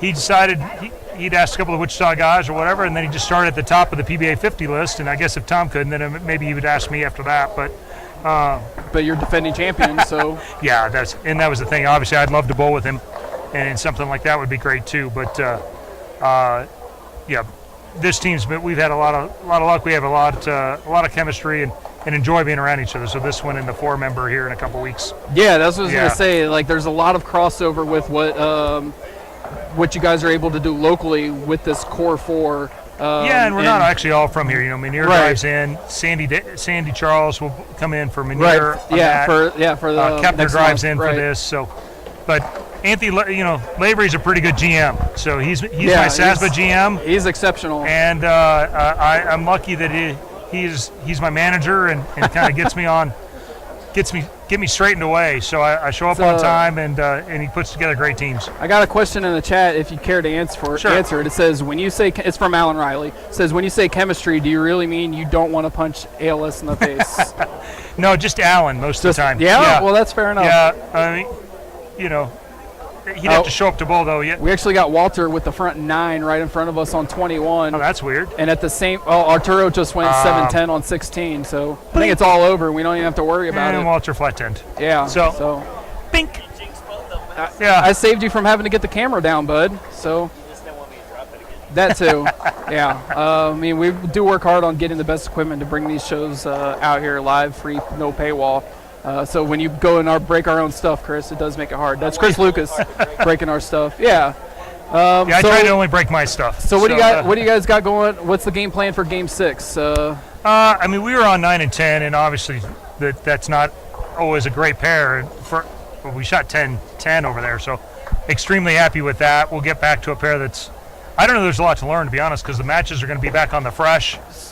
So you know that the format for the finals is top seed picks their teams? Yeah. So you've been watching some other teams you might be picking, or so you guys have your eyes on that, or just kind of just play it by when it happens? Okay, cool. To be honest, we hadn't seen a sheet until just now. Yeah. So you got anything else to plug with us before you get out to go bowl your Game 6, or what's going on? What's new in the Barnes world? Well, the Barnes Thanksgiving tournament's coming up next month. That's probably the biggest thing. We're putting together all that. It's going to be a guaranteed prize fund this year. Which center's it at? Right here. Right here. Plano Super Bowl. All right. Just a couple of dollars short of $19,000 going to be in the prize fund, and it's all fully guaranteed. And which ages is that open to? Is there a minimum high school age? and under. So there's a scratch division. There's a handicap division, 180. I think it's 180 and under, and there's a 13 and under division. Awesome. All right. Well, thank you so much for your time. Really appreciate it. Thanks, guys. All right. Good luck. Have a good one. All right, guys, that was Chris Barnes, and if you didn't hear him right at the end there's a big major youth tournament, annual youth tournament. I remember bowling that thing back in like 2005 or 6 or so. Can't remember what center it was at, but yeah, it's a great tournament to bowl in, and if you guys are youth out there listening, or you have youth that want to sign up and get into it, hit him up on the Beef and Barnesy Show page. His info is out there for that. I'm going to take a water break. And I've been Brian. This is Chris Lucas. Be right back.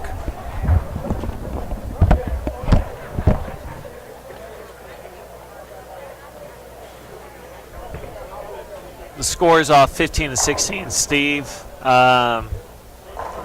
So Stevens has won his match.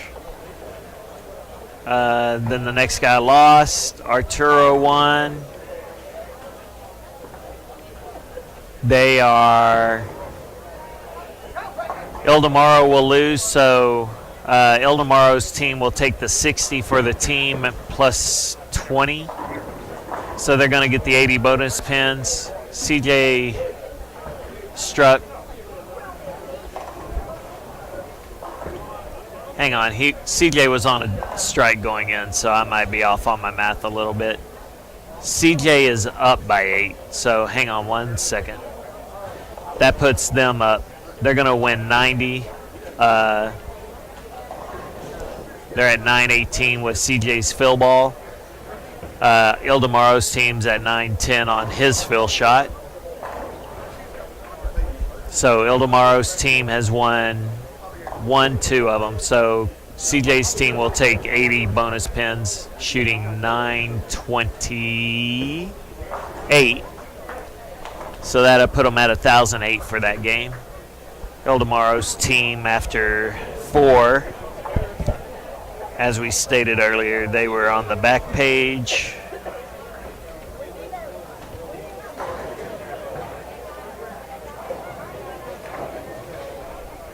In 18th place, they're only going to get to 940 that game.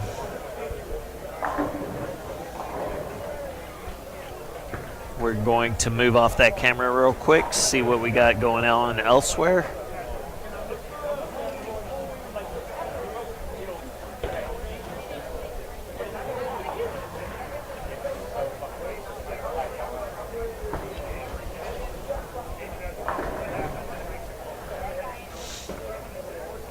Here we get to see the ladies finishing up.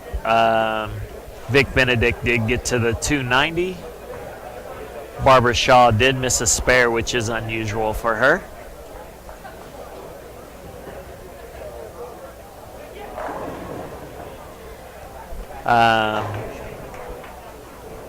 Michelle gets to 246, which beat Mr. Stevens by another 22, so she is now 5-0 and up 142 after 5.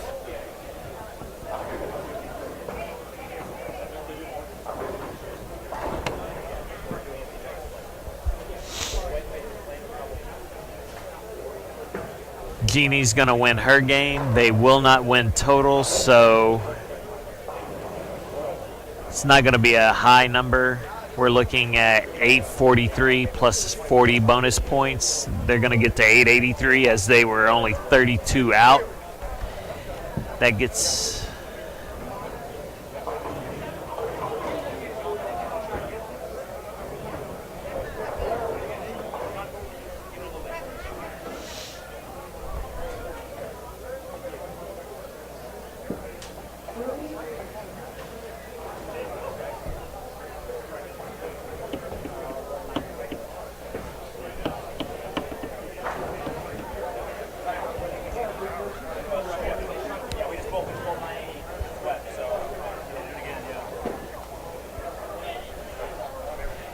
AJ Chapman said they shot 980 and swept. So if that's 980 without the bonus pins, that will get them to 1,080.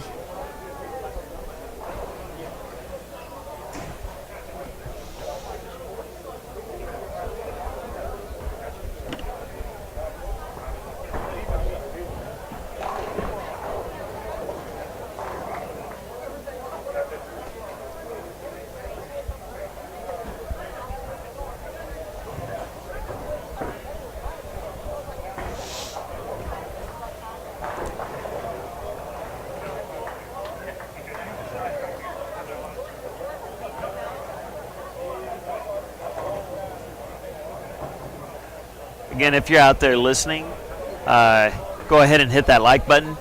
If you're out in the area, out driving around, and you want to come out and watch the match play finals, come on out. Like we've stated, Plano Super Bowl has some of the best food around in the bowling area, along with tasty beverages. We do have a pretty good crowd out here watching today, so feel free to come on out and watch with us. I'm going to go get a question answered real quick, and I will be right back.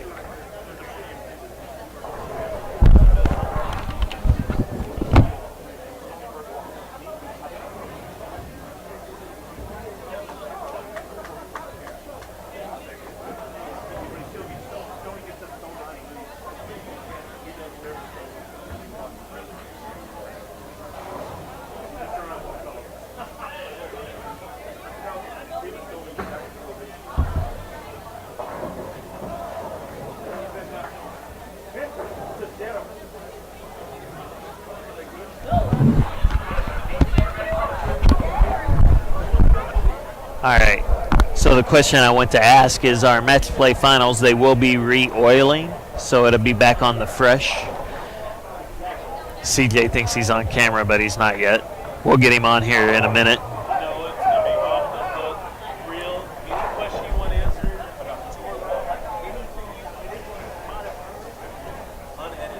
There you go. You heard it straight from the mouth. Unedited.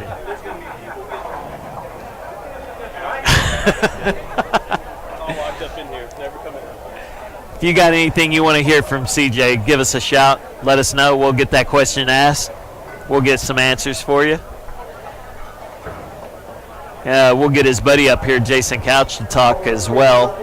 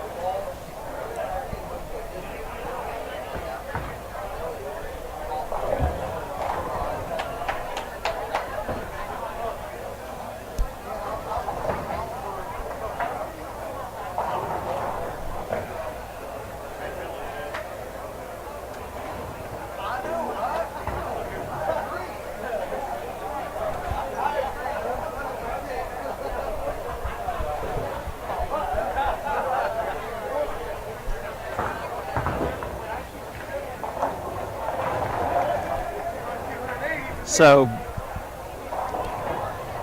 again, if you're out there listening, if there's a question you would like CJ to answer, his interview will be unedited. Anything you want asked, he will answer. We must have those questions in the next 5 or so minutes so we can get those jotted down and Bry Guy can get ready to interrogate the man. Former PBA Rookie of the Year, CJ Johnson. Oh, you're 5-0.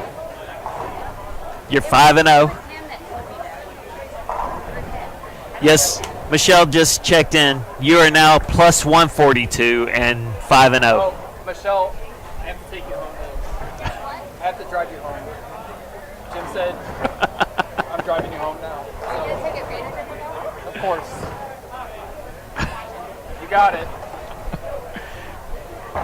What just happened? Sounds like I'm going to jail. Sounds like a menage a trois. I think I went to the Frankie Valley show.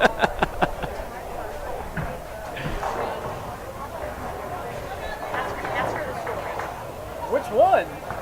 Is there more than one? Is there only one? Ask her the story about the girl in the Texas shirt. Okay. So Christy was just telling us we need to ask Michelle a story about Christy. She's the only one I see in it. She's the one in the Texas shirt. Should we ask Christy how Texas is doing against Oklahoma State? The way you're asking that, I'm gonna go. It's not going well. It's not. The last I saw, it was not going well for Texas versus Oklahoma State. Really? I'm a little shocked at that.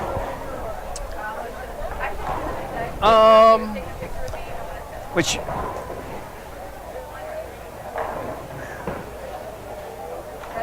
Oh, wow. Hey, Chris Johnson. Are they still open? My treat. My treat. No, save that for the thing. All right. Save it. We had a story, but CJ's gonna save it. Well, I'm saving it. I'm putting it in my pocket. Yeah, no, you can't. CJ Johnson, is that Chris Johnson? Yeah, Alan. Chris Johnson. He's got 2 last names. Yes. I'm trying to look around and see what kind of matches we got going on right now. If anything's in front interesting. of us is Team Capra, who was in first place and is likely still in first place after that. They're bowling Jeff Martin. Yeah, and then, so... They were in 13th after 4. Yeah, as always, shouts go out to Marshall Medlin because he bowls anything and everything that is here to be bowling. And that's the team he's on. He's bowling with, I think it's Bill Ferguson, Jeff Martin, and Mike McGill. Don't have the standings yet. I'm going to go over here to a different camera, see what we got.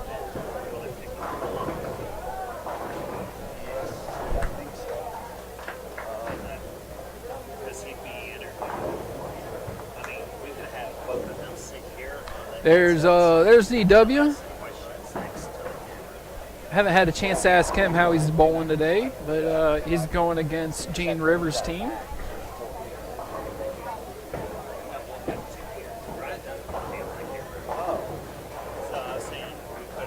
Sorry about your DW. That one's on me, bud.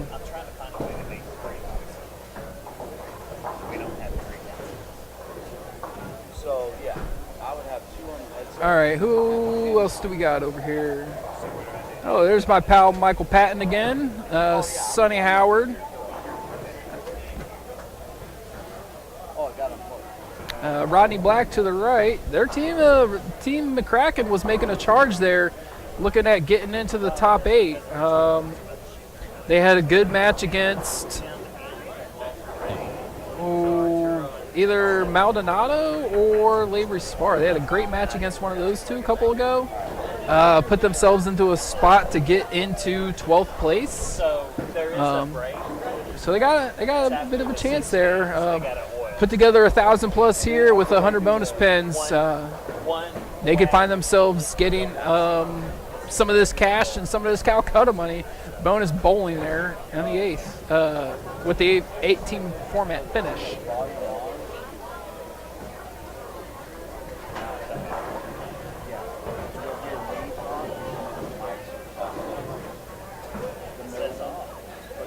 All right, there's Harry in his PMP plumbing shirt.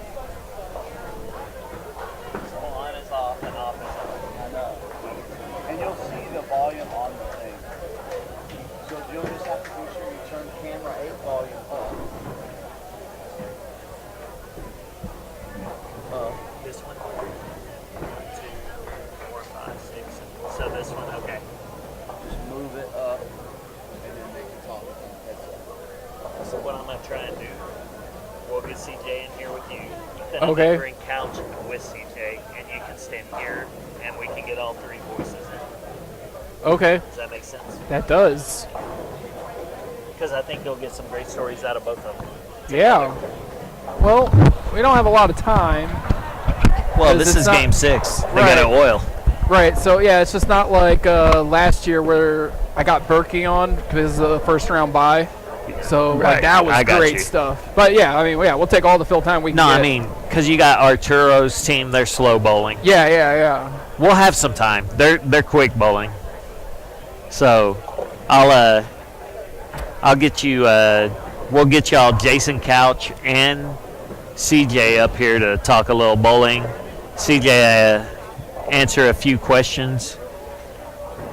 Yeah, I like to jinx on Patton. I jinxed on Darren. I'm waiting around to watch Ricky Joe throw one on the right lane. Probably going to jinx that too. So That is that not a good match? Vito's team versus Cormier? it is. I was just doing some scrolling and I stopped here because I'm being biased. You're being biased. Yeah. Towards Ricky Joe and Mike Patton. Playing favorites. Showing losers when we got winners to broadcast. I thought your boy was Donahue. Yeah, no, that MFer sucks. Donahue sucks. He's over there bowling. They shot 3,300 They shot 3,300, and now it's like, oh, hey, let's just get Marshall Morrison on here real quick because that's how good he's bowling today. How good are you bowling today, bud? Let me just say, I started off very, very slow. Very slow. 191, 217, but guess what? Yeah? Triplicate 267, baby. Hey, if you ever wondered, hey, why does Bry Guy throw it so good? It's because of right here on lane 36. Ronnie, get out of the way. Thank you, Ronnie. Ronnie, keep going. There we go. Oh. Let's go, Ricky Joe. Oh my goodness. Yes. Oh, my goodness. Yeah. Well, they're getting a little toasty, This is a 3-6. Oh, yeah, I'm jinxing everybody. All right, let's get back down here. So triplicate 267? Yes. That's 801. And guess 802, 801. More Yeah, 801. importantly, our team is back in the hunt to try to make this top 8. So we're getting there. Do you know where you are after 5? No clue. No clue. My So team just says we got a chance. You so need I'm 1050. You need 1050 sweep in order something to get like it. that. Yeah. Well, that's not so bad. No. Who you bowling against? We're bowling against the San Antonio people, Gene Rivers and Pat Roth and Lorenzo and all those guys. Well, who's your match against? Kenny Hamby? No, Lorenzo. Yes. I'm trying to. I don't know. Yeah, you say his last name for us. Nail it one time. Let's go. You're bowling. Habla Dubangata. Yeah, I don't know. That's pretty good. I think I'm up. All right, you're up. All right, enjoyed y'all. All right, go get 10, bud.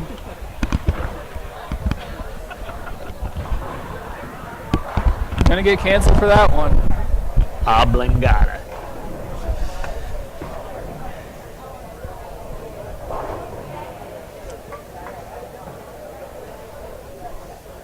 All right, there we got a question for CJ. Yeah. Boggio, we will ask that. I'm going to tell you right now, Hulk Hogan wins that match every time. Oh, yeah.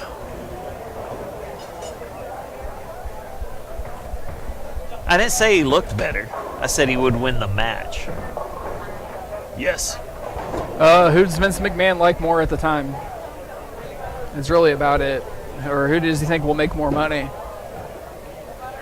Oh, Hulk Hogan no. always make more money with those What do we got going? pythons. Oh, no. Now I'm getting a sweat. Now we're sweating. Getting a little steamy. What are we watching? Oh, Ducks, Bry Guy baby. has found Ducks. the TV that's still got college Ducks. football on.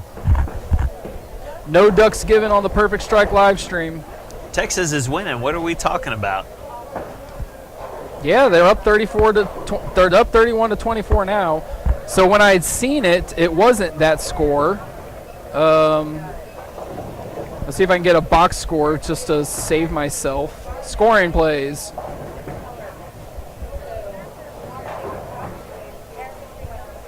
Nope, I'm just an idiot. Texas was always winning.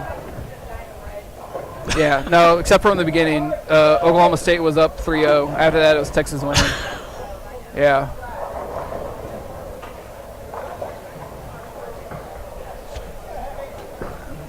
Now you see why you never met my brother until today. That's your brother, Brad That's the dad. my brother. That's Snoop's dad. Brad, that is literally why I've never heard about you. Brad the dad. That is exactly why. Doesn't Brad rhyme with other stuff other than the dad? And you're left-handed? And he's left-handed. Oh. All right. But it was a pleasure meeting you, Brad. Taking a shot Let's with do it again in 6 years. Okay, there we go. We got our next date. In 6 years, we'll take another shot of whatever we had.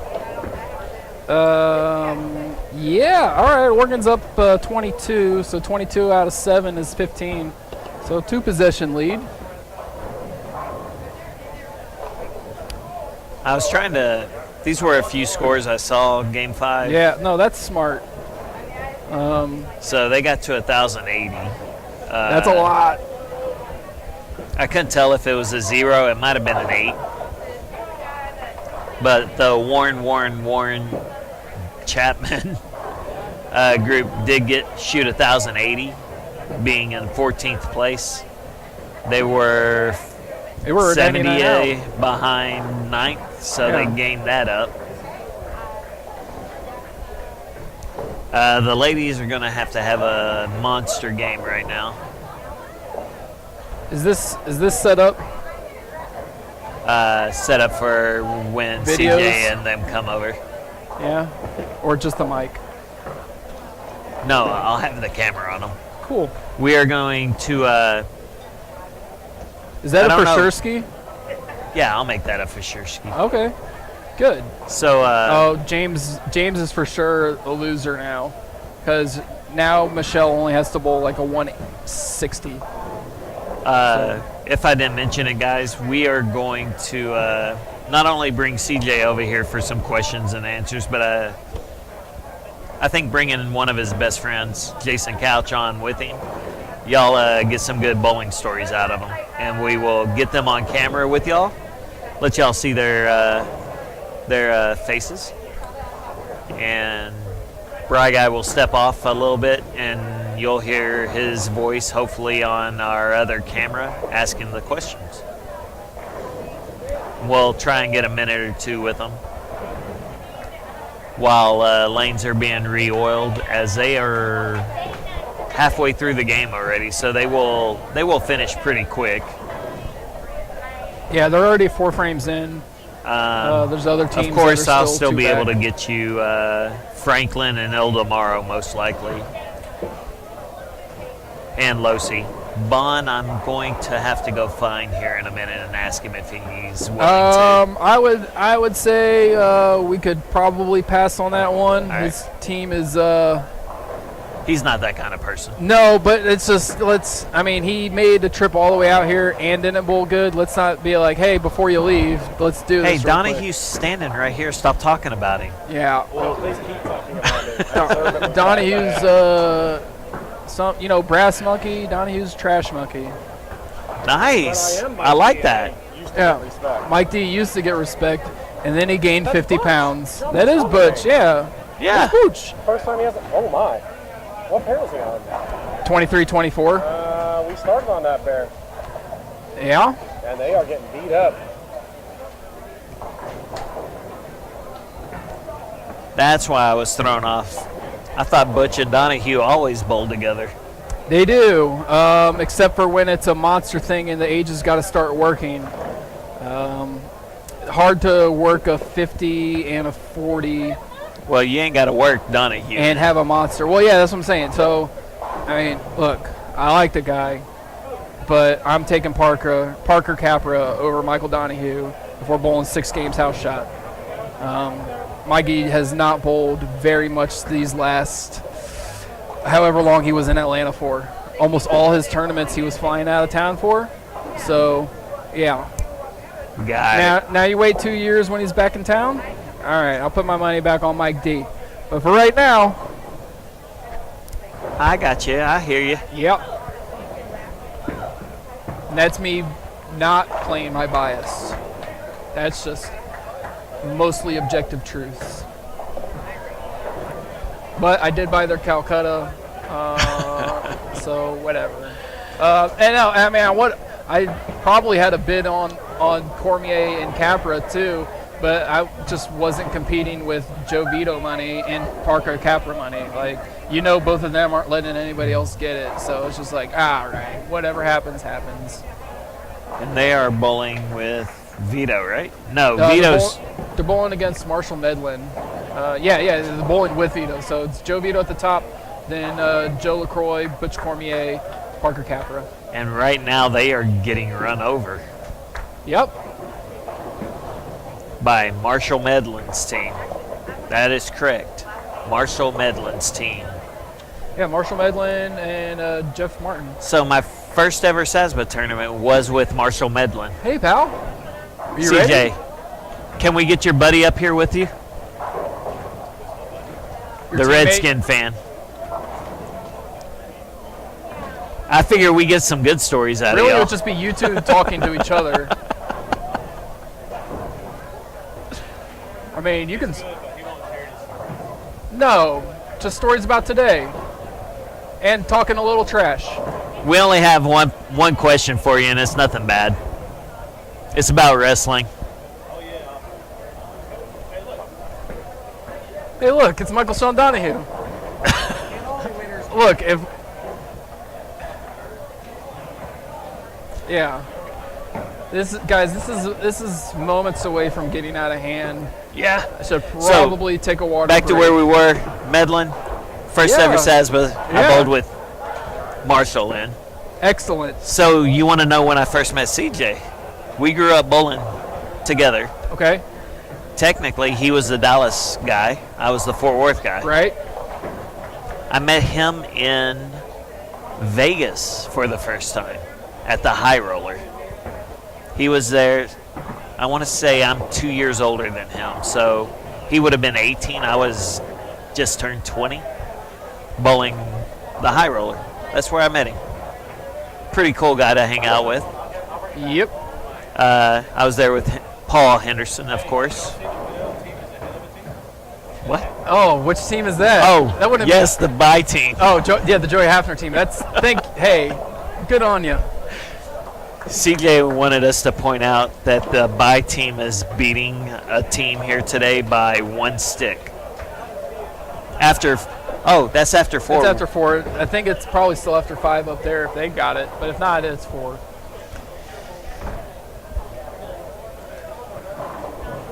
About to be getting into that moment of the tournament where a lot of people are just looking at other screens more than their own and crunching hard numbers.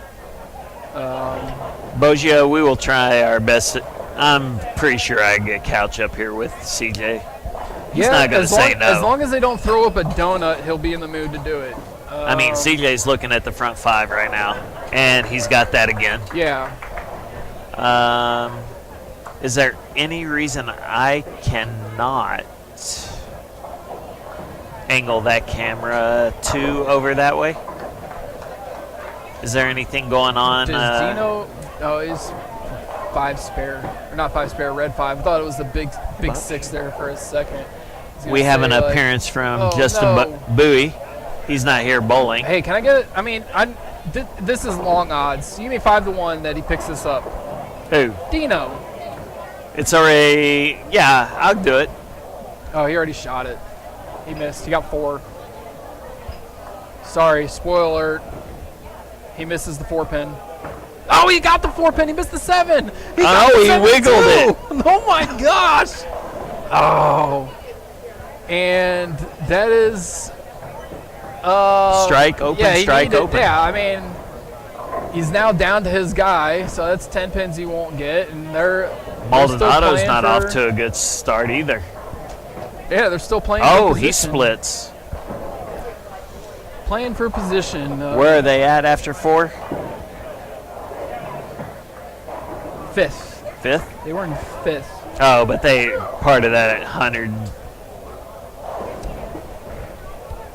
What, 150 pin lead almost? The big part about this format isn't so much who you bowl, is what lane is it you're going to be bowling on, what pairs are you going to be bowling on. Because like some of these guys who have 1,000 games, like, all right, well, yeah, we definitely want to bowl in there. We can do a quick cross reference of what these other people bowled on, and we're going to pick a game where they shot that 880. And that is why Donahue's team dropped after game 4 right there. They almost got swept. Yeah, they got a split. They tied 1 game. We just don't want to find out it was Donahue that tied and missed a spare. I'll be spending the night at your house then and not his. All right. Well, see, this idiot for Oregon just caught an interception in the end zone. Never mind, he's not an idiot. I'm an idiot. But it looked like it was way further back. Quarterback must have dropped past the 20-yard line. Yeah, it's just a deep drop back. All right, let's take a quick scan. Is CJ the only one with the front 5? Nobody that direction? Yeah, I got one on. Where? Oh, anchor bowler. Oh, that's why he's walking down. Oh, that's Donahue. No, don't say that. Now it's done. It's over. But that's why he was walking down here. That's all right, man. 7-pin miss, so I know it.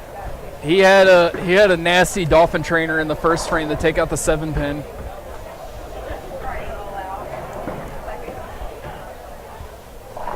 We're going to see if I called it 7-pin miss. If Bry Guy is right, I jinxed Donahue, so we're going to find out. No, Nope, I have no part of this. This is,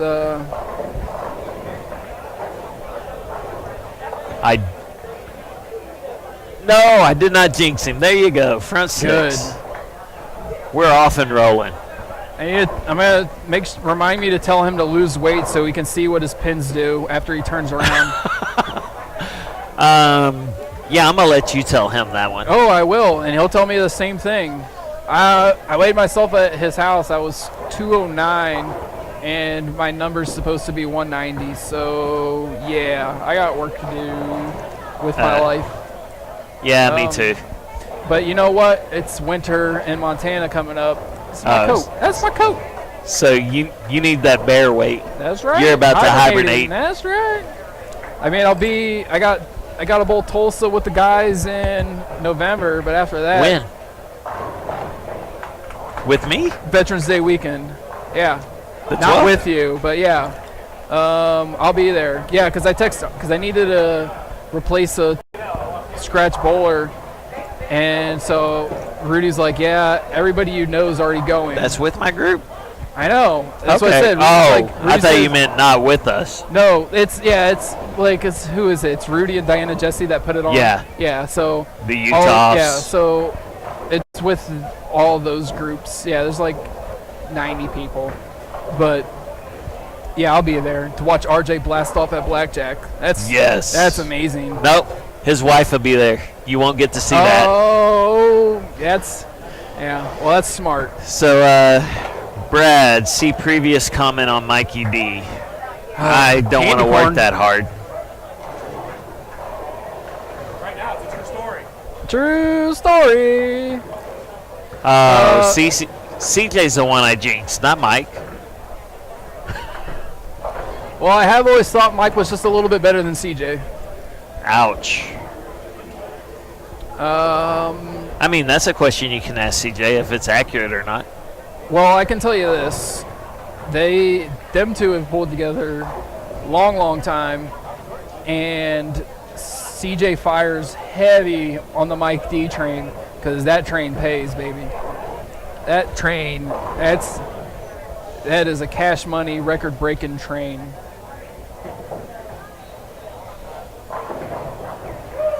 Berkey buckets. Berkey's wheeling it into the bucket. Berkey covers the bucket. Anthony T. Franklin, 280 max scores.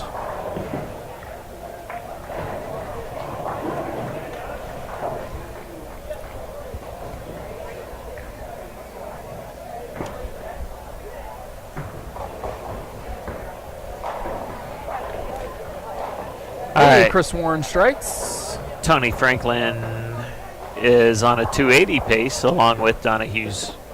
So are they currently sweeping? No, leadoff bowler is not. Neither. Middle's close. It's close, but he's Middle, not. I think middle's in the lead.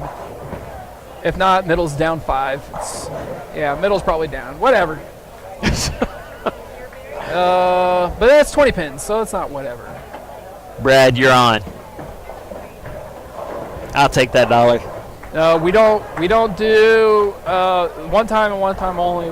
We do not accept bets over the chat line, as this is all just for fun. Yeah, this is imaginary dollars. That's right. Ain't gonna get us in trouble with gaming laws. I don't even know who Brad the Dad is. That's right. I just can't believe his name is This is Brad game 4 the Dad. only, bud. Sorry. Tyson's really slow. All right, then come get it, Anthony Lavery. All right, Sorry, Anthony guys. Lavery's ALS grabbed our so he's getting the standings. info before you. He's doing Be quick mad at math. him. He don't like it. No. All right, he's good. Fine, he says. He likes it. He's good. So they're in first place by 25. So they qualify first. They get to pick their pair. Cleared 100 over third. So first place is ALS, 5,300, 35 pins. After that, Parker Capra, 310. Couch Jason, Johnson, 229. Maldonado Castillo, 133. Donahue Franklin, 50. $3. Beach Williams 40. Cruz Lortz making a jump up 24. Gaines Short 49.98. And just below them is A-Team Warrens Chapman 49.40. Campbell Scroggins 49.14. And Marshall Morrison Mike Moscato 48.93. So and then so there are, let's see, the cut's right at 2 under 5,000, and there are 4 teams within 116 of that. After that, it gets, after the top 12, it's starts You're really gonna need a lot of separating. help. Yeah, after the top 12, it's 200 down. Like our ladies team, they only got to 47.85 after 5, so yeah, work to do. So Jim Dorn, I would say Jeannie is not beating Tony today. I'll go look at the recaps, but I'm pretty sure score-wise, from what I've seen, that would be a negative, but I will go check that out for you. I'll be right back.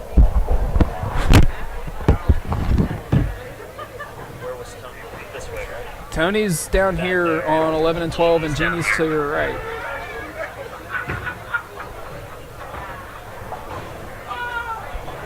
Yeah, so there's some disparity and separation in these point standings. So first place has a 280 pin lead on fifth place. That's a nearly insurmountable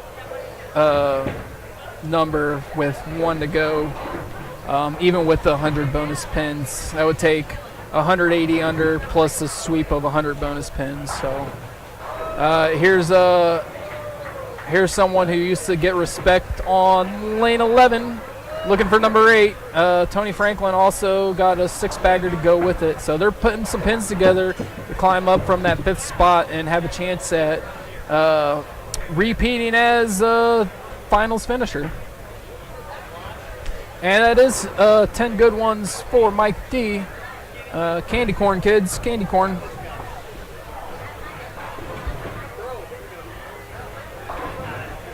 In front of us is Chris Johnson, Jason Couch, Doc Doherty, and James Stevens. James can strike out for 245. Doc moving right along at 220 pace. Jason's got a 250 max, and CJ's got 270s. They are ahead, not by a whole lot, maybe only about 20 pins. They were the third place team with a 250 pin lead on the cut line. So with their scores right now and gaining some bonus pins, they're looking pretty good to make this top 8. It's going to be a top 8 bracket. It's not one bowls 8. It's one picks who they want to bowl against on which pair. So they can pick the number 2 team. They can pick the number 8 team. They can pick any of the teams. It's really up to them. So yeah. All right, guys. So they are duking it out, Mr. He's not here. Dorn. Tony and Jeannie are basically even through 5 because Tony shot 170 last game, while she shot 240. So they are duking it out right now. Tony will pull off that victory as he is on a 280 pace and Jeannie is on a 180 pace. Yeah, and you know what I always say, raise your thumb line vertically from the floor and try to hit it. It's just, that's just, I've been saying that this whole time. That's just what we got to do. I kind of want to make a t-shirt with that almost. I mean, I'd be the only one wearing it, but it would be quite amazing. So shout out to our Korean viewers for helping us here. This is awesome.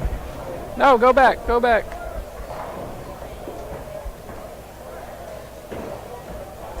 Yeah, I mean, yeah, no, I do think it was a thumbs up shot. And if you're going to cup it there, and like a peach bone. Then you got to hit it with your thumb as an extension. And you got to try aiming at the 3rd or 6th pin with the thumb line. Yeah, so I mean that is what it is. For those of you guys in the chat, yeah. So hold on. We got some more. We got something else here. We got some. Yeah, with your hand parallel to the floor, bend your left fingers to the left at a right angle, and aim your middle ring finger between the pockets. That's exceptional.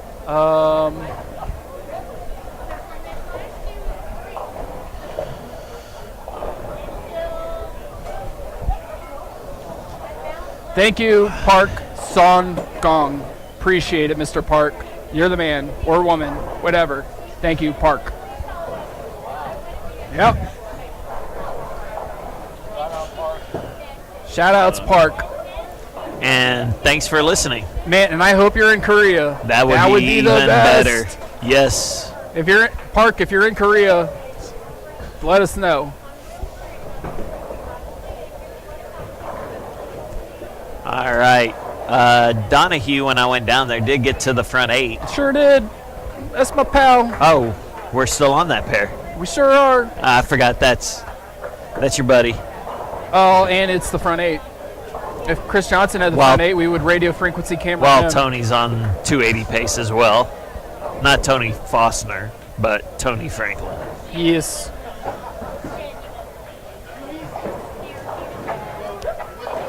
Tony said Jeannie does not beat him here ever.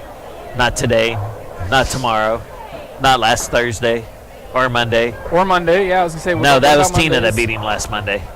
Oh, yeah. Wasn't it? Or was that the Monday before? No, yeah, Tina definitely did the Monday before with her 804, 807. But Tina is definitely better than both of her teammates on Monday night. So here's Michael Sean going for number 9. Oh, that's just great off the hand. It's got to be good. It is good. That's a 9-bagger for Mikey. I've got bad news for you, bud. What's up? It does not look like Michelle will go 6-0. It only matters if Sweep was paying double. If she was getting 2 bottles of wine, then it might matter. Then it would matter. It always matters. Sweep's always double. Yeah. Well, I mean that's the rules I play by. No, that's everybody's rules. Well, I need to get that tattooed then, just so I can be like, hey, no, Sweep pays double. Rules are rules.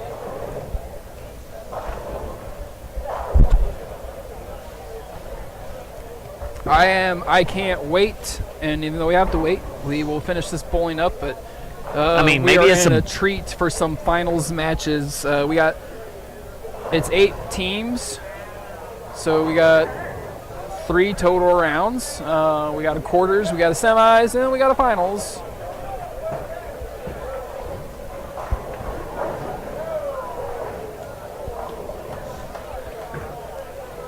All right, looking around. Donahue's got the front 9. So Chapman, they were down here somewhere the last I saw them. How old's Tony Franklin? 50 or young 51? 50. Yeah, young 50. It's got to be 50 or 51. And Berkey's 57. So it's a 108, 109 max. Or that's 107, 108 max. So that puts Bill at 72 plus. Good for Bill. Yeah, Bill's in his 70s. Good for Mr. Bill Nichols. Outstanding. And still bowling well. Well, it's just not that he's bowling well. It's that he's able to bowl well 6 games into the day. Like, he's got a clean game here for 230 with another strike. Some of these other folks that are in their 60s and 70s have been getting tired after 4.5, 5. When we were going to do doubles, Candy came and mentioned what method is what? Or do I have it backwards? You have it backwards? What lane are you on, Chapman? No, candy corn means we lost. MAJ. Having a good time. Oh, yeah. Having a good time. I ran ready and Berkeley. That's the one. All right, so I'm going to go get you some scores. Give me some scores. for Give me some scores. 9th place. They're Thanks, on 9 buddy. and 10. Yeah. Well, hey, just take the sheet and fill it in with you as you go. You got it, boss. All right.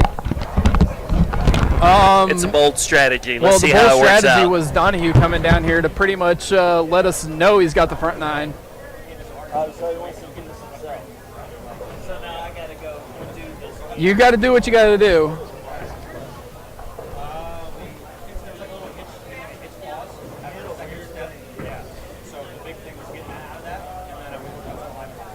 Yeah, so it's a clean 226 for Bill Nichols.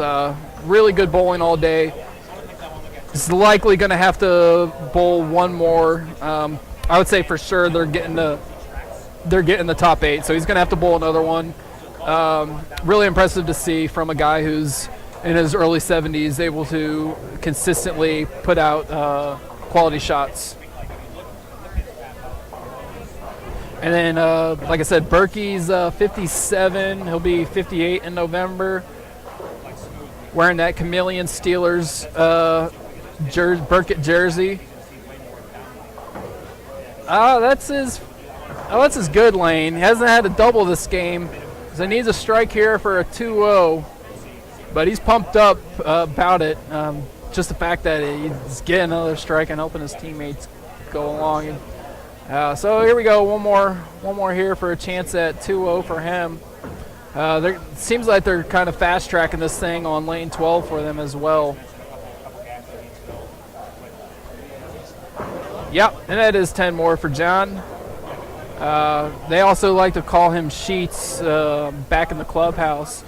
John was the guy who would be doing and running the fantasy football, fantasy baseball, all the different numbers and stuff for guys in the clubhouse. So he's very, very into this kind of stuff that we do here and what we got going on. He's always watching and interested in the numbers and the stuff going on. So big time player, loves to play and loves to have fun. So yeah, there's a double for him and 10 more in the fill ball for 203.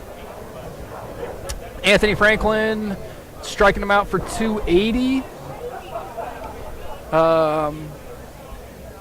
Let's see, that's 220 and 203, so they're at 430 plus 580. Yeah, they got a chance at almost 1100, just under. I don't know.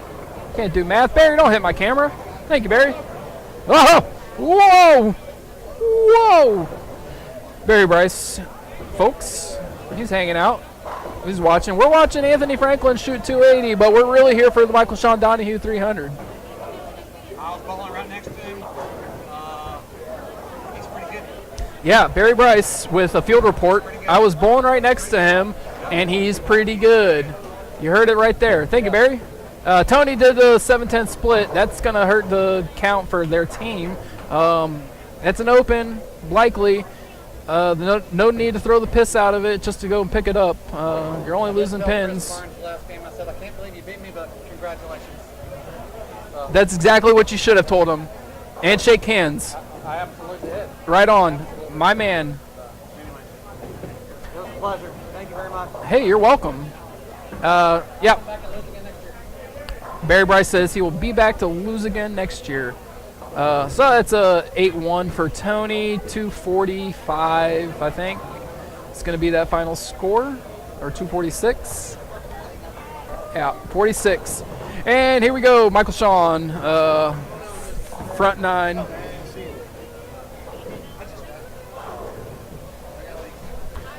And front 10. Making quick work. Everyone is finishing up here. Here he goes, delivering the 11th. Yeah. Oh, man, that was off his thumb so bad, and he got really lucky to carry that 7 out. Wonder if he'll repeat that that Big Ern McCracken celebration, finally being above the wall and getting down on the approach. Maybe not. The beers have been flowing good enough for him to do it. He's bowling with the right people to do it, but there's a lot of older people in here, respect-worthy people that wouldn't appreciate it. You know what I mean? So it's a different crowd. So I don't think he's going to do it. And he's not. Oh my God.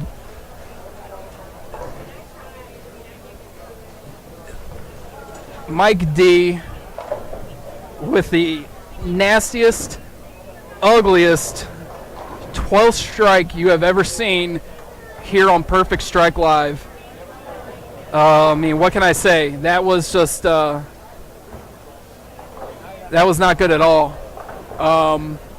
Hopefully we can get him here within the next 30 to 40 seconds to hear about this fresh off his mind before he has anything to prepare and say about it. But wow, that was pretty darn bad. So I'm going to find us something else to watch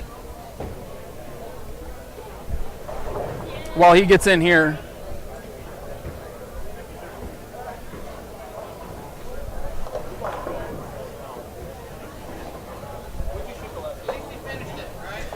Oh my gosh. No, he did something. Just put that headset on, bud. Oh. All right, so, yeah, microphone down. There you go. There you go. All right, so that 10th one was really good. The 10th was really, really good. Guys, this is Mike Donahue. Mike Donahue just shot 300. Perfect 300 perfect game, as they 300. say. Or, as some others would say, a nice little one, if should you want to get it certified. Sanction approval. But that 10th one. Only if Butch Cooper is actually listening. If Butch Cooper is listening, I would like to say... He might not be listening, but he has people listening. All right. And that's what I would like matters. to say that I just had a nice little perfect 300 game. I tell you who is listening. Donald Robinson. Oh, DR. My teammate in 2 weeks. Teammate? DR. Yeah, teammates listening. So thank you for listening, DR. Okay, so that 10th one. That 10th one was really good. The 10th one was pretty good. And from here, I thought you got that 11th one off the thumb really bad. So I told you yesterday I've been having trouble getting it off my thumb pretty clean. You did tell me that. And I thought that drinking 19 beers might swell the thumb up just enough to get it to feel a little better. Right. And it feels like one shot will feel real good, the next shot will be a little snug. One shot after that, I feel like I'm losing it. So, all right. You just don't know what's happening. So the 11th one, drop it a little bit. Yeah, I didn't have a good handle on it. Yeah. So I mean, the way I saw that 7, it was like kind of like a Tomahawk 7. I mean, the love tap Tomahawk on it. might be a little generous, but yeah, it definitely got the 7 out. All right, and then number 12. Yeah, sip that beer and tell us about number 12. So anybody that has bowled on the left side at Plano Super Bowl knows that if you get it left early, there is a lot of friction. Right. It hits it and it comes right off of it. And for the first 3 games today, I never once did it. And then in games 4 and 5, I did it like 4 times. So I'm like, man, you just gotta move right. You gotta get away from that friction. So I did. And then it's been a long time since I bowled 300. So I probably got a little bit nervous, and I was like, man, this pin doesn't matter. I mean, the strike doesn't matter. Do you have UCF socks on? No, I don't. Because I have a video of you shooting 300 in UCF socks. That is a true story. The only reason in this house, I only have long UCF socks. Oh, speaking of, what time is it? It's 5:30. It's 5:55. In 35 minutes, I have to change my jersey. Wardrobe change coming up. So yeah, the whole key for me today, the whole day, is just don't get into the friction early. And anytime I did that, it was a disaster. Yeah. And I did it a couple times on the bad pair. Or the 2 bad, well, I thought they were 2 bad pairs, but yeah, I made a couple mistakes. I mean, I think the team thought they were 2 bad pairs too. Yeah, I mean, we bowled 830 and I think 850. Was it 850? Yeah, I got 830 and yeah, 845. Yeah, 830 and 840. Hey, and who tied that game? Oh, that was me. That was you? All right. Yeah, I tied Parker Capra. Chris called it. He said that you were the tie. I needed. But was it because you missed a spare? No. Actually, I made a split 2 tie. I could have gotten the first hit and almost locked him out. He had to go strike 8 to get the totals, and he went strike 6. I've seen that before. So 829 is all they got. That's it. I want to do something here. I want to call an audible. Because I think it's really good for the show, or at least for this while they're rerunning them. But I think it would be really good. Did you just say they're going to rerun them? Yeah, they're rerunning the lanes that you guys are bowling on. Yeah, the I top like 8. our team's chances a lot better right now. Well, yeah, you guys had where you at? 1042 scratch, 1032 scratch, 992 scratch on the Those fresh. are really. And I you think have those 3 are more pretty good games to bowl. scores. Oh, okay, you gotta get out of here because I'm talking to Il tomorrow. All right. Time for some different language. No, dude, look at this. We got Korean in the chat. Oh yeah, yeah, we're we're Korean already in there. Ildemaro, yeah. you better speak Korean. You better speak Korean. He says yeah. It's good. Man, hey, 안녕하세요. 감사합니다. yeah, You no, told me I'd to say, speak Korean, right? No, gangaste. Did you win? No. No? Oh, well, I wish you would have, so we get to see more of you and you can commentate these matches with me. Because it was really fun watching you bowl in Longview. To have seen your whole family there, like your dad going nuts after every shot you had, was great to watch and see. In the back trying to Google some Spanish phrases, seeing what he's saying. I'm like, okay, yeah, he did throw that one good. That's right. I'm like, oh, that's what that means. Yeah, I agree with that too, man. Yeah. So tell me about what's this new adventure you got going on. I've seen some stuff on Facebook about it. I don't know if I'm stepping on anybody else's toes who are sponsors here, but I want to know about it, and so I want you to tell me about it. You know, this is our live stream. Tell me about it. Yeah, well, basically, I just got the. You hear me well? Okay. Basically, I just got the pro shop in Lake Lanes. This is in the Colony. Okay. I think the location is great just because it's right in the middle of North Dallas, and everything from there, every bowling from there is about 30 minutes. Gotcha. So yeah, it's a great location. It's a great facility for practice, and I'm just trying to push more bowling in that area. Yeah, so is there not a lot going on over there right now, or Yeah. what made you choose that? Yeah, I mean, I have been working on that since, I don't know, 15, maybe 18 years ago when I was living in Venezuela. I had my own pro shop, I had my academy. I had a few kids that have been working with them since they have 15 years, and then they made the national team. Right. So it's a long history, right, of coaching, pro shop, operator, and bowling. So what type of services are you offering at this moment? Like what does it all encompass? Well, we're doing the academy, and the academy is about one session every week. Okay. Around 2 hours every session. I mean, it's pretty complete about bowling. It's not working about what is your game need. It's about knowledge. It's about mental game. It's about lane condition, lane play.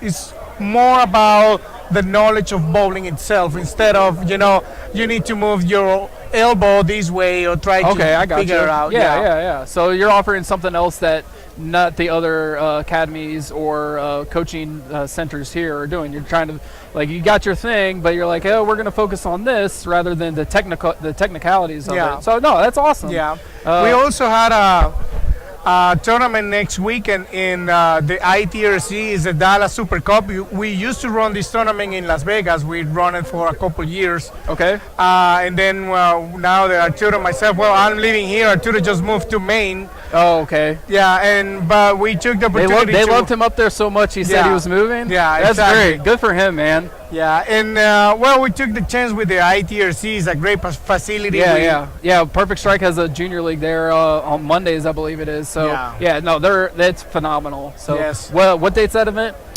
We start on Thursday, 27. 27 October? Yes. Excellent. Yeah, Cool. and the finalists is Saturday because the IDRC doesn't work on Sunday. So the finals is Saturday. You can qualify every day. So it's a pretty huge tournament sponsored by Stone Latino. So if you wanna, anyone hearing, if you wanna come by, just check it out. Stone Latino Facebook page to know more about it. And just in any case, just send me a message on Facebook and we can do the entry and everything. just like on your personal Facebook, they can find you, Ildemaro Ruiz. Yeah, I'm easygoing, so anyway you can find me out. No, dude, it should be no problem. No, you're awesome, man. So really appreciate it. Anything else you want to tell us before getting out of here? Well, I mean, I really enjoy the whole Perfect Stride thing. You know, streaming bowling tournaments. I think it's a huge support for the area, and I love to be part of this. Yeah, we're definitely trying to grow into that. So if there's anything we can do to help you or you can help us, let us know. Thanks for stopping by, man. Thank you, brother. Appreciate it. Thank you. I appreciate it, man. Hey, give me Mikey back. What do I got here? Huh? Oh, you jerk. Butch Cooper, your services were needed. I don't know where he went, and Chris Lucas got me good and put us on camera there with Ildemaro, so that kind of sucked. Sorry you guys had to see me. But yeah, was told to need to come in here and say approved. Yes, Mike Donahue had a nice little 300 game 6 of qualifying with a very nasty through the face crumbled 6-7-10 to finish it off. Oh, there he is. Mikey, come back. I don't know if he's still in here. Hopefully he's still in here, but he came in here. Certifier coming in. Told you he's got ears everywhere. They got a hold of him. Hey, who they? Everybody they. The chat they.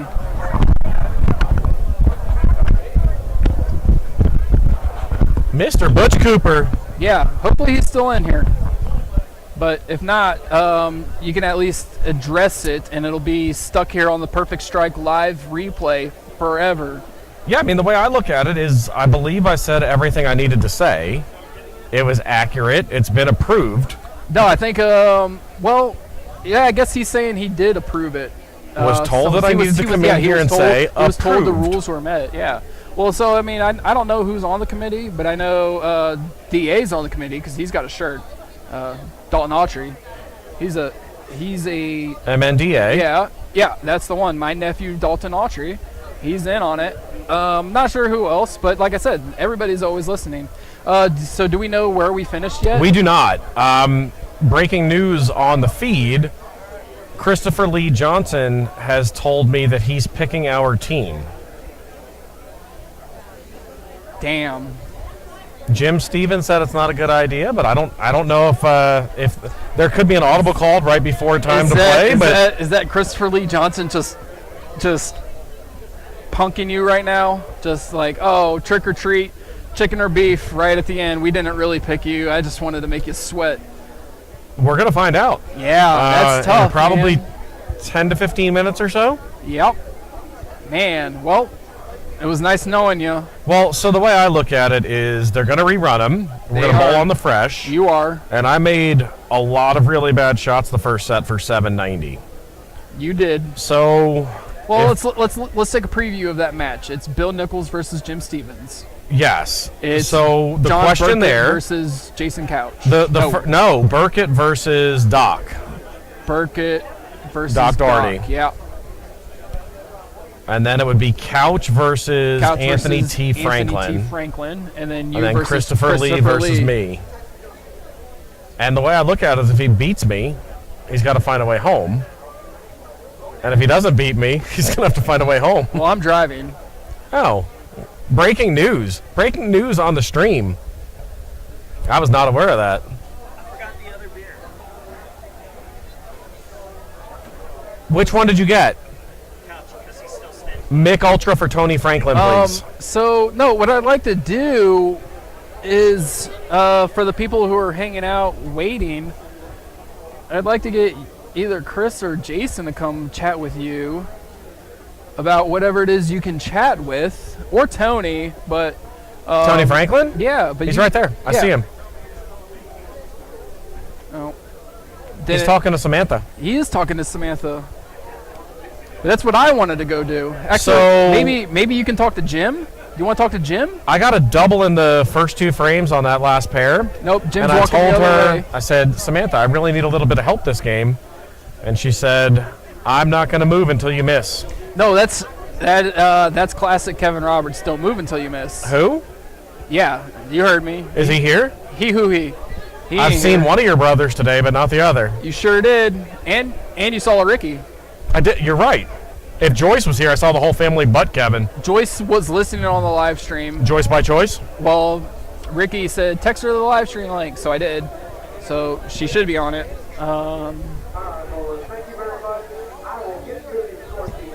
Stephanie Lynn Johnson saying that we're on dad duty tomorrow. Oh, no. Well, tell her, hey, we'll do dad duty if Chris doesn't pick us first round. Yeah, we might do dad duty if Christopher doesn't try and take us out in round 1. Otherwise, we got to clock back into work.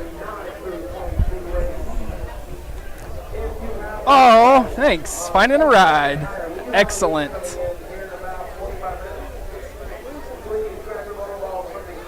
So if Stephanie and Lynn Johnson you hang out is, here. I'm gonna go get you a sub. You hang out. All right, if Stephanie. Tell them about Stephanie at UCF. Stephanie at UCF.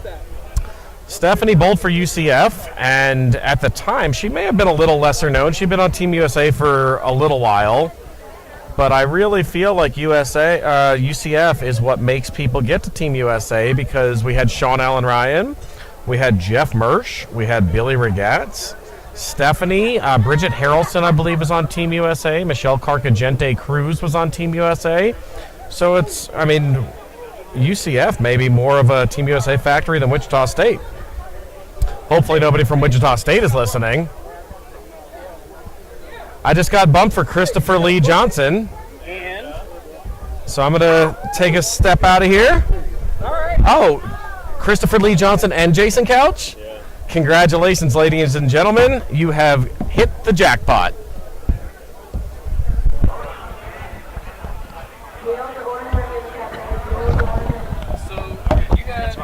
I know, I just want to move out of the way of the wire. So you got Hogan or Macho, and which wrestler would you like to meet? That's pretty good. I missed your free job. Thank you for great. Good luck to you. And you got to go 1 year off because it messed up on our sound. So that would be here. There you go. Yeah. Jay, can you hear me? I can hear you, bro. I can't hear anything out of my. I can't hear anything out of this. Yeah, no, you can't. Yeah, the headset, the earpiece is off. But it's you guys. So we had one question real quick for Chris was Macho or Hogan, and who would you like to meet and talk to? All right, Macho or Hogan. We're gonna go. Man, I still like Hogan, but I would have to go, Hogan, because he made professional wrestling what it is when he joined the NWO, and it was the biggest thing ever in the history of sports entertainment. Everybody hated him, and it was the best thing ever. Real quick, who would you take, Hulk Hogan or Macho Man? Gotta go with the Macho Man, right? Why? Give me a reason. He was a stud. But what made him a stud? Like he was tan. Give me anything. He had the demeanor. He had the arrogance about him. He's a stud, bro. Bro, he had Miss Elizabeth too. Well, that wasn't bad either. Okay, yeah, she was easy on the eyes. All right, and which wrestler would you want to meet? Hacksaw Jim Dugan, dude. Oh, nice, 2x4. Ho! I like that. Old I like school, that, baby. Yeah.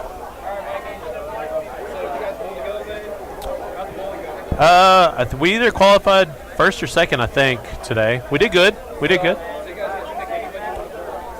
Yeah. Yeah, I'm going to pick Tony Franklin's team.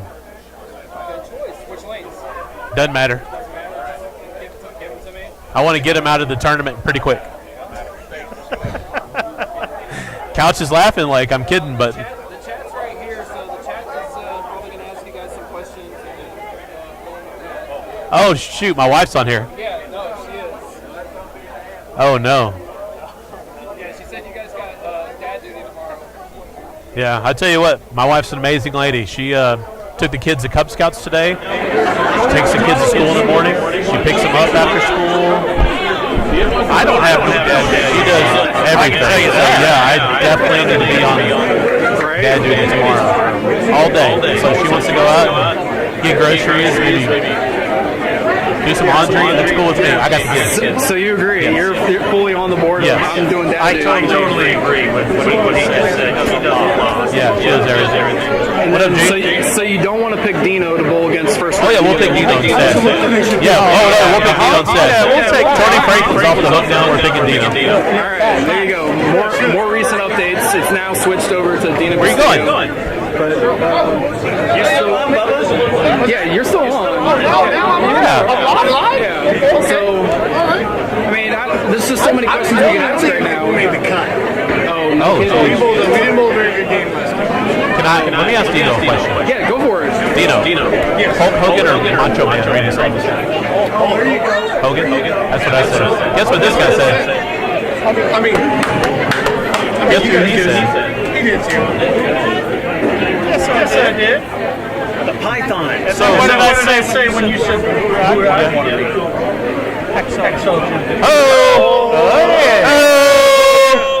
So real quick. How was it having Dino on tour this year? I didn't like it Because he excelled. He did move his feet over there. Pitch to the And spine. then take 3/4 of the room in the hotel. Just crazy. He bowled great though, right? He did. He bowled unbelievable all year. Good job. And a great mentor. Good job.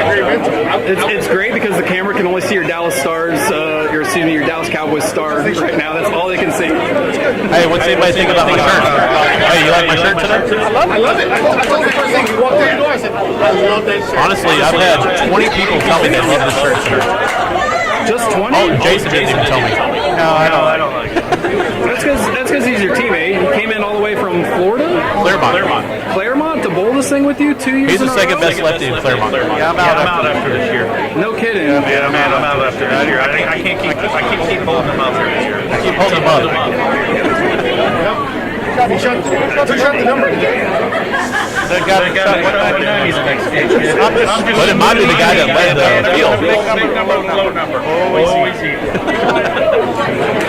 That don't do well in the brackets. You guys enjoy. I'm gonna go ice my knees down. All right, Dino's out. Now I thought we were going to get a super. Yeah, I thought we were going to get a super Dave pop in.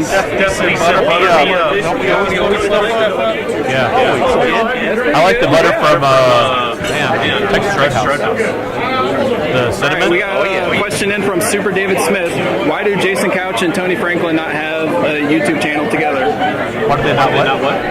Basically, why do you guys not have a podcast together? Tony Franklin and Jason Couch. We can probably get together on the senior tour next year. Yeah. Weekly senior tour update. Yeah, just quick shows. That would be really good stuff. So it's been really cool because me, Dino, Donnie Ho, and Tony, we've been here at the Airbnb in a lot of places to just hang out together, man, and it'd be pretty easy to do, actually. Yeah, so it's the kind of thing that we've been working on here with Perfect Strike, where like getting paid by views and stuff. But the best thing is just to find a really good clip. Like Donahue's 12th strike in that 300 was absolutely gross.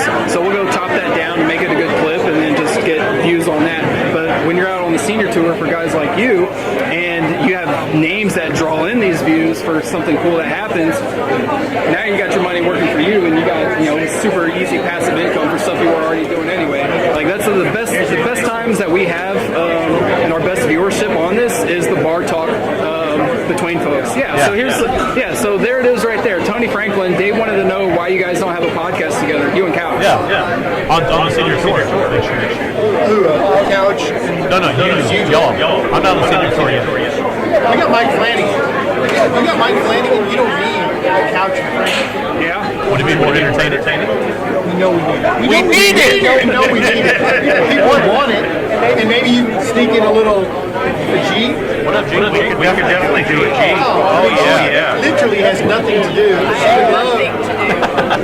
I told him we could do it at the Airbnb, bro. Yeah, but then Dino's going to want to talk, and nobody wants that. No one wants to hear from Dino. No, you're correct. We got to move it back. You guys want to come in? Yeah, y'all want to come in?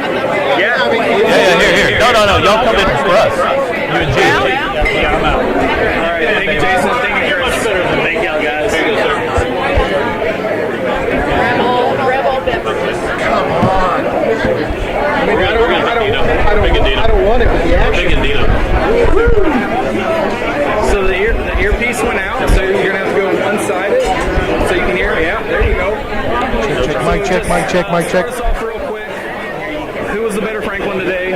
We already know that Michelle swept the floor with Jim. 5-1. Look, I want to make sure we're really clear on this. The Franklins don't compete against each other.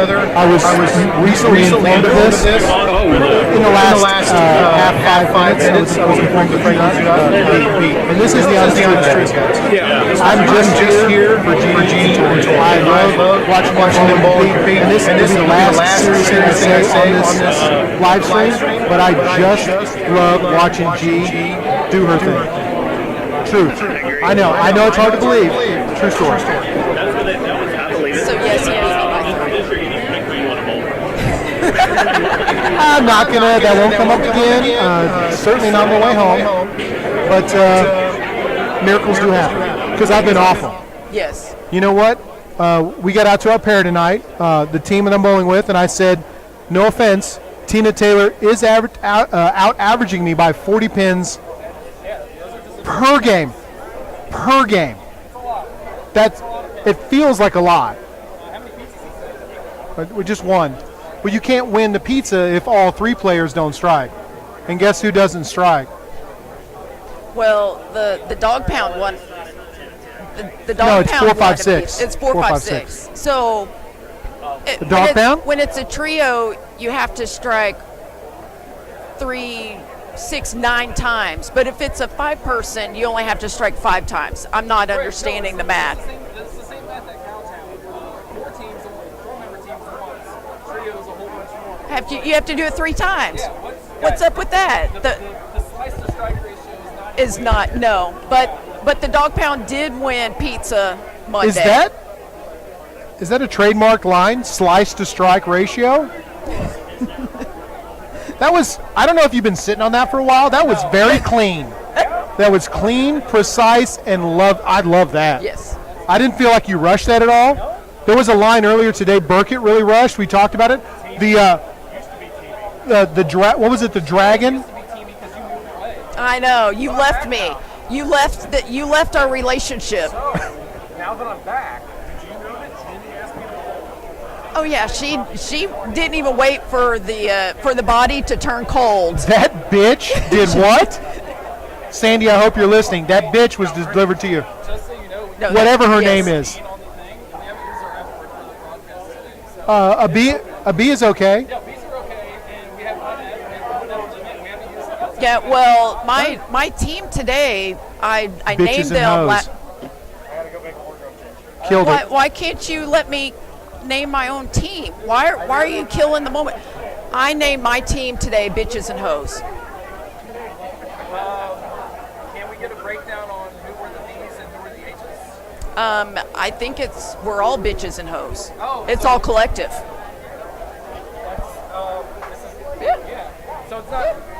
Who's a good girl? Who's a good girl? Who's such a good girl? Or it's and. So Tony, what's it like bowling events now that you're in North Texas Hall of Fame? Exactly the same. Because I see you didn't wear your jacket today. You didn't wear your Chameleon Special Hall of Famer jersey today. This jersey is absolute fire. This mint green, like I've gotten several that I could document if I needed to, compliments on it, yes. And I said, number one, I stole it from Tori, our daughter. This is hers. Vicky Smith. She gave me a big ups on that. Love it. She said I look good in it, which I internalized as it's slimming. That's the way you could use some slimming too. We could all use some slimming, right? You look good. But I thought the slimming was a nice comment as I put that to what? Agree? Yes. Either way. Chameleon jerseys look great on everybody. Oh, they're fire. Oh, Straight fire. Best Straight designs. fire. Best designs. Straight fire. Nobody beats our designs. Nope, cannot be beat. People love that quick action. They love that quick action. You know what I took with my 233 game? I flushed it right down the toilet. Thank you, Barry Bryce. All right. He was posting shots down there. He was following through so solid. Yeah, we ran over them the first game. Okay. Because she kicked our ass. She kicked our ass the first game. I'm like, good. I got Mr. Franklin there. A little revenge. He was not having it. It was the easiest 258 he's ever bowled. Hall of Fame. I got to take him down. Yeah, Barry, the easiest 258 ever. Got to take him down. I took down a Oh. Yeah. Remain nameless. We'll never have it again. But But you did that. but on the way home, you're smiling. Then I mean, yeah, he's right here. Literally the. Now it's on the Perfect Strike live stream. Oh my God.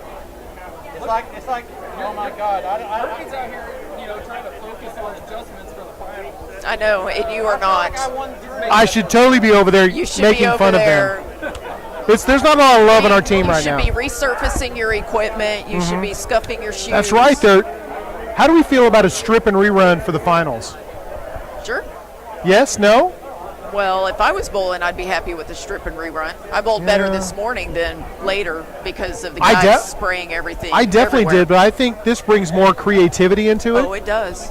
I mean, not the strip and rerun. The lanes are very If they tricky. don't run them, it's more creative. Yes, it's you got to figure it out. It's very tricky out there. But right now it's just like go get your 270 game. We still on? Is this still plugged in? Yes. Oh, okay. Yes. Yes. Is this a final? This is not a final. No, this is not. AJ Chapman. They did not have a great game. Oh, really? Oh, no. No, really? That's rough. I didn't get to see Scroggins bowl enough today, but it was cool seeing Mike Scroggins back out there. I didn't see them at all. Yeah. What balls did you throw today, Jeannie? I started off with the Zen Soul.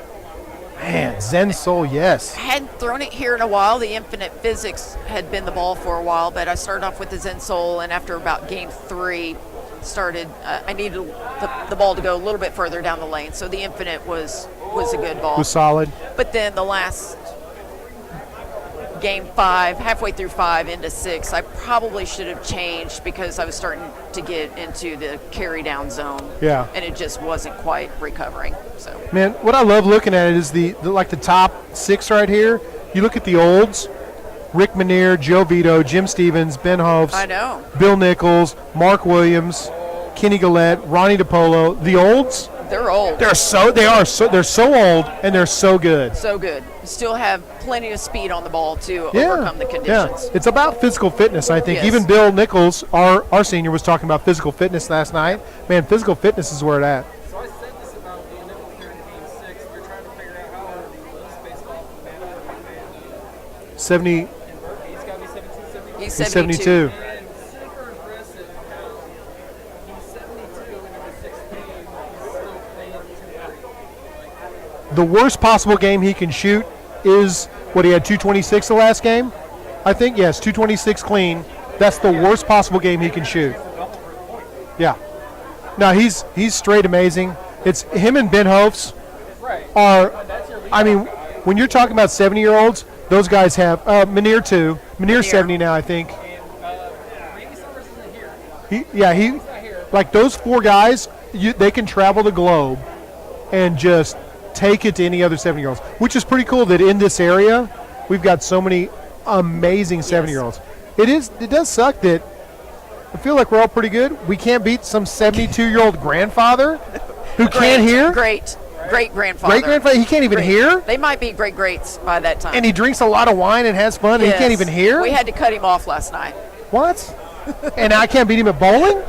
Neither one of us can beat him at bowling? No. I went to bed before he did last night. Yeah, it's ridiculous. It is ridiculous. Anyway, G, how about we shut this down? Yep, let the professionals get in? You need to go prep. Or maybe you want to focus. Anyway, it's been real. Yes. I really Nice like you. bowling today. Really like you. Congratulations making the finals. Thank we you. almost made the finals. I know. You guys bowled great. You guys It bowled was great. fun. You guys bowled great. Yeah. Yes. We should totally go out after Yes. this. You want to go out after this? Yes. I would love. There's a nice little restaurant called True Fire. Would in you like to go there for Frisco. dinner? Why don't we go there for dinner? Just me and you? I think we've got reservations at 8:30. Just me and you? Yes, just me and you. No, I think Bill can go too. I'm not taking that old fart. He's out. Me and you, let's talk. We'll celebrate. I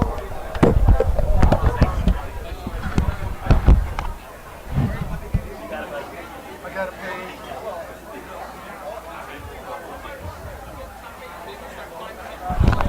All right, guys, we're waiting for them to start the re-oil, and we will be right back. We're going to take a small pause. Is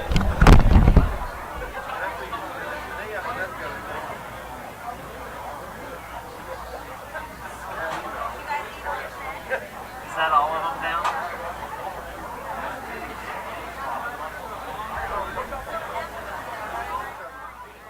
Once I get started,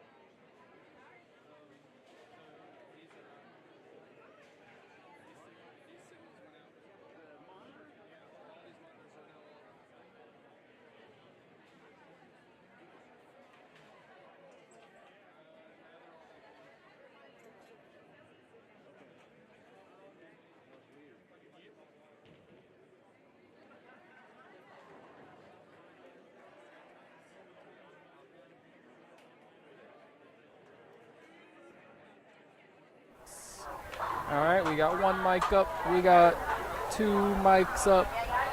We got up a little bit more there. And a little bit more there. All right, we're back. We're back. We're back. Any camera that catches 15 through 18 together. If you have a camera that can catch 15 through 18 and be able to see all of it at the same time, let me know. We will buy that camera from you and utilize it.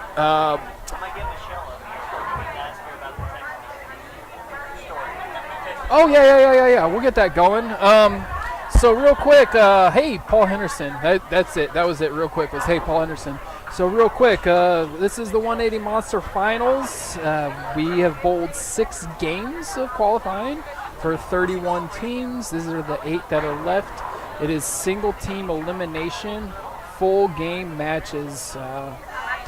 I'm not sure if the bonus pins are carrying over or if it's just total pins here. I will get that info for you.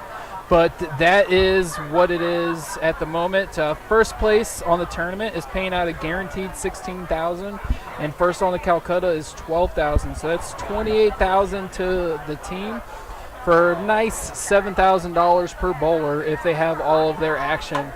Second place is $8,000 guaranteed from the tourney, $6,000 from the auction, $14,000 total. Third and fourth is guaranteed from Mark Waldrup, $4,600, and $30.20 from the Calcutta. Tyson did say what the payout was for 5th through 8th on the tournament. I didn't hear it, but I think it was $1,200, and it's 5th through 8th on the Calcutta. So the prize funds that were posted were based off of 46 teams. We ended up only having 31 teams for a large variety of reasons. But here we are on 17 and 18 with the highlight match of the first round. We are going to be watching the defending champions, Rick Minier, Phil Kepner, Chris Barnes, and Anthony Lavery Spar. They are taking on the left-handed team of Kurt Gengelbach, Andy Barris, Mike Bailey, and Josh Burnham. Chris and Anthony, Team Anthony Lavery Spar, they were the number 1 seeds. So they got to pick the team and the pair that they were going to bowl on. This is who they chose, and they chose to bowl them on 17 and 18. We are aware that there is some light washing out the scoring monitors right in front of the scoring monitors on 17 and 18. There are back-to-back lights above it and with where our camera is placed. This is as good as it's going to get. We can keep you updated on that scoring total if you're not able to make out the strikes and spares. But it is Team Burnham, all strikes to start off versus 2 strikes and 2 9 spares for Team Lavery Spar. And that's a flat 10 for Rick Minier.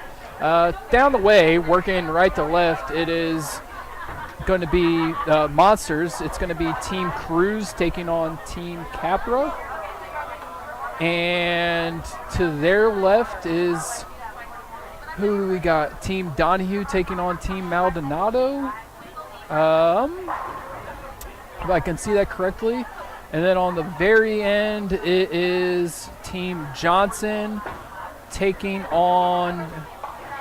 Ooh, who was bowling with Mark Williams? This Team Johnson taking on Team Veach. So all eight teams are playing right now. We got 4 matches going on. We only have these 2 cameras down on the low end. Like I said, we're going to be watching the reigning champions start them off here on 17 and 18. But should any of these other matches start to get close, we will move down that way and bring you the action.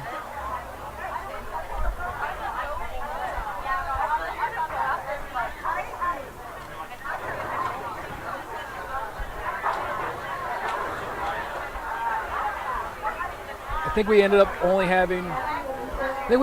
having 3 300s today. Ben Hofs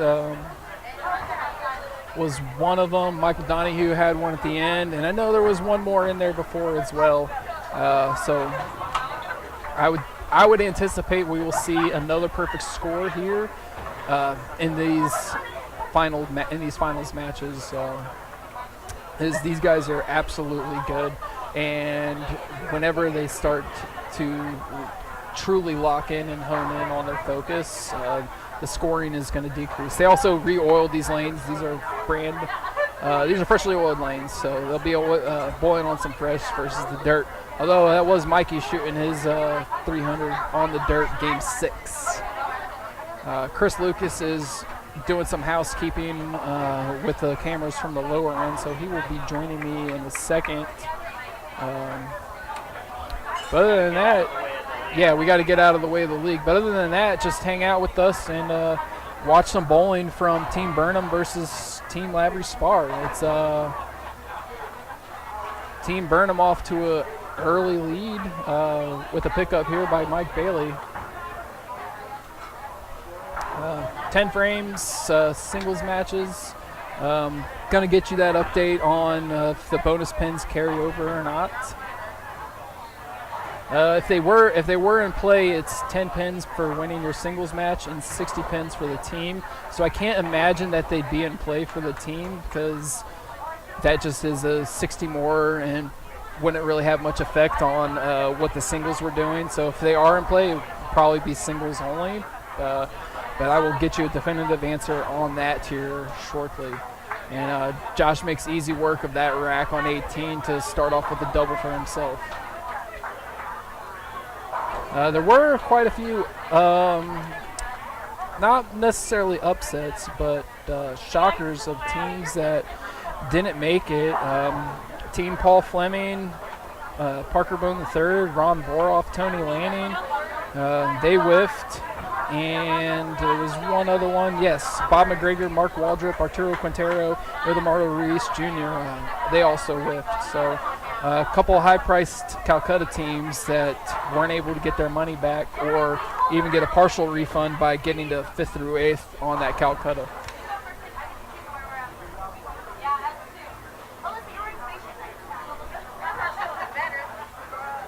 Yeah, CJ. CJ had a 300. I knew it was CJ, and I remember saying it was this 170th one here, and that's why no one cared, and that's why I forgot about it. Thank you, Kevin. Appreciate that.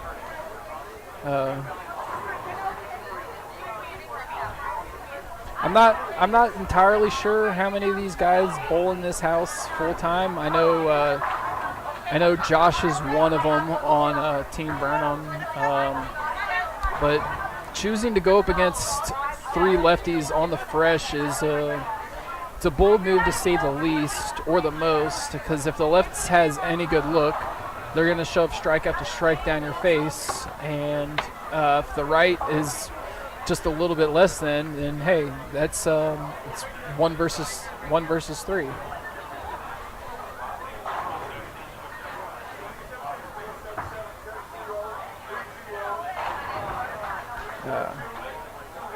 Triple to start off for Phil Kepner.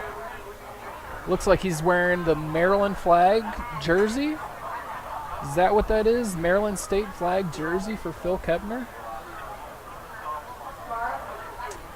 And Chris Barnes in his usual black on black wardrobe when he's able to wear the shorts. It's a good classic look.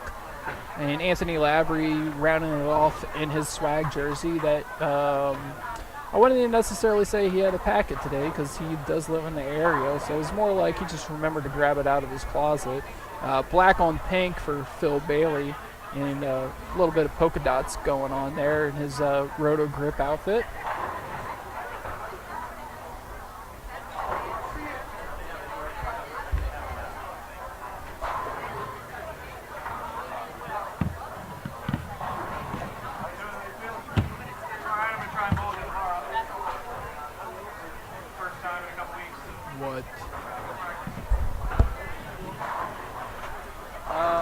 Chad? We just lost everything. What? We just lost everything.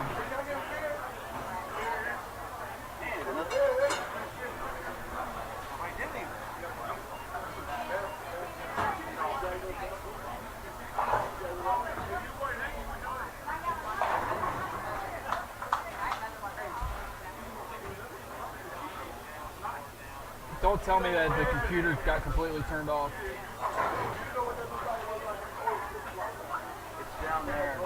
down there? Is that computer down there? That's on. The monitors are on now, but I got nothing on the feed.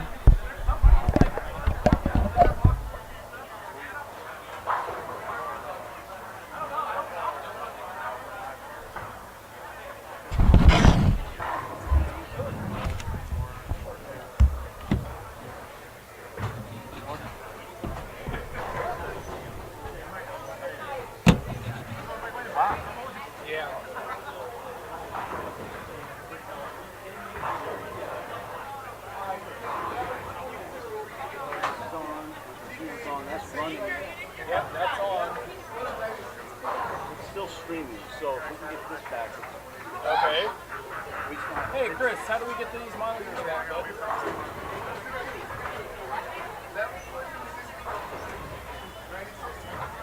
you announce why you're looking at that one?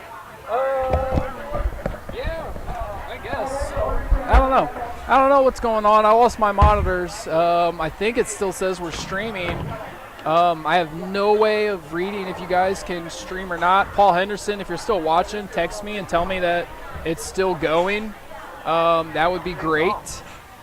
But I guess I'm going to be calling the action as I see it, based off of this monitor. Huh? It's still showing over there.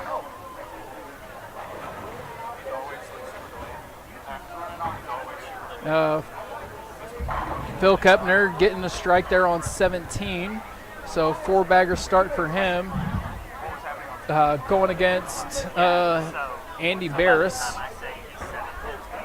And after 3.5 frames, all right, Dusty Gallant, thank you, bud. Dusty says it's still on, so I got texts coming in. They say they can hear me, they can see the bowling, so we're still live. Awesome. Yeah, we just lost all our viewing monitors. The signal went completely out on them, so we're working through it, and we are watching this quarterfinal match. So thank you guys for texting, much appreciated. And it is Chris Barnes going against Mike Bailey, righty-lefty action. Chris up on 17, increasing his lead here with a triple.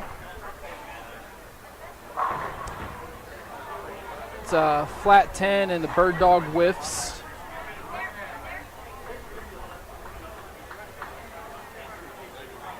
So strike here, and it's the lead for Mike Bailey.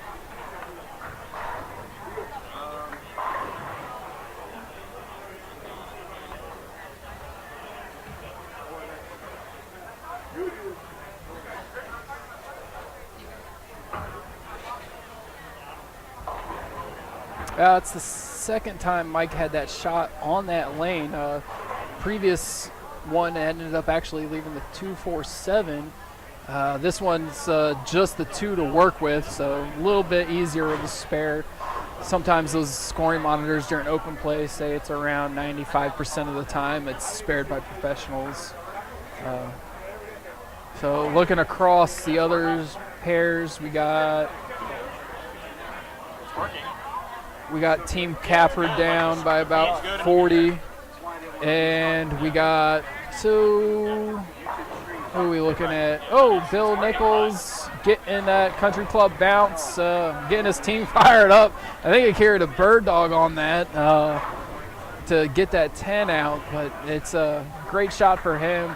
Berkey, 3-bagger, Tony Franklin, spare double, Michael Donahue, spare double. So it's kind of knotted up, although Team Donahue is working on the strength of those doubles for them.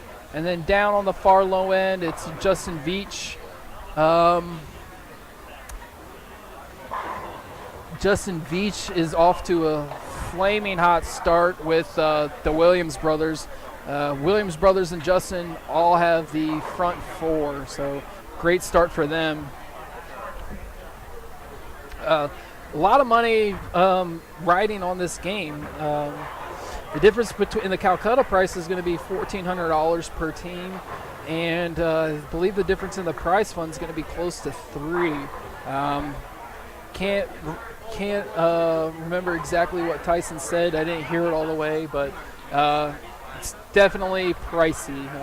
And with first place being $28,000, it's just you win 3 matches and you got $7,000 in your pocket for $300 entry plus some bowling action.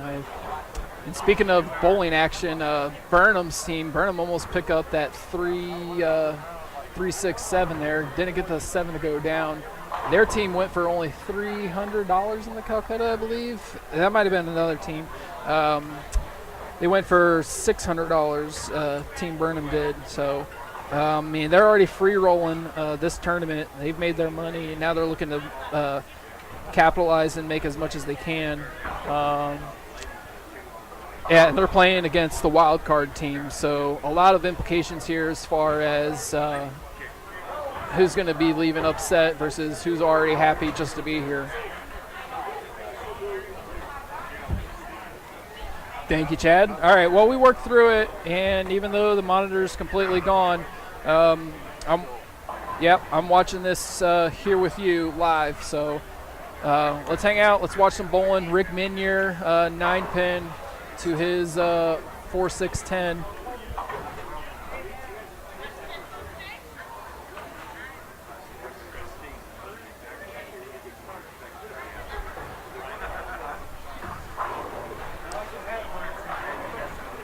Somebody spilled by your camera. As long as it's not on the power supply, I don't care.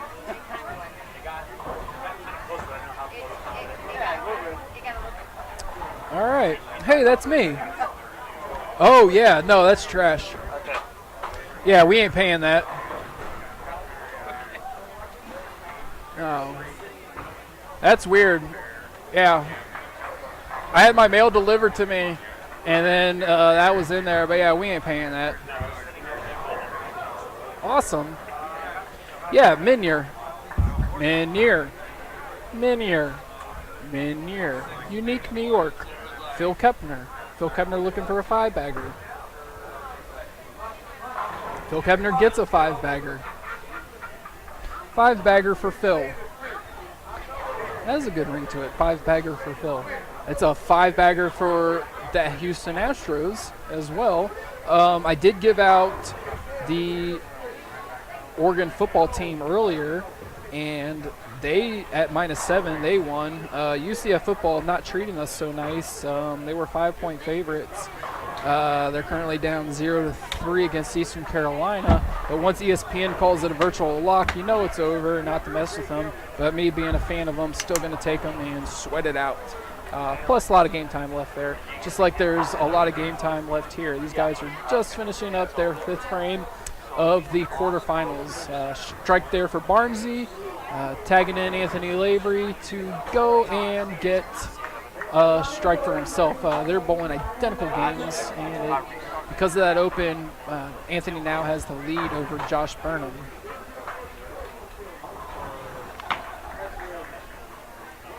Give me 2 backs. Yeah.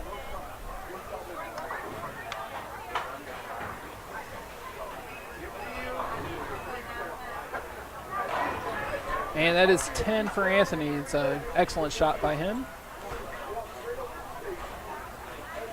So 10 here from, 10 here from Josh will be 385 to 417. However, that's with Team Burnham working on an open versus 3 strikes and a spare for Team Lavery Spar. Chad. The camera I gave you. And it is 10 for Josh. So it's going to be about 40 to 50 pins difference there after the doubles and the open are taken into account there.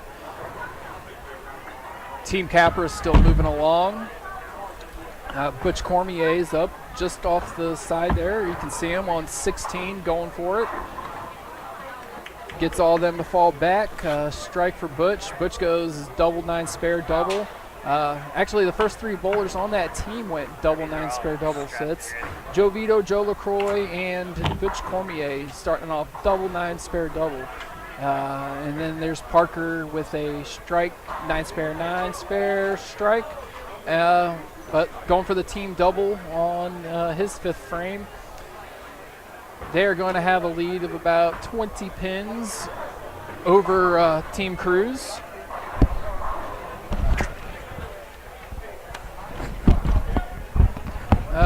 let's see, working back to the left. Bill Nichols is in the lead of his man, which is going to be Ben Hoves. John Burkett is in the lead of Walter Ray Williams Jr.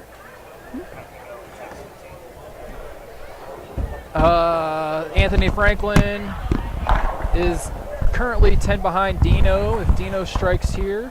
And Michael Donahue is 10 behind Sean Maldonado if both of them strike as well. So very close match for those gentlemen. Score would probably be favor Team Donahue by 10.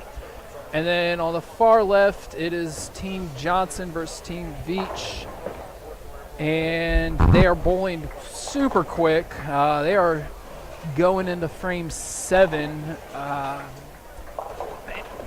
Excuse me. And I believe it is going to be Team Veach in the lead.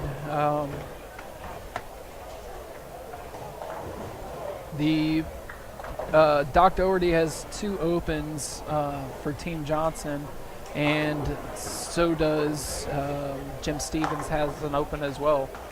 So they are moving right along over there for Team Justin Veach. And then Dino did get a strike, and Sean Maldonado carries out the 7-10 with his 5th frame. So small lead there for Team Donahue as we work our way back down to Cruz. He's got a 5-bagger there for Cruz. It's the only, no, excuse me, not only. Cruz, Castillo, Maldonado, front 5 apiece. And Phil Kepner, front 6 as well. So got a good chance of seeing that one of those perfect games here.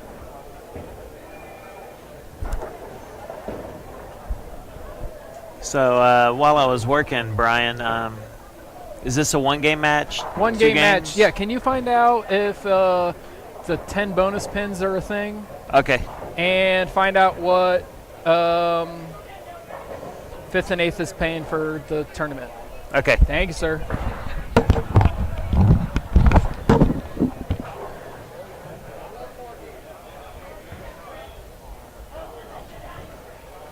All right.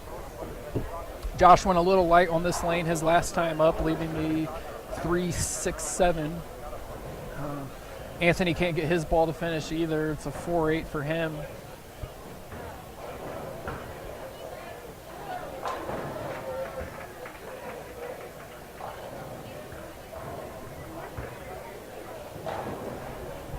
Dimitri's front 5 ends after 5.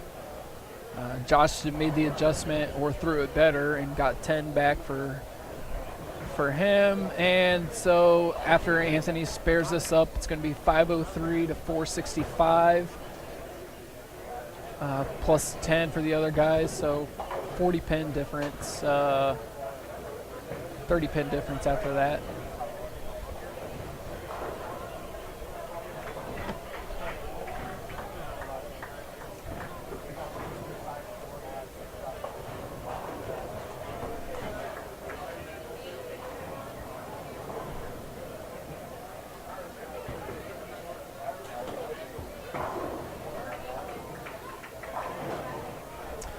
Flat 10 for Rick on 18.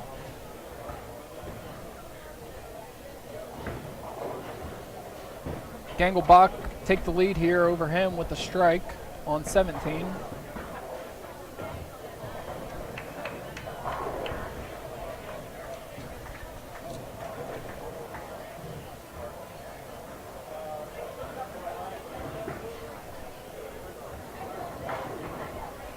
Wraps a 7 for Kurt.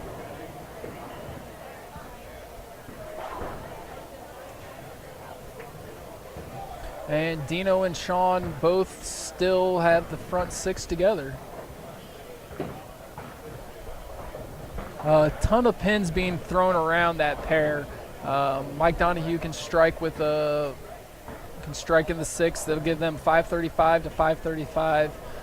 although they will be working, Team Maldonado will be working on 20 extra pins on strength. So strike here from Mikey, and it's a 20-pin lead for the other guys. It is a miss from Mike's 9-pin, so 41-pin lead for Team Maldonado. And after 6, Team Capra still moving right along. Both him and Butch Cormier working on doubles. Joe Vito left himself a 2-8 that you can see there just to the left. Gets left of the 2, can't take the 8 down with it.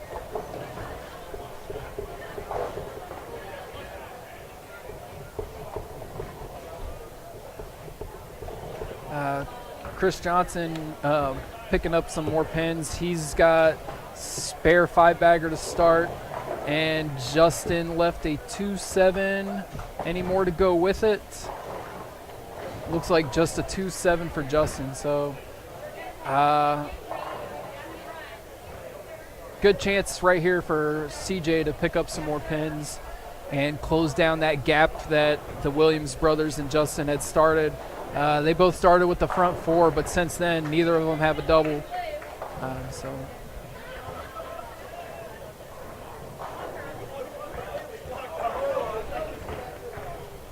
Chris does get a strike, and Justin's working on the 2-7.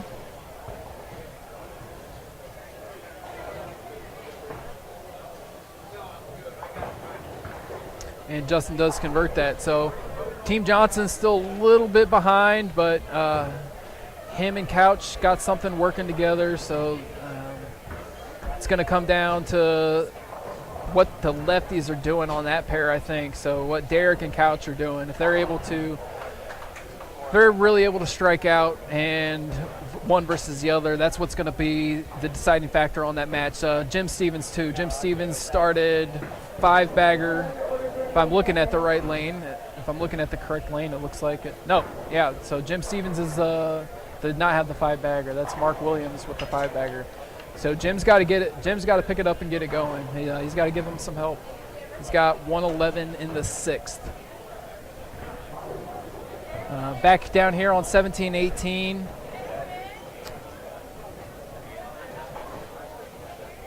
After 7 frames, Team Libri Spar has 604.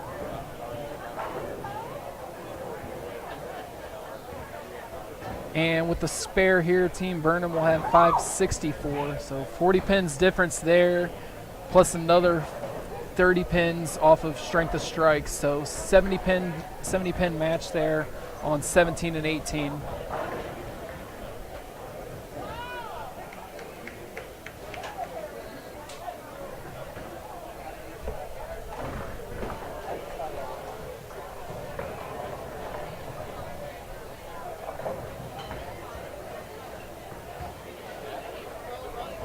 Josh picks up that spare. Now it's Rick's turn to go on lane 17 with Kurt delivering on 18. Easy work for Kurt.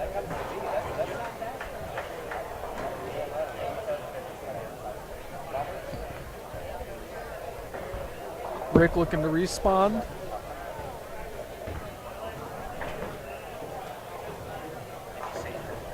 And he does. Okay, so it's 22 or 25? 2200. Yeah, okay, so it wasn't 1200. It's 2200 for 5th through 8th on the tournament payout. Hey, Chad's back. Chad. What is it? 25097. All right, we might be getting our monitors back so we can see what's going on with you guys. 10 for Andy Barris. Phil Kepner, front 7. And still front 7 down there for Dino and Sean Maldonado as well.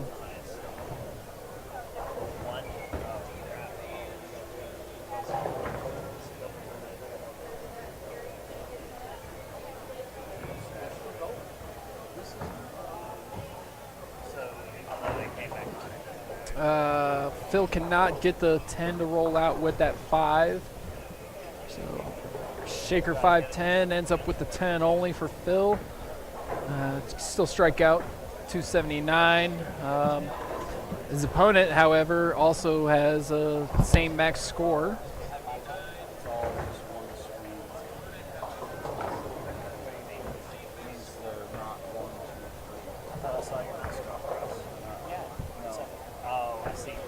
Working back to the left, just off the screen, that is going to be Lee Lortz going up on 16. He's working on a double. He's got max score 269. Parker's also got, Cruz also has max score 279 just below him. Parker on the other side has max score 269. And Butch Cormier is working on a 279 for himself.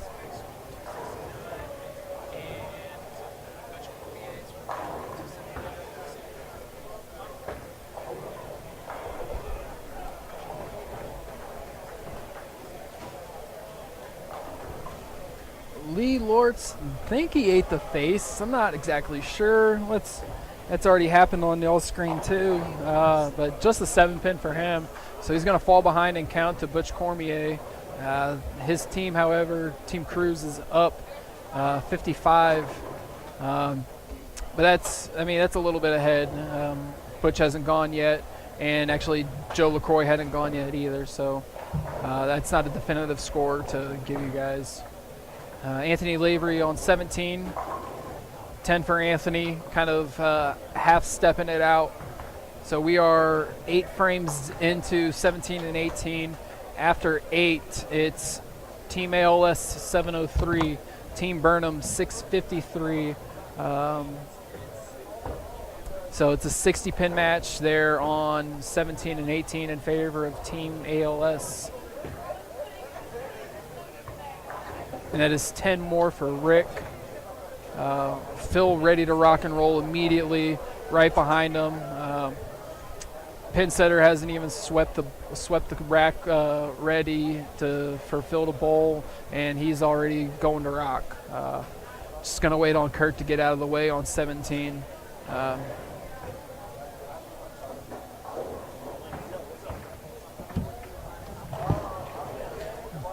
Dino has front 8 down on 13.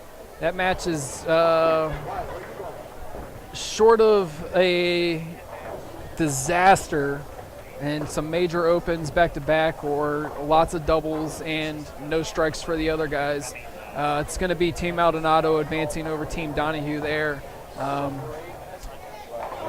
It is, Maldonado and Castillo both have front 7. Maldonado's throwing his 8th right now. It might have been a flat. Yep, flat 10 for Maldonado, so just a crap ton of strikes. So let's see. They got out of 32 frames, they've missed 6 times, and it's all 6 for 9 spares. Ain't going to beat that many times. For most folks aren't going to beat that. So it's more than likely going to be them advancing unless something really sick happens. And that'll all be captured on Walter Ray's live stream. And then just a quick peek over here back at Team Johnson versus Team Veach. Looks like Team Johnson's still down a little bit, but they have 2 bowlers to go. Couch and Chris still have to bowl, so they can make it up. And it would look like even with Jim Stevens open in the 9th that they would have the lead going into the 10th. Should Couch and Chris Johnson both strike. Beach has had to struggle a bit the last 4 frames. He's gone 9 spares strike, 8-8, both spares. But he's on that lane. He just last threw the 2-7 on. Looks like it's a 7-pin again. Yeah, so another 7 for him down there. So that match is actually getting pretty good. I think I'm going to turn over to it now after I watch Chris Barnes throw this shot. And we'll come back to this championship team. Should it get any bit closer, but for the moment, it's about a 100-pin lead for them.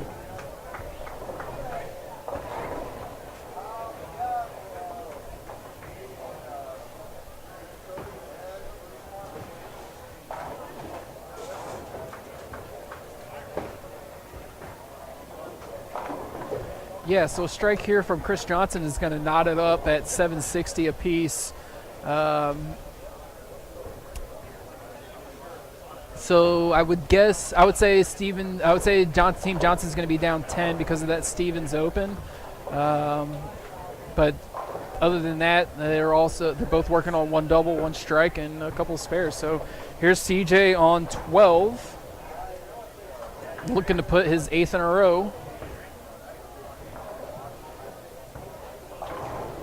And it is. It's 10 back for 8 for Chris. And we should be able to catch Dino. If Dino gets a strike here on 14, we should catch his finish on 13 off the camera we have over there. So,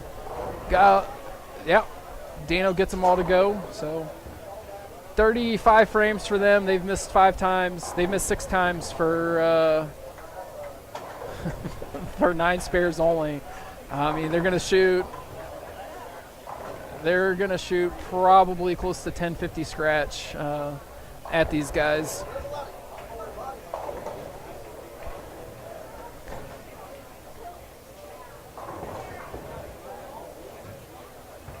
And it's not that the other team has bowled poorly either.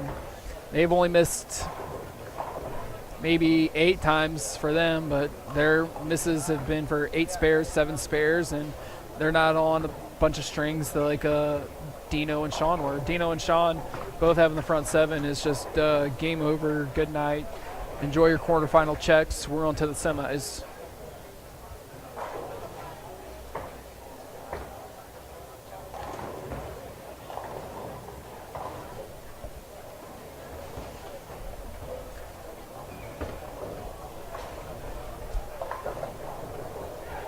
Jim did get 2 to start off his 10th frame. So did Mark Williams with that crumble there on the left side.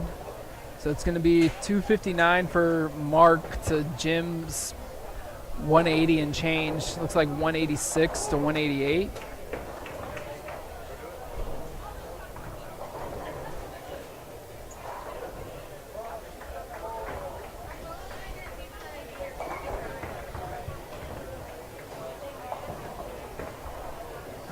And then an update in the middle there from Capra versus Cruz. Capra and Cruz are both on the approach right now. Capra on the right, Cruz on his left, working on doubles. Cruz has 279 possible. Capra's got 269. Their teams are separated by 20 pins total. Team Cruz working on 2 doubles versus the 2 spares on the other side of Team Capra. So strike here is going to put some more separation in between those scores.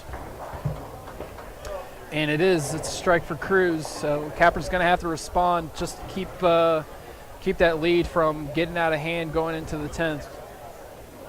Doc Doherty did strike for his first 10th, and then that's Mark Busher on the right working on a double. I think that's Mark Busher, right?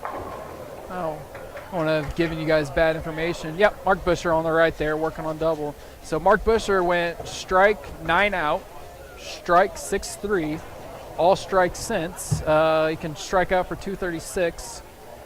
Doc, meanwhile, had a couple opens there in the first 4, and he's got 184, 10 pin there for him. So he's going to finish up with 204. Couch and Johnson both working on a strike. Johnson working on a double. No bonus. It's straight up, so it's not even 10 pin bonus on the match. So team total is the only number that matters here. Back down for Team ALS. They're up. After their doubles are taken into account, they're up about 120 whenever Phil Kepner gets done shooting his 268. So they will be the advancing team from that match. And then Busher finishes there with 223 after going 8-1. So can you give me some numbers on what's the totals on 13-14 or 11-12?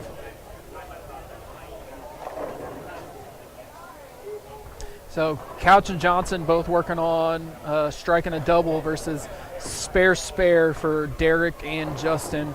The left side is up by how many? All right. Lucas says they are up 33, and they are the ones with the strikes.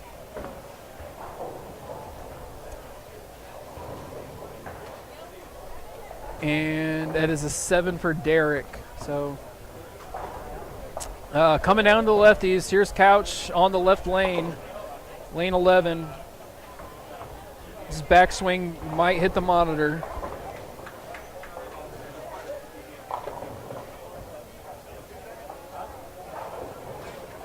It's 10 for Jason. Come on, Jace.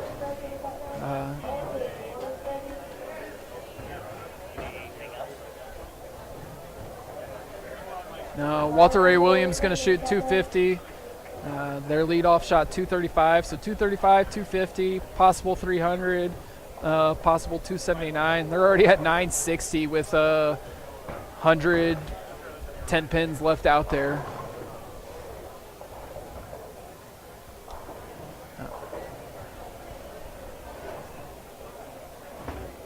Jason can really step on their throats here with one more strike.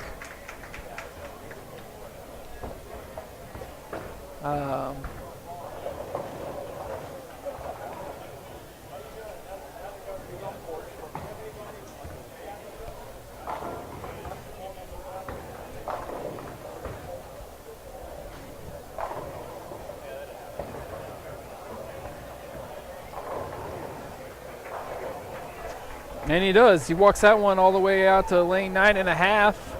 Coming back to lane 11 to shoot at one more rack.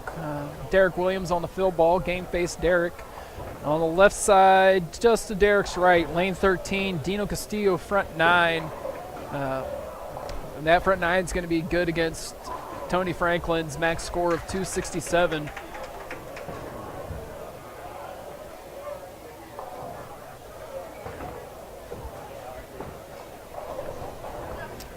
So Team Donahue's in a spot where they can strike out to shoot 1,000 plus, and they will lose.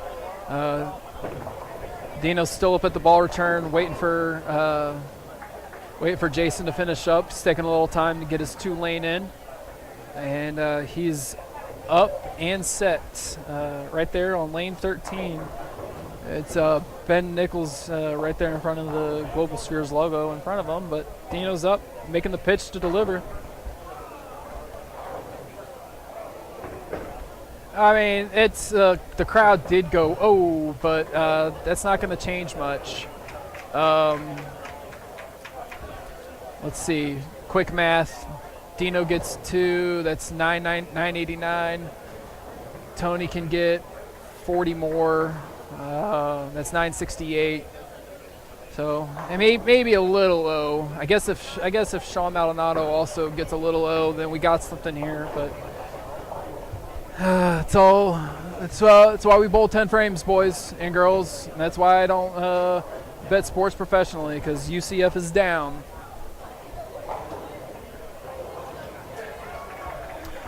Chris Johnson running that one out to lane 12. It's his 10th strike. Excuse me, his 9th strike. Tony going to take his time here. Might even take a little bit more time once Dino makes this approach to let Sean stand on that and think about it for a little bit. Dino a little bit close there. Good attempt.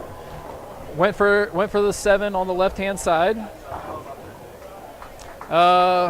And if there were bonus pins involved, that would be super exciting for this match because Tony could strike out for 267. Instead, Tony gets 8, and it's going to be 265. So it is a 31-pin lead for Maldonado. Keep it on the lane with a spare, and it's a win. Looks like whatever that was all carried out for a strike, and they will be advancing, as the best that Team Donahue can do is 10-16.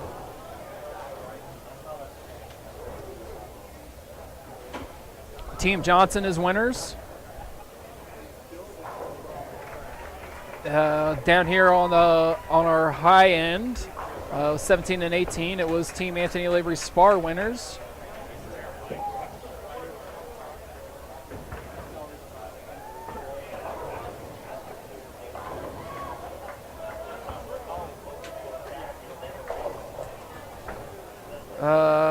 And lastly, we got Cruz versus Capra, both working on doubles. I don't have a camera on that. Sorry, guys. I don't have a camera on 15-16. But Capra's up on the left. They're both working on doubles. It's a 21-pin match right now. So we can go 9-spare strike to strike out for a tie. Strike here from Capra, who's in the lead with the 21, and it's game over. He's going first on 15. Ball's down and away. It is 10. Team Capra's going to win. Really is not going to matter much what Dimitri Cruz does as long as Parker keeps on the lane. So it's going to be 223 for Vito, 214 for LaCroix, 279 from Butch Cormier, and 250 to 260 for Parker Capra. And they're going to be the advancers of that round. I mean, absolute big dog pile of shit. You don't want to see any team shoot 10-15 and lose, but that's exactly what it is for Team Donahue. They shoot 10-15 and they're going home because Team Maldonado shot a 10-33. So it's a 18-pin match over there, and that's one of those ones where that's a score good against anybody else, but when you're going up against it, you just got to put strikes together. And Bill Nichols had 4 spots back to back where he went 9-spare, and so did John Burkett, 9-spare, 8-spare. That's the difference of the game. Get one of those bad breaks to carry. Donahue left a ugly 7-pin in the 6th, and that's 21 more to their team. So we got 4 teams left. It is going to be Team ALS. They get to pick their pair again. They get to pick their opponent again, and they will have their picks amongst Team Capra, Team Maldonado, and Team Johnson. So I'll be back in just a little bit whenever those matches are underway.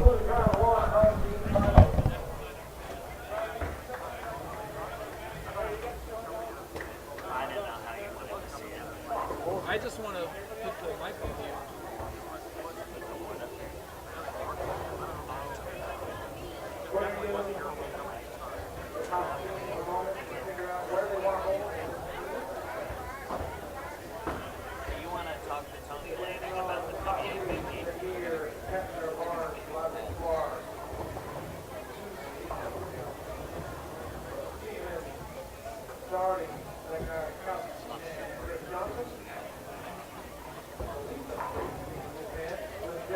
Oh, yeah, that's fine. Yeah, just, yeah, we'll do that.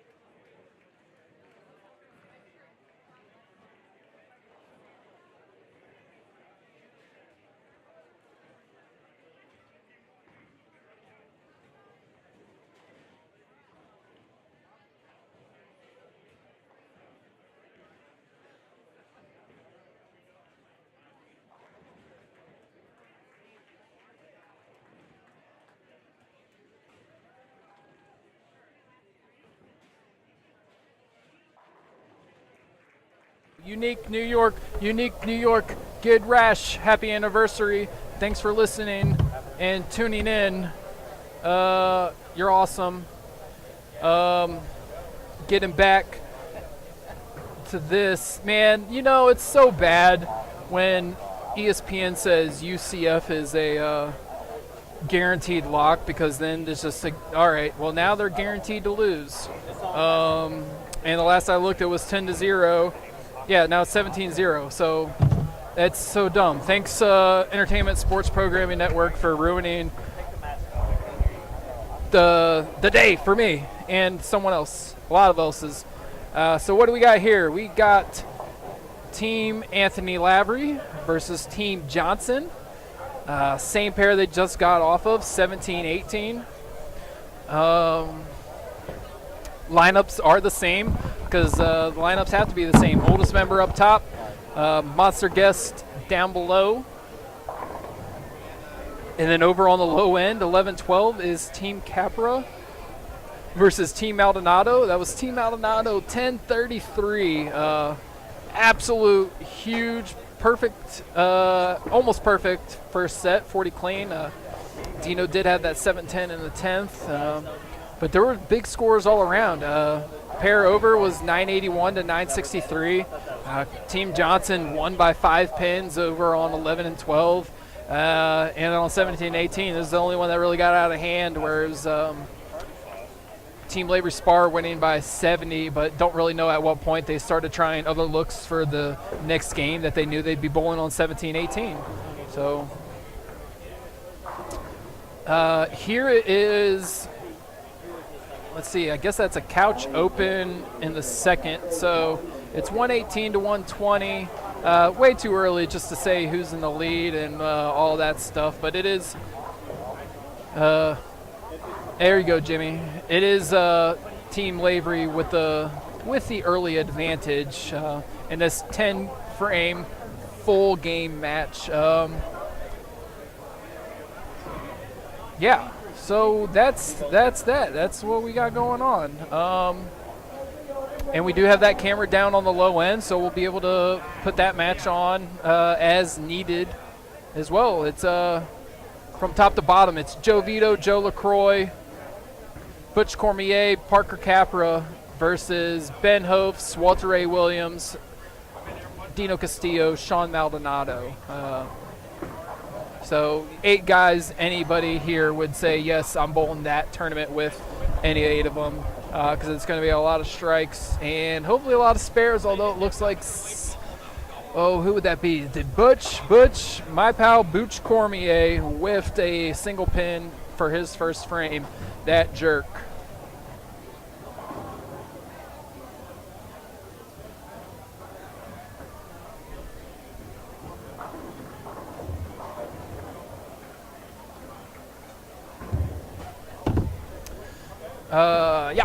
Yeah. So, all right, couch. Looking to air correct the air in that second frame. Left lane. It is really special when over here at Plano Super Bowl we can have Couch and Chris Barnes sharing the approach on the Perfect Strike live stream, and it is 10 for Jason. Chris Johnson, second best bowler in his family, probably the second best bowler at Plano's Super Bowl. Because of that, is up right behind him, looking to start with a triple. And it is a turkey for Chris Barnes.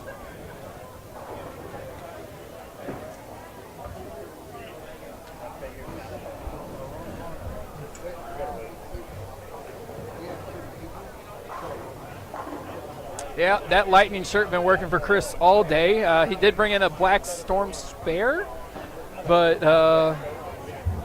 Alan Riley, you're winning. That's all right. You're gonna get some money. You know, I've been here all day. I got half Mikey's action. We've been here all day. He bowled all day. I did this all day. We made $50 each. Nice. Yeah, not so bad, huh? Now after you pay for all these beers and tip out, oops.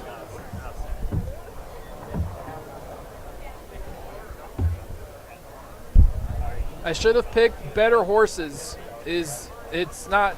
It is my fault. I'm the one who picked. And it's a good thing for Oregon and Ohio State winning, so I at least got one winner out of college football. And it is way too early to pick NFL games for tomorrow. But if I had to pick, and somebody said, "Hey, what's the one game you got tomorrow?"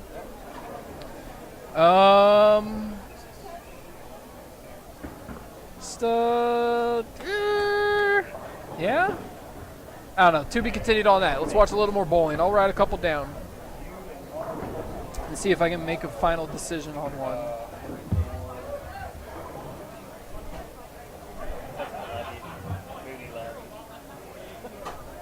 Did you want to pack up the stuff that you got done, or that made it from?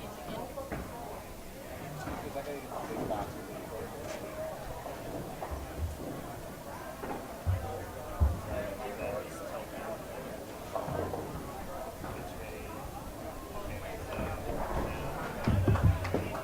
All right, Doc. Doc doubling them up. Way to go, Doc. Hello there, Brianna. Hope you're enjoying your anniversary. I get this weird text on Monday night, and it's him. I'm like, yeah, we're still streaming. Who is it? He goes, I forgot how he replied, but I was like, Brian?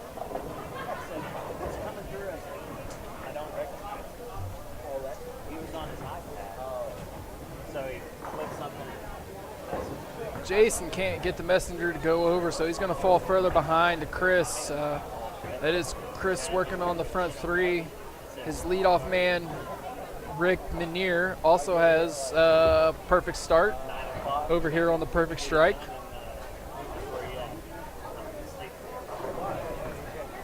And it is also a perfect start for Chris, so 4 baggers apiece. Through 15 frames, it's only 3 misses for the defending champs. 4 misses for the other guys, with one of them being an open. So 40% the way through. Advantages, Team ALS. Gonna screw on down here.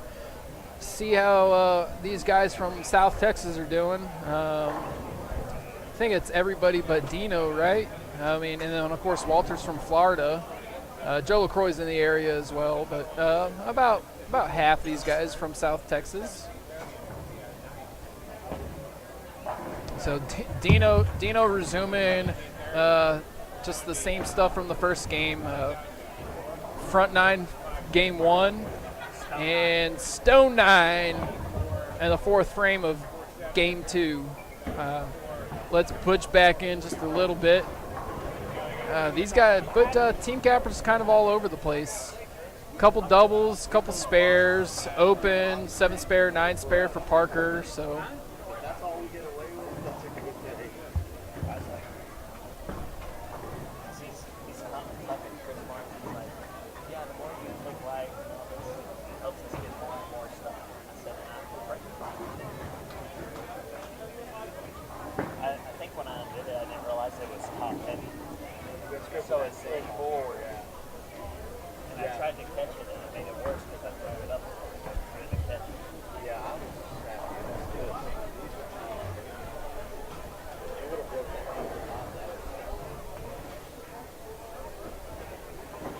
that. Parker a little bit frazzled about that 4 penny left. 10 here from Maldonado is only going to increase the lead. What's that? Oh, yeah, Zell's fine. Just use my phone number. No, that's what it had you as a Zell person. Oh, okay, yeah, that's fine.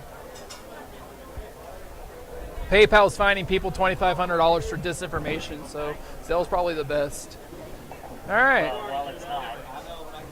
All right, coming back over to check on our front 5 and front 4. Front 5 for Rick, front 4 for Chris. It's a lead for Team ALS over Team Johnson.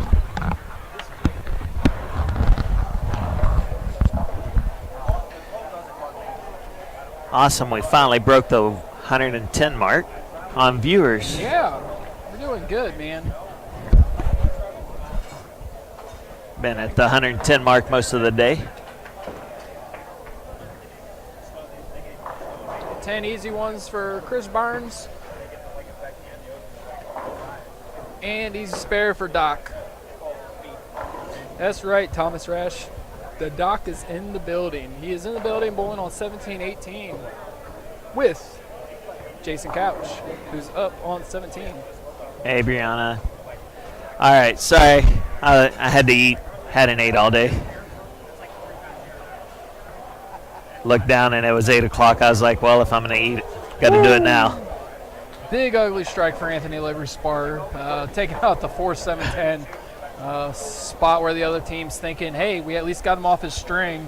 But no, they didn't. No string is safe with ALS slinging lumber like that. And 10 for Jason and Chris Johnson, keeping them in it. It's 375 to 440 now. So a strike here from Chris will make it 405 to 440. But they got 3 doubles over there on the other team. So we have seed 1, I see, still here. Seed 1 is looking to have this tournament renamed after them. What other seeds are left since we don't have final standings? I believe Dino's is seed 2. Okay. Parker's going to be 3. And Johnson is. These are all. I think these are all the top 4. You think it's 1 through 4? Yeah, I think it's 1 through 4. If not, then one of them's 5 versus 4. Is this 1 through 4? Is this 1 through 4? It's I don't know. Is Jim confused about that left-handed strike? You want to talk to He's him? happy about it, but the first base was a little. What was that? Questioning the way the pins went through the ball. I can't hear Brian. Who's left here, Trevor? All right. Okay, this is the 1, 2, 3, and 5 seeds. 1, 2, 3, 5. So it's Dino's team is the 5. Dino's team is the 5. Okay, that's all right. That's and right. the 1 picked the 2. Yeah, why wouldn't you? The one hasn't lost a game here in a year and a half. Well, they also chose the same lane that they were on the first same time. lane and the I believe the lowest score of the 4 winners. Yeah, so I mean, I definitely wouldn't be picking Dino and Maldonado after that shit. Whoa, we got S words. No, we're PG-13 on Oh, this. that's right. Yeah, I mean, they're allowed. So, hey, not as frequent. did you use your 1 F word of the movie? We have not. Ooh. Although Ocean's 11 has 2 F words, so Whoa. whatever. But no, we haven't used it. Because I mean, there's art to it. You got to find. Yeah, you got to find a good spot for it. There just hasn't been a good spot. Now, if Sean Maldonado at 7-10 right after Dino, boom, I'm dropping it. Like, that would have been the spot. But it just hasn't happened yet. Maybe it'll happen in the championship match. I'm not sure. Chris Johnson, he's got the front 5 for him. You know, he's out there porking these lanes. Yeah, and the Lightning. Shirt says Lightning. Lightning logo's under it. He's got the game face on. His game face isn't as good as Derek Williams, but it's impressive. And I'll tell you what, if we were doing a draft pick between best earrings on tour, I'm taking Chris Johnson over Jacob Buttriff, number 1. That's for sure. I'm not kidding you.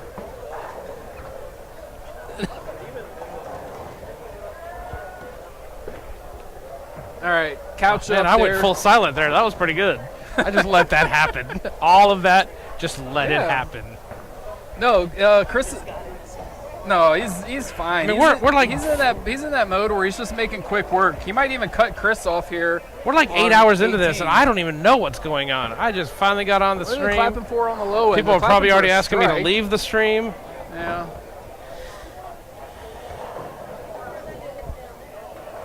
If anybody No, watching, there's no carryover. If anybody watching, there's a little handicap sweeper at Lakes Lanes tomorrow. All right. You want some more bowling? If people aren't tired of bowling by now. 10 for Barnes, so. I don't want to bowl tomorrow. Yeah. McKinley's going to bowl tomorrow. My daughter's going to bowl tomorrow. So Six-bagger cool. Rick. Guess what I'm going to do? Go back to a different bowling center. Yeah, no, we're gonna watch 6-bagger Rick, 6-bagger Barnes. Geez, if Chris misses here, I'm almost dropping there. Yeah, I know. I would be out. I'm out, almost guys. used the I one. I am. You don't have to leave. You don't have to leave Jesus. yet.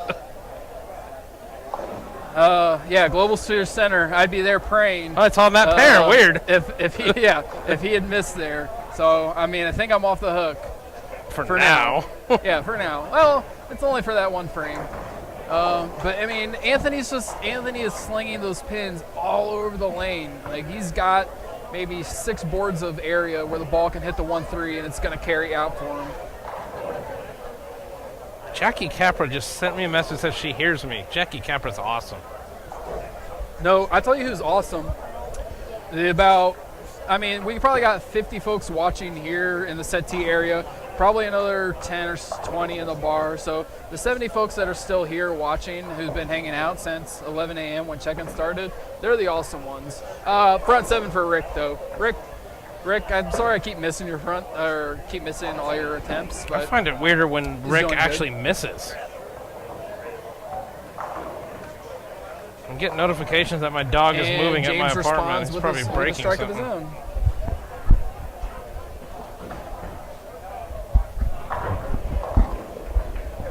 Big Tony. Phil on his good lane. Phil has not missed on the right. He's got 3 9 spares on the left. 1 more on the right. Maryland in the house. Tagging in Chris. Doc Doherty on the left. After an 8 spare, 9 spare, looking to get back after it. How many 300s do we have today? You know what's odd? I'm up to 3. You know what's odd is that I did the scores and I really have no idea. So I know Chris Johnson had 1. Ben Hofs. Ben Hofs had 1. Michael Donahue had 1. So those are the 3 that I got. That's all I know of. That's all I had. Our high scores, we had 3. Wow.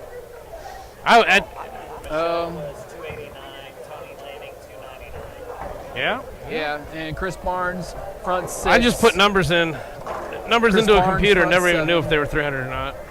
Well, you should know. I mean, come on. What are you talking about? I'm talking about the boat. I'll look at it tomorrow. Jason Couch. I mean, it is a must-strike-ish spot. You just can't fall off and let Chris just free that backswing up. All right, I'm going to hand this back over to Chris Lucas because do it. I still got some cleaning up to do. All right, go clean it up. All right, see ya. Tell my best good pal Michael to get over here. He's over there talking to Joel. Anthony Lavery. Whoa. Skirt. Pulling the stop on that one. So it's going to be Chris Johnson going ahead of him. Chris Johnson's up on 17. Went a bit high on 18. Hand position looks good. Changed it up. Yep. Just walk in front of Anthony a little bit. Let him know he's there. What up, boys? And Anthony's chance to respond. These guys aren't. This pair's got 1 game on it, game and a half on it. He's standing pretty far left. Oh, blisters an 8. If Ryan Barnes is watching out there, he knows that pain, and he knows that pain times 2. So it might not be over yet for Anthony Lavery. He's got another shot to deal with on 18. That's 21 pins in totals that didn't get with that 8-pin falling. Yeah, absolutely gross. So it's down to just Rick and Chris with the front 7. There's Rick. Rick's got his quick work, 8 skate and donate. Very nice shot from Rick, tagging in Philly.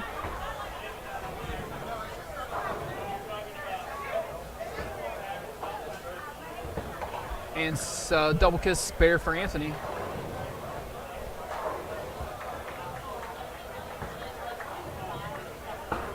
I'm going to go check in back on the low end. All right. Did have Ryan Barnes tuned in and listening. Yeah, Anthony's only had 1 to deal with in this game, in this very important game. So unless he leaves another one, he does not actually know what the pain is like. So yeah, thanks for watching, bud. Appreciate you having you on. But I do have to come back down now because Phil Kepner made quick work, and Chris Barnes is back up with his front 7.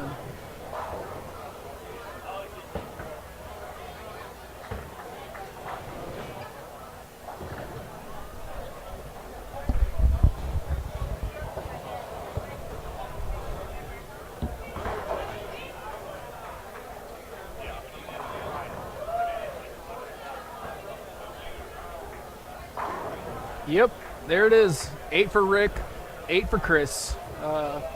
Very reminiscent of that match that Dino and Sean just did, where both of them started front 8, front 9. James can't get the 4 or 7 to go over and hit the 6, although both of them did try. And here's Anthony coming off that 8 pin up on the left.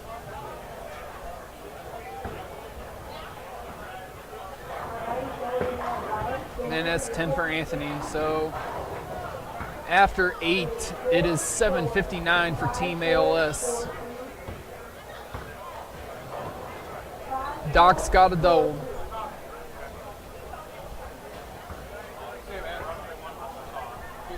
Good to see you, Berkey. And Doc does double. John Burkett saying, good to see you. Thanks everybody for watching. They got 2nd place last year, and it's tied for 5th through 8th this year. Bowled all that way just to make a little bit of money and not even get a chance at the title when the other team completely smoked them. But that's the way bowling goes. And right now it goes Jason Couch also has to get a triple to keep it going.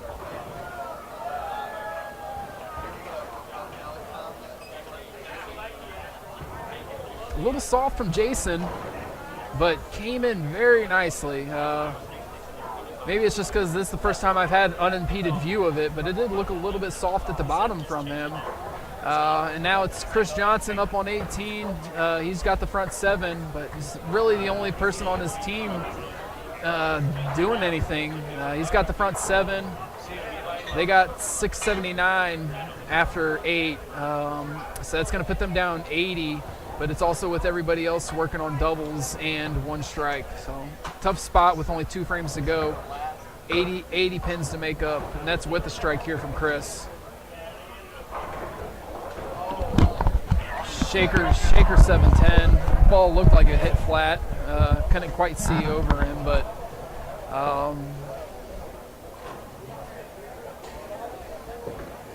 it was not the time for that for Team Johnson. I believe he's going to take his frustration out on this one and give it a go.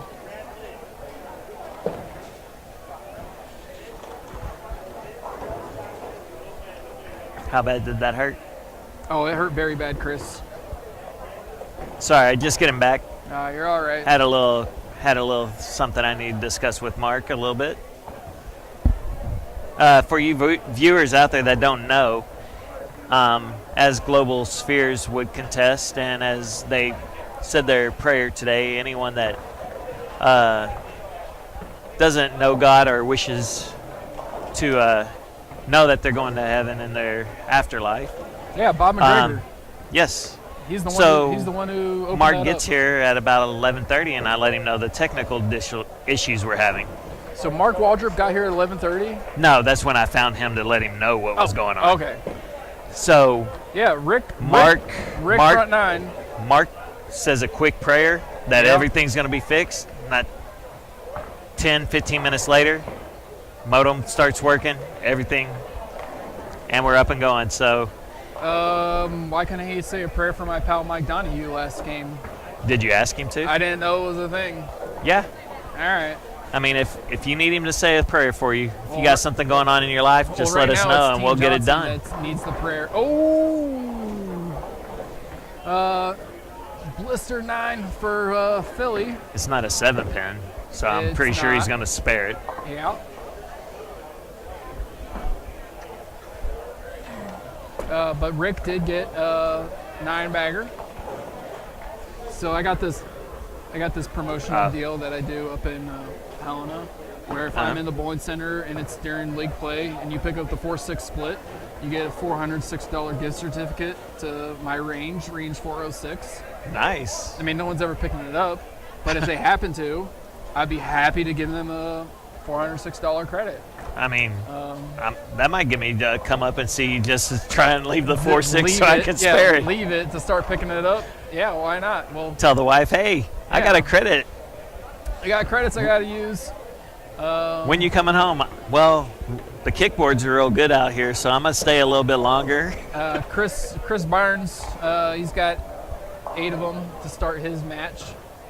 That looks good. There's your And 4-9. That's the 4-9 Chris Johnson almost left 2 frames ago. Yeah, so I got on the microphone when I was at Wednesday Night League, and I said, hey, anybody who bowls a clean 40, I will give you a $406 credit to my range. And out of 48 bowlers, I was the only one with a clean 40. Oops. Did you Better luck reward next time. yourself? I will when I get home. Let's see if Chris rewards himself with a spare here, and he does! Slapping it off and slapping Anthony back in. All right. That's a little bit of a nail in the coffin right there. I don't know. I'm probably going to get yelled at or uncouth. Otherwise, I want Anthony to strike. But if he does not strike, please be a Stone 8 pin. I'm not sure I've ever seen him Stone 8.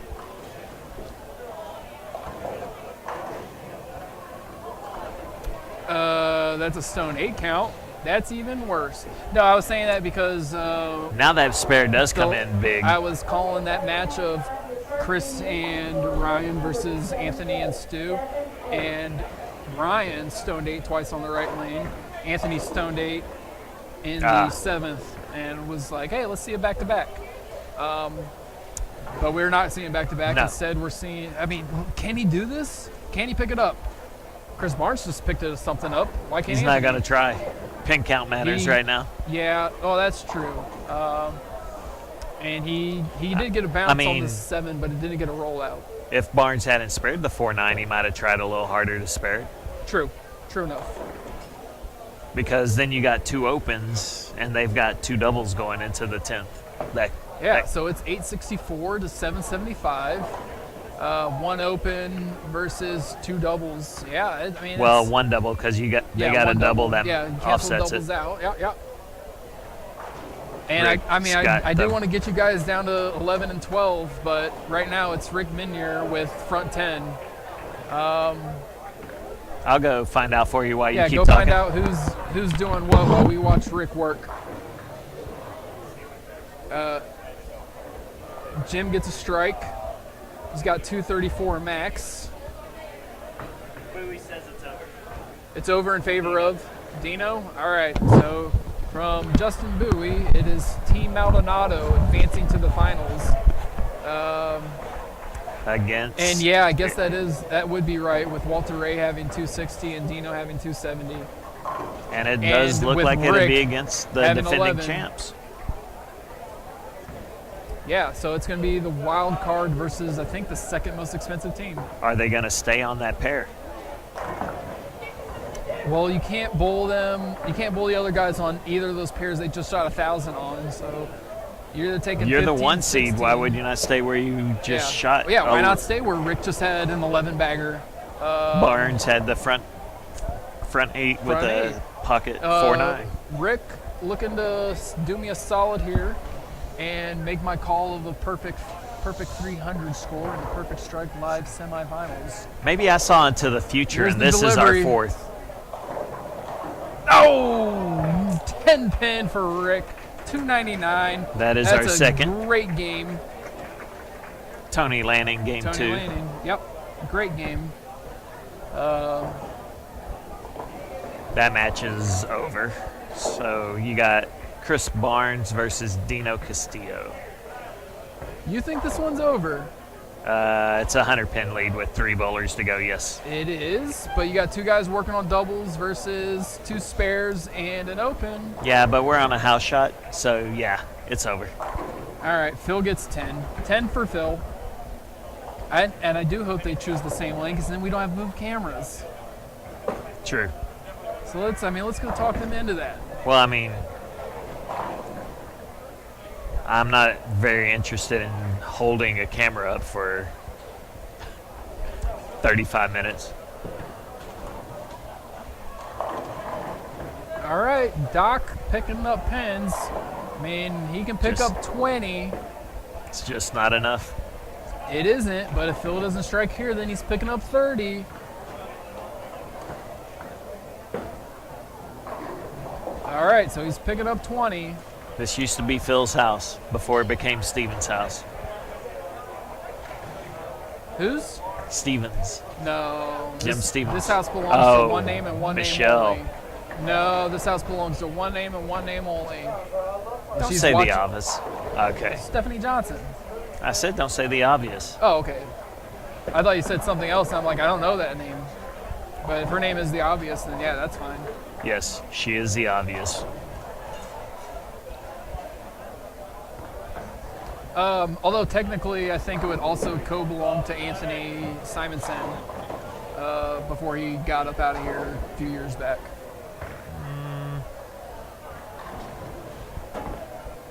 Almost any place he walks into can be his house. Of course. I was looking at his bowl.com scores. Absolutely insane. Just disgusting. And then when you do the math and you're like, oh, he's averaging 240 in 9 leagues as his 13-year-old. What's going on? So Anthony Simo, if you're watching, listening, bud, pretty cool stuff you were doing. Pretty cool stuff you're still doing.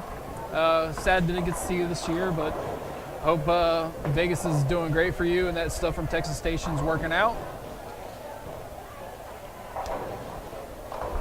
And we got 60. Yeah, we only got 100 pins left, so. And that is a couch strike right there. It is Barnes. Vintage. Yeah, Barnes picks this up. It's over. They need 4 pins between the next 3 balls.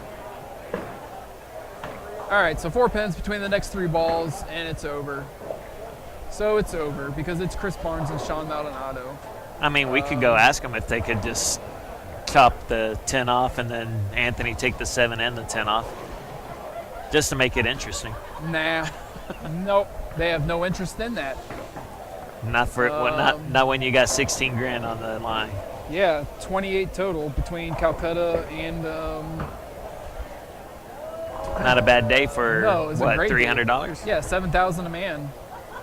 Yeah, just the $300 into $4,000 is good enough, but Calcutta on top of that's a pretty juicy event. So yeah, that's 267 for Chris to Couch's 248 with a strike here.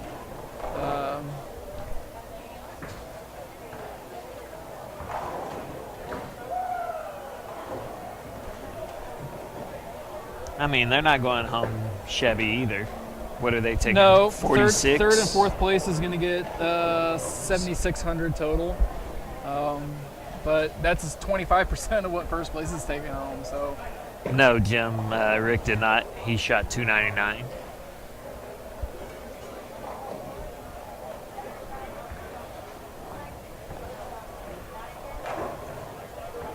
Yeah, Jim, it's not so much that your screen is blurry, is that right in front of the scoring monitors on 1718, there's a row of lights, and our camera is picking up every bit of it and is washed out the ability to pick up the scores on the screen. So. I mean, we could, but then you don't get to see him throw the shots. Yeah, if you see the scores, then you just see blurs and no pins. So that's what that is. So we hope y'all all enjoyed all of your guests that Brian brought out for you. I think let's see, who all did we have today? Eldamaro, CJ, Couch, Yeah. Mr. and Mrs. Franklin. Yeah.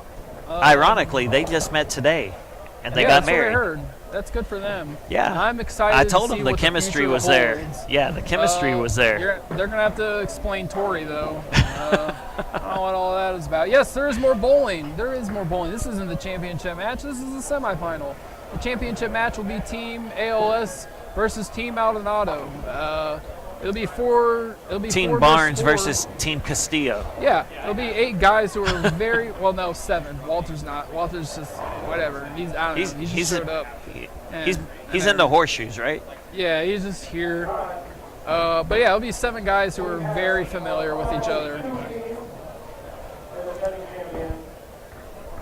We had Barnes on.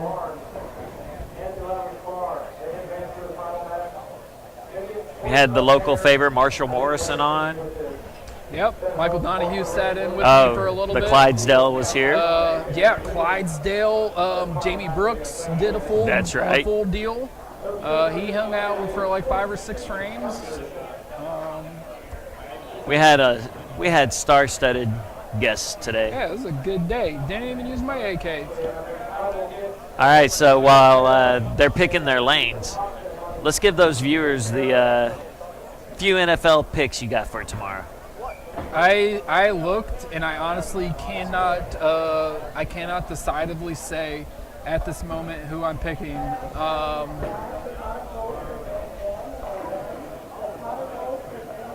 Let's see. So I'm in a pick'em league with the spread as posted on Wednesday.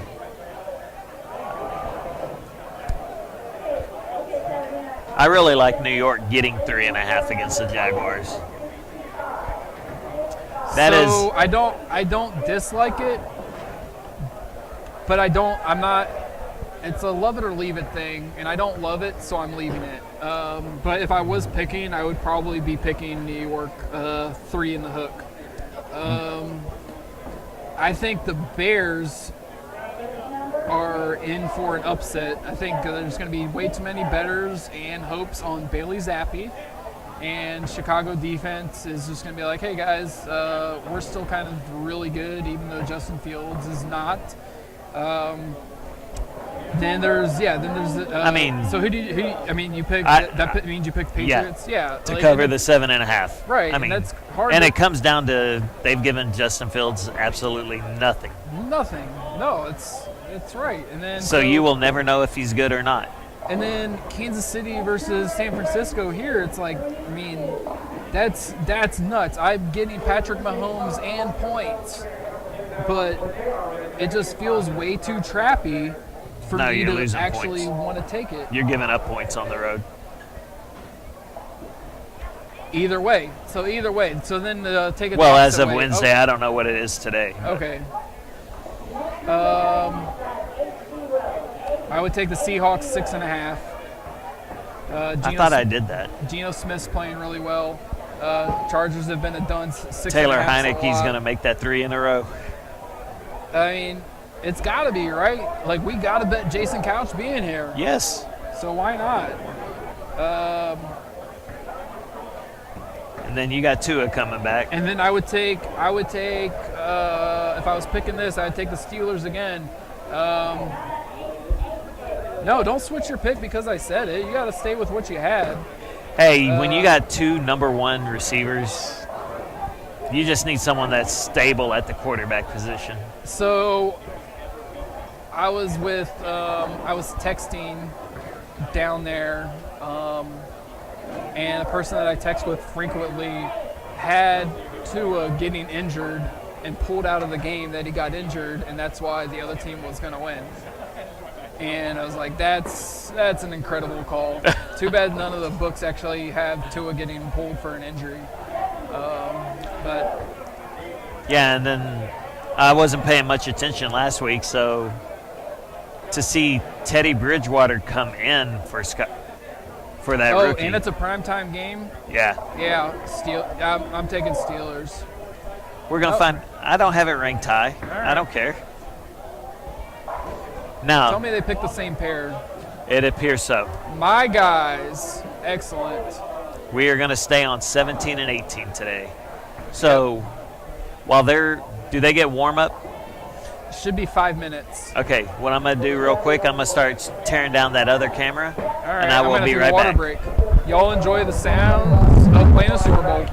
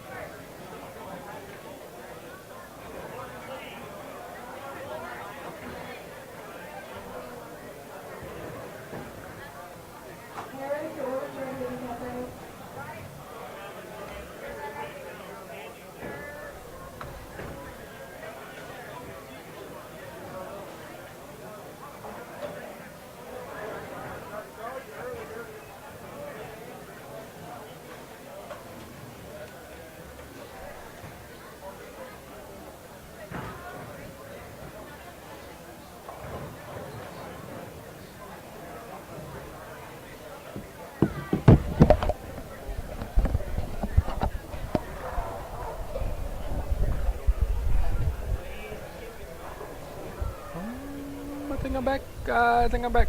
I might be back.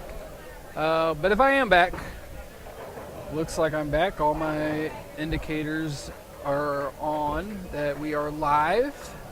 And it is the championship match of the Global Sphere Center 180 Monster presented by Mark Waldrep. We are Perfect Strike Live, and you are watching the teams of Rick Minier, Phil Kepner, Chris Barnes, Anthony Labrie-Spar take on Ben Hopes, Walter Ray Williams Jr., Dino Castillo, Sean Maldonado. The team of Dino Castillo's team was the wild card, and the defending champions, Anthony Labrie-Spar, they were the second most amount of money in our bowlers meeting last night, where there was barbecue provided by the center. That is Global Steel Center, Walter has decided he's had enough of that mask. He's now down to just a chin strap only. So I suppose it's a thing. The more money that's on the line, the lower it gets. We'll keep an eye on that throughout the evening, throughout the rest of this 10-frame match. It's 10-frame match. Team totals is the only number that matters. And first place is playing for $28,000, and second place is playing for $14,000. So it's a $14,000 match between the two. I would say that the favorites are going to be Dino and Maldonado, as the two of them are probably. Dino's 130 over. And Sean looks like 100 over himself. So I'm going to say that they are the favorites headed into this match. And with ALS starting his finals off with a big 4, it's going to be tough. Then that is the lane that Anthony left a 710 on just a few frames ago. So 18's been giving him some problems. Chris Barnes as well. But the good news for them is they do not have to finish on that lane. They will be finishing on the left. And that is Sean Maldonado on the left currently, getting his first frame underway. That was a smidge high. Leaving a 9-pin. Messenger wasn't able to convert.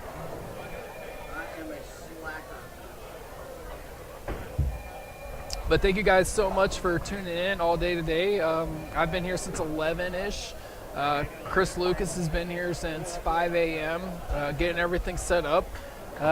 We do understand and appreciate the technical difficulties you guys hit us with. We are always here working on them, trying to stay on top of them. It's not something that we put together last minute. We get here pretty early ahead of time, especially Chris, to make sure that they don't happen, and they still do. But thanks, guys, for bearing with us and hanging out, watching this great event that's been put on by Mark Waldrep and Global Sphere Center. Guys throwing a lot of money and making a super juicy prize fund, and because of that, we've had multiple PBA and USBC Hall of Famers show up to try to get a piece of that pie. So it's a really great event, including the guy with the most titles of all time, over here on 17 and 18 at Plano, trying to get himself a 180 Monster title. Add to that resume. Ben Hopes did leave a 4-7-10. Misses count there, 7 only for him, so losing 2 pins to Rick. Rick doing more of the same from where he was on the last game. Double for Rick. Philly up on the left. Philly with the approach, Philly with the pitch. Shaking that 10 out. It's a double for Phil. Yeah, you too, Phil. And it's going to be Chris Barnes following him up. That's PBA Chris Barnes, not Absolute Heating Air Chris Barnes, the brother of Josh Barnes. It's a different Chris Barnes. So just so you guys thought what is the other one? No, it's a different Chris Barnes from Double Oak, Texas. and it is a double up in the second frame for Chris. And I was expecting a little bit of this with the guys we got going on. A lot of fun and gamesmanship, especially between these two, Chris and Dino. They've known each other a long time, and I think it will be some showmanship going on between them these next 5 or 6 frames until we really get down into the 9th and 10th. Hey, Courtney, you're welcome. Thanks for hanging out, and thanks for watching Phil with us. It's been a pleasure. And that's what I'm talking about. Dino running that one out to 19.5 before he comes back and tags in Sean. Anthony Lavery looking to work on something other than that big 4 he had there in the first. And it's 10 for Anthony. So doubles across the board except for that one blemish there for ALS. Sean Maldonado, 9 spare. 10 would be good here for him. They will be hanging Ben hopes if he does.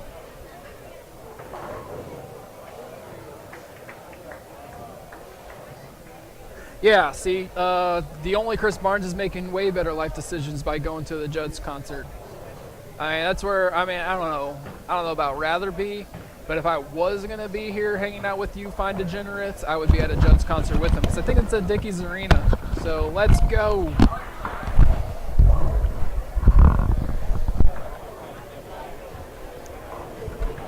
Oh no, disaster for Ben. Back-to-back big 4 combos. This time it's the entire big 4.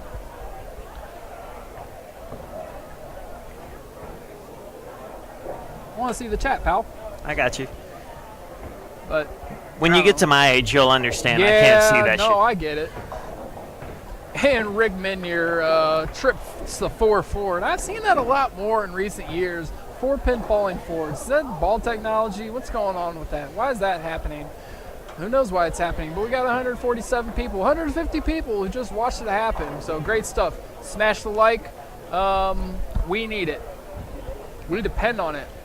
That's right. Because I'm here breaking cameras left and right. Yep. And Team Barnes, Team Anthony Lavery Spar. Actually, that's dumb. It's Rick's team. It's Rick Minier's team. He's been the workhorse all day. Team Minier looking for ability to get that triple. Couldn't really quite see what it was, but it was 10 pins falling for Phil. And Walter Ray responds with 10 pins of his own falling. And I do need to correct myself on that. It is Walter Ray putting that mask up off and on only for the approach. He is ever vigilant with the protection of his oral orifices. So that is what's going on there. Were you struggling there? A little bit. All right. I didn't know if I wanted to say oral orifices or just orifices, because his ears weren't protected, so you know.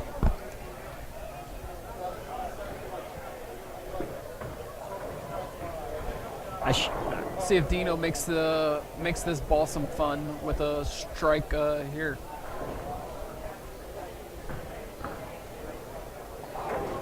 Another 4-pin forwards. That happens so much on these light hits.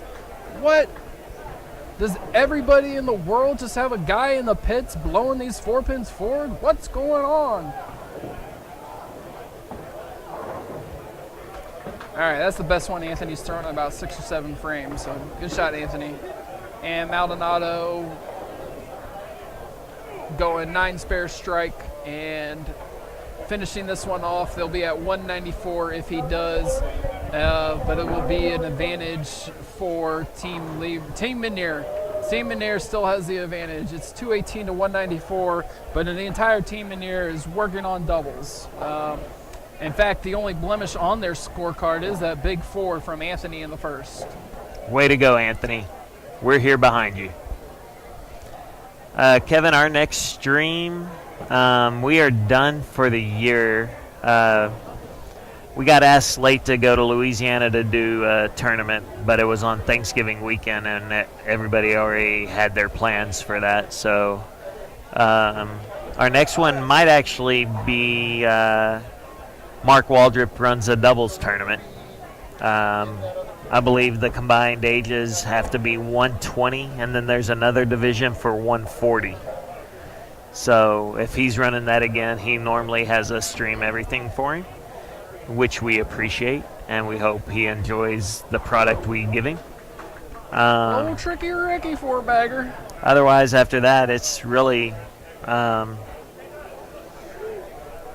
just waiting to hear from some tournament directors on their tournament dates so I can get everything in a calendar. That came out with authority. That would have got the 410. It didn't quite get to the 7, but it would have got the 4. This match might be over by the 6th frame. Not after that one. But it still 7th could frame? be. 7th frame. All right. So I had a little chat with Couch about if he was glad that Heineke was the new quarterback for the tap for Redskins. Walter. Yeah, what do you say? I'm sorry, the Commanders. Yeah, it's whatever.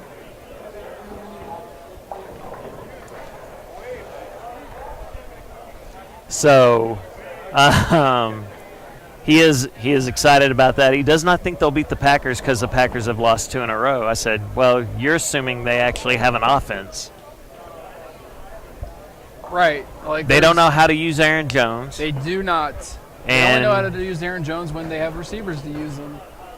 Oh, look They're- out. So for Defense Justin ain't and for looking anybody good. else asking, Global Sphere Center is a basically group of churches around the world, headquartered here, and Plano Super Bowl is just the bowling center here in Plano. I know Global Spheres sounds like it's a bowling thing, but it's not. They're just really awesome people.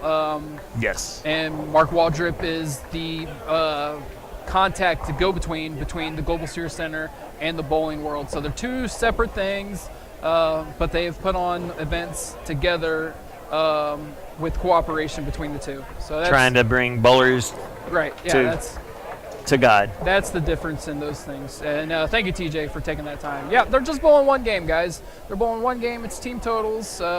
Team totals is the only number that matters. Earlier today, they were bowling for some individual points, but we have all pushed all that aside. We're playing for 28,000 a first, 14,000 a second. Another high 9 for Sean. Almost the identical hit on the first frame, but this time it's on the opposite lane. I actually have a question I'd like to ask Maldonado. So for a one-handed bowler, we can take some hand out to make sure we control the back end a little bit. Right. Can a two-hander do that? He has to. Right. And now, can all two-handers do it? Probably not. The same way all one-handers can't. But him? I mean, tonight's probably not going to be a night I get to ask him because he's not going to be in a good mood. Because nobody likes to lose. Maybe there's a two-hander in the chat who can tell us what they do when they need to take some of it out.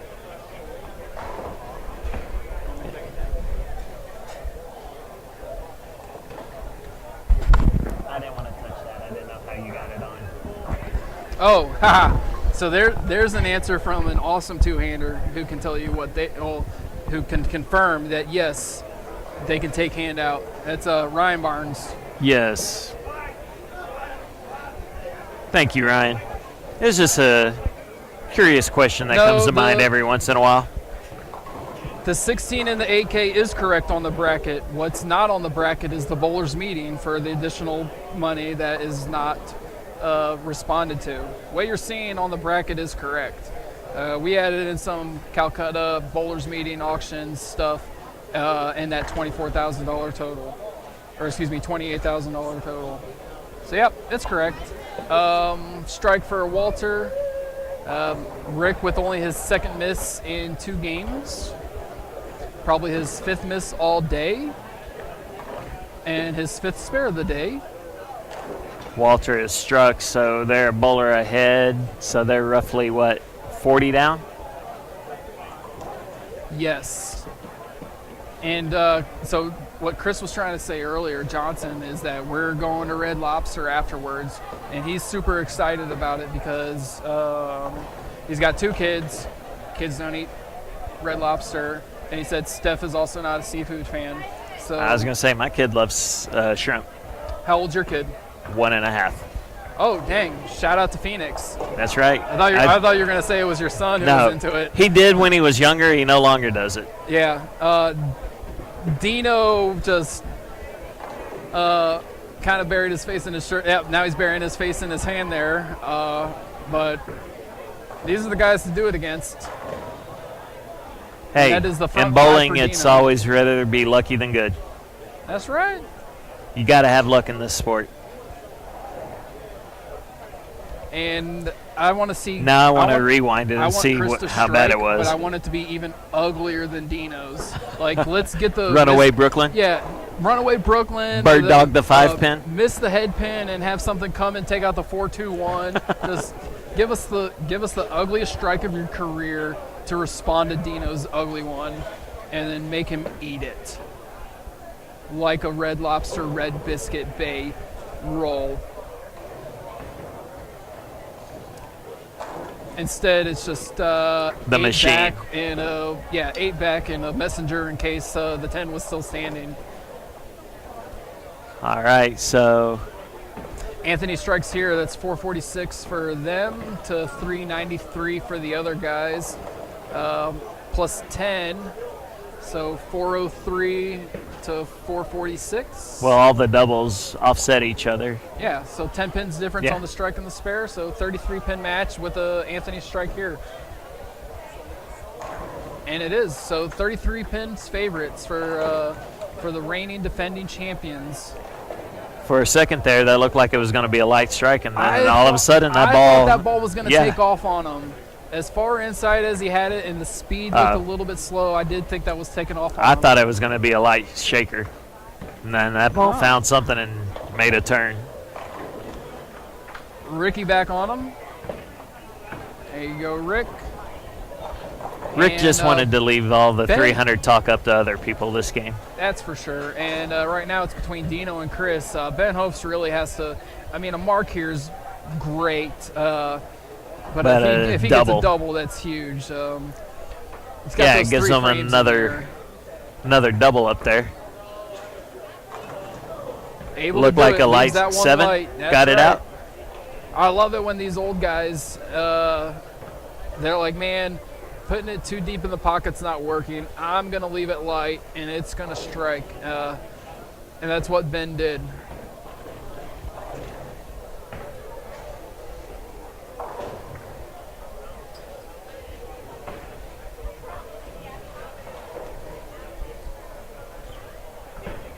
And they do catch some pins back from Phil Kupner, who's got to work with a 3-9-10 over there on 17 as Walter puts one back for his 5th in a row. Sorry, I'm multitasking while we're on. Oh, nice very spare. nice cover for Philly. Great shot, Phil. All right, Dino going first between these two with 5 baggers apiece.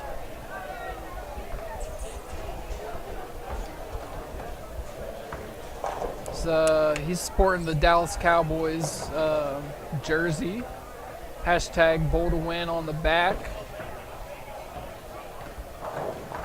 A light carry. And a light carry, 4.57 going down in some fashion. And once again, Chris Barnes ready to rock and respond to perfect start by Dino. Looks good from back here. It's that was the best shot of his tournament.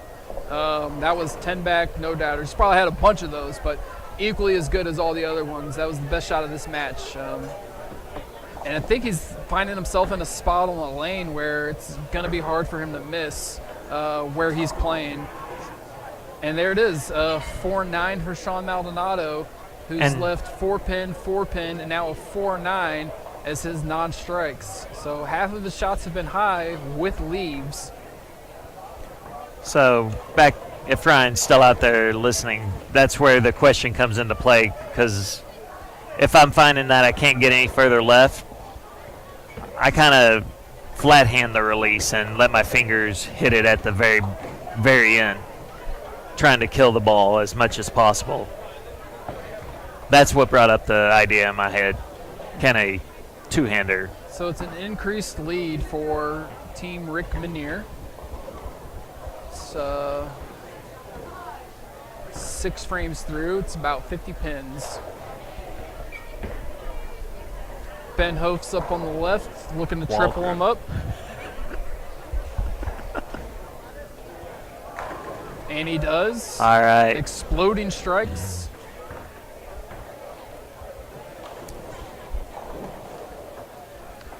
Rick had a 10 pin last time up on this lane.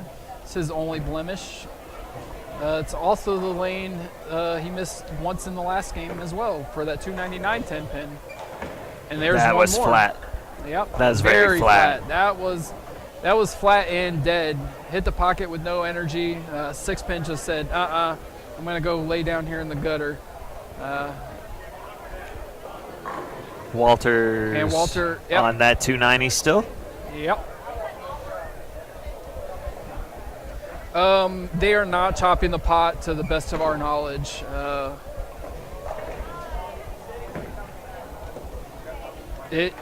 Everything happened way too fast, and I had my eye on them.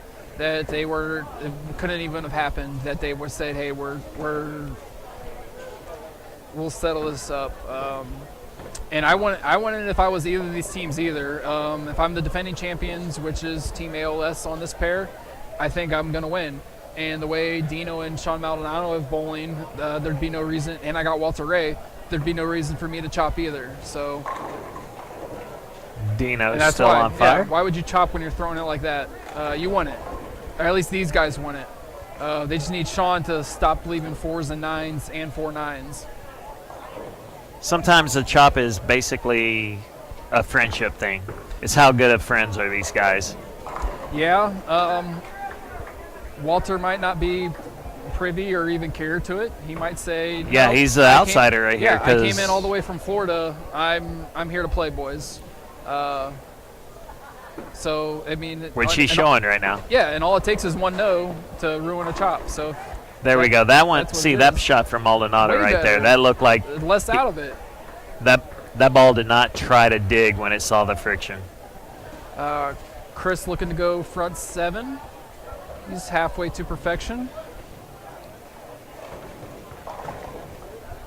Look good. It read a little quick. It did. Smidge high.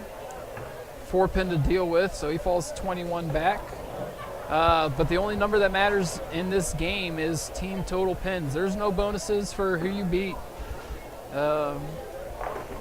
It's just one of those things where if you're looking at the guy bowling across from you, Dino's got a freer arm swing now, knowing that he's 21 pins up on Chris Barnes. Yeah, and they were behind, so I mean, there's a little pressure to you, but not as much as trying to hang on.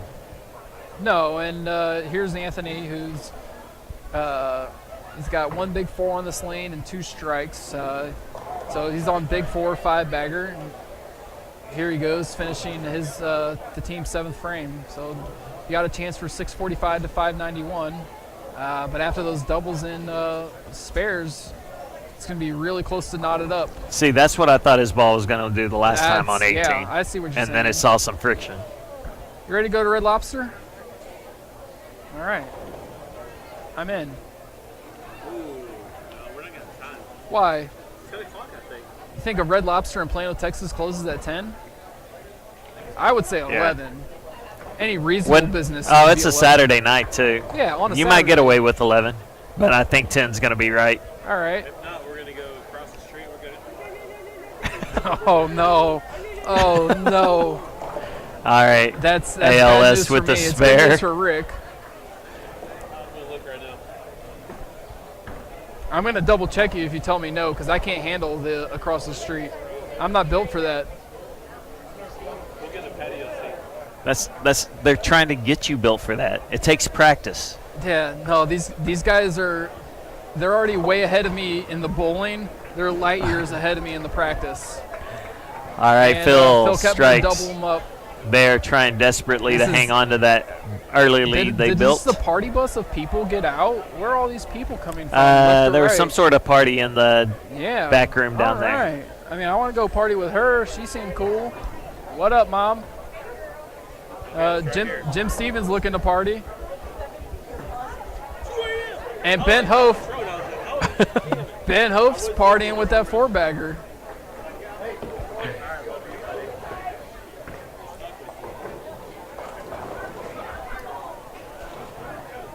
Hey, the chat Googled Red Lobster and Plano closing time for us. The chat's awesome.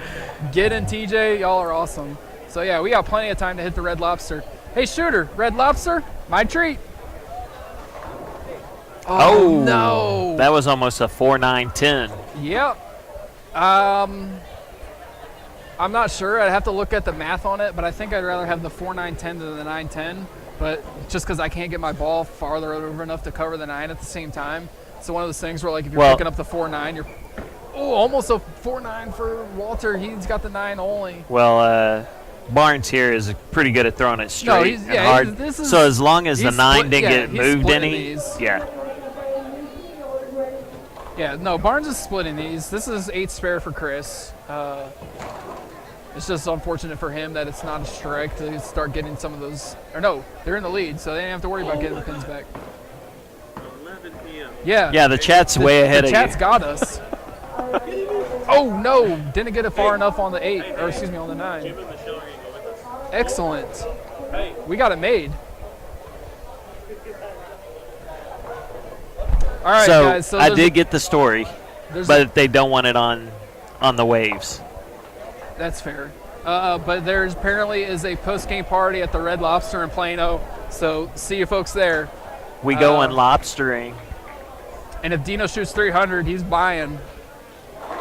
Great shot, Anthony. But the lead does decrease for them. Let's see, they got 719 after 8. Dino's strike would Dino put got 680. 30, Sean's got 20, so 50. So 19. 700? Yeah. But working on one open and they would have 3 doubles. Advantage. It's all, strike. It's all tied up, boys and girls.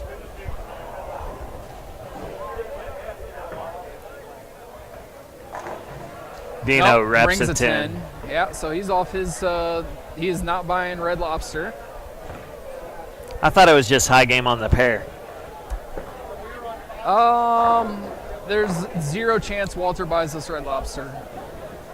Not a chance. So we would need someone else to start technically, striking. Dino's still the high on the pair with a spare.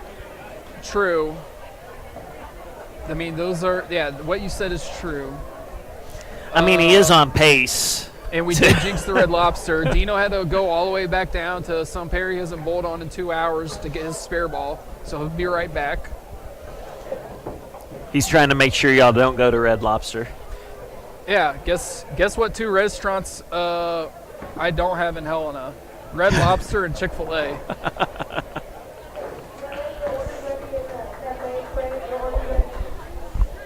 All right, Sean can get 20 here for $6.99. Double, open. They still answering your Red Lobster. Oh, yeah, thank you, Jim. Appreciate you. I mean, their fish ain't going to be as good as it is here.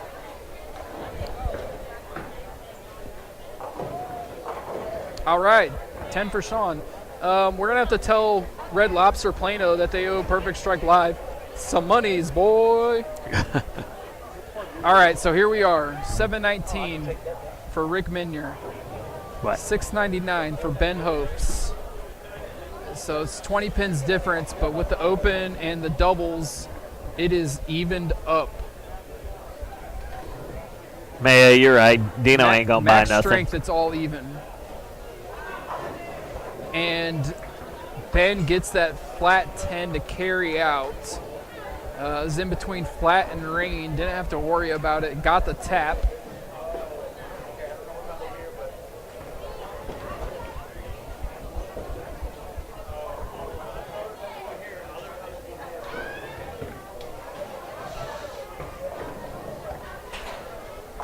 Rick responds with the strike as well. And for any of you guys who are listening who took the UCF Remember that I told you it was not. I liked it until ESPN said it was virtual luck, and I no longer liked it. So remember that. That Chris Johnson went to Eastern Carolina University. Walter Ray, high on the last one. High flush on that one.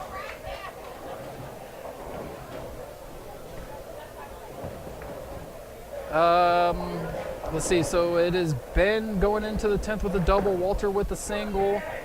Rick with the double. Phil has to strike here to keep the lead and keep the pace. Losing 21 here is not an option for their team, and he will not do that. He says, I'm going to keep pace. I'm pace boy Phil. I'm going to get 10. So let's get it. Gives Barnes the knucks. Barnes is up after Dino. We are getting a finish here, guys. Tell your friends, get them up there. Let's get this views up to 200 before this match over. Is it another ringer? Flat. Flat ringer, yep. Ball died on him. Ball died. Definitely wasn't going to be a strike. And so, yeah, now it's going to be Walter Ray on the hook for our Red Lobsters. But Chris is on the hook for keeping Team ALS in this thing. And he does. Great shot. That's just as good as that one in the 6th. But he's finishing on what would be not his best. Ooh, whoa. Dino got with sucked out of the building there on that whiff. With the width of the 10 pin. Oh, man, that is not ideal good to do in the 9th. I mean, been hyping up this PBA 50 Rookie of the Year, Player of the Year, Champion of the Year, and to do that, just what was that? Dino. You're right, TJ. That was unexpected. It's a bold strategy by no means. Let's see how it works out for him. Man, so what do we got now? Anthony's going to go first. Again, that ball did not want to. Did not finish. He's got the 5-7 to deal with. I am telling you, that one ball was going to be light as well. It was supposed to be, probably. And so that should be 3 straight light shots on that lane Sean's for him. on the left. I mean, he's got 3 misses this match. That one was high as well. Could have been a 4, could have been a 9, could have been both, but instead it's 10 back. I mean, I don't want to. I'm betting on him. He's going to pick this up. The way the ball's been finishing, he's going to make the adjustment. He's going to slide this 5-7 over. So, I mean, I got a Cheddar Bay biscuit on the do. Oh, did not get the ball. He threw it harder to hit the 5. Yeah, threw it too hard. So it is 797 Team Hofs to 795 Team Menier. Strikes and doubles is all the same, so it's a 2-pin lead for Team Hofs after 9. Wow. Menier goes high. Which is insane when you say that. Like, it's a 2-pin lead. Yeah. Anthony needed to get 1. He Just went one. for 2, but he gets 1 and it's tied. So now the Hofs just. This is what we've talked about all day. Every the pin matters. All they got to do is strike out and they win $24,000 at Plano Super Bowl.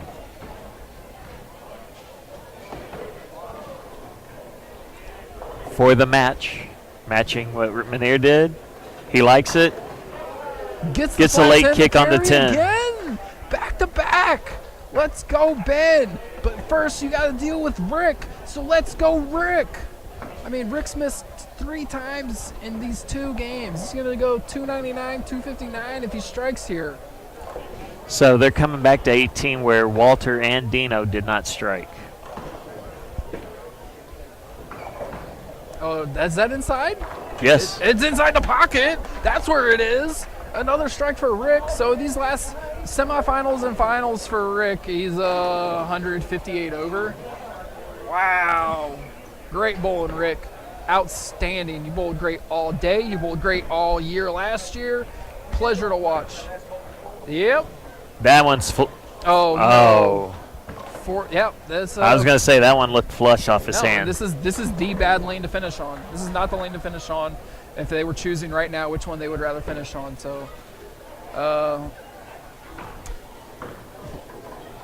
We'd say at least he got the first one. Yeah. So he's only losing 12 pins there instead of 21, 22. But excellent performance by Rick Minier.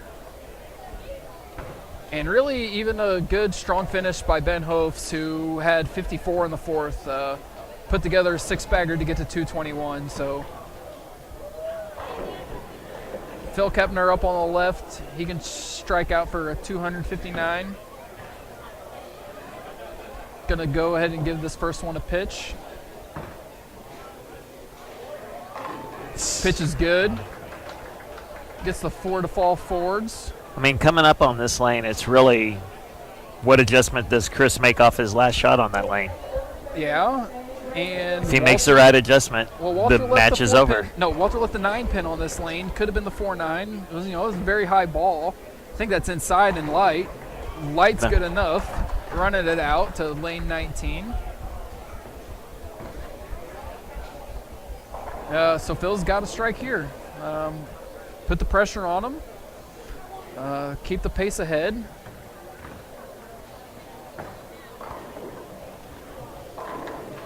He misses. So strike here by Walter, and it's 84. Back to even. 90. They'll be 10 down. With double, though, so 20 up still. Yeah, there we go.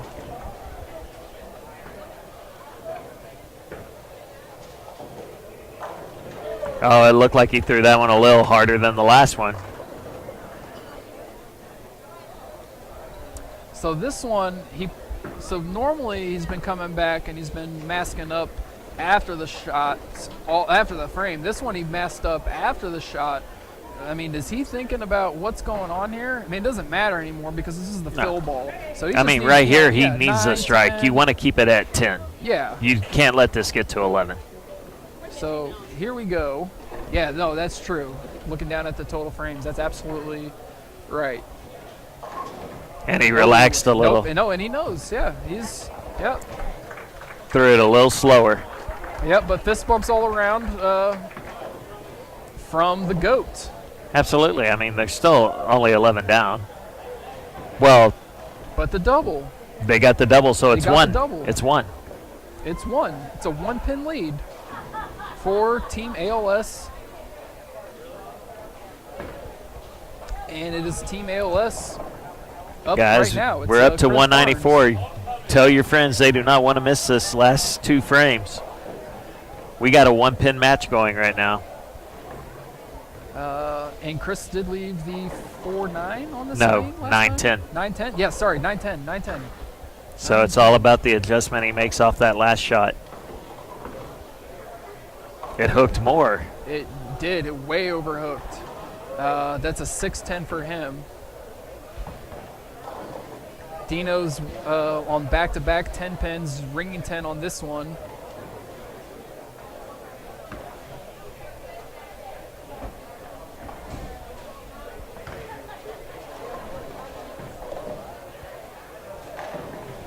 That's and, 10 back for Dino. No chancer on that. Max score 257 for Dino. The spare is important.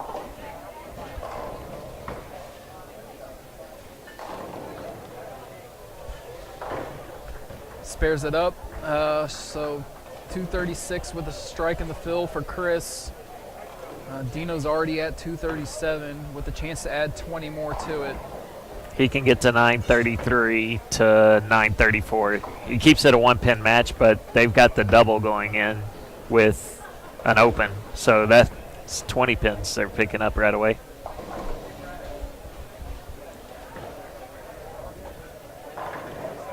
Ooh. Now it gets interesting again.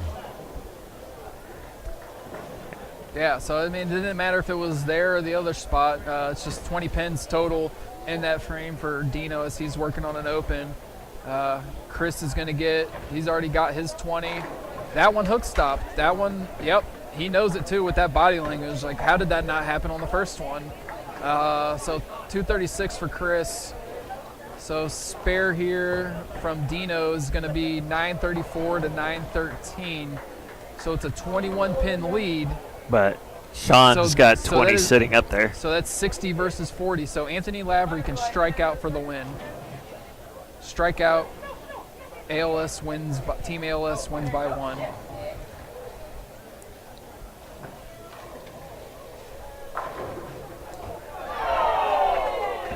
I missed it. Randy Fuller's head got in my way. So basically, what you were saying earlier is when you fall off the shot, it's going to strike. ALS fell off that one all the way down to lane 11, and that bird dog came hunting back hard to take out the 10. Because I was going to talk to you about strategy there. Was Yep. it smart to was it smart on Anthony's part to go first, or do you want to let I'm going Maldonado first. go? No, I'm going first. If it's my ball in hand, I'm charging hard, and I don't even care what you're doing. I know what I'm capable of, and I'm going to go do it. It's exactly what Anthony's doing right now.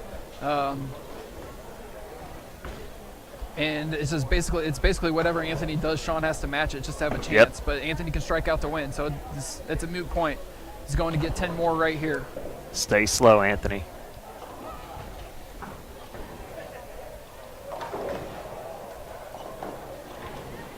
So if Sean gets 8 here, it's over. If he gets 9, we have a chance at a tie. Is that right? It no longer matters. Yep, that is game over. It is Ben Hofs, Walter Ray Williams Jr., Dino Castillo, and Sean Maldonado, your 2022 Global Sears Center 180 Monster, presented by Mark Waldrep, broadcasted by Perfect Strike Livestream, champions of the world. And thank you, the 202 people tuned in right now who are watching. Thanks to the folks who are watching all day. You guys rock. You guys are basically buying my Red Lobster for the night. Much appreciated. If we see you guys out there, we'll see you out there. If you see us, say hi. Yeah, come take a picture. We'll do a check-in, whatever. I don't think I have anything else. No. We want to thank you for coming all the way in from Montana for this. Yeah. It's a short hop in a flight. Plus, I got to go see Frankie Valli on Thursday night, which was outstanding. Nice. You better get going. It sounds like that's about to go. Yep. Red Lobster bus is leaving town, boys and girls. So thanks again. See you on down the road. Thanks, CJ.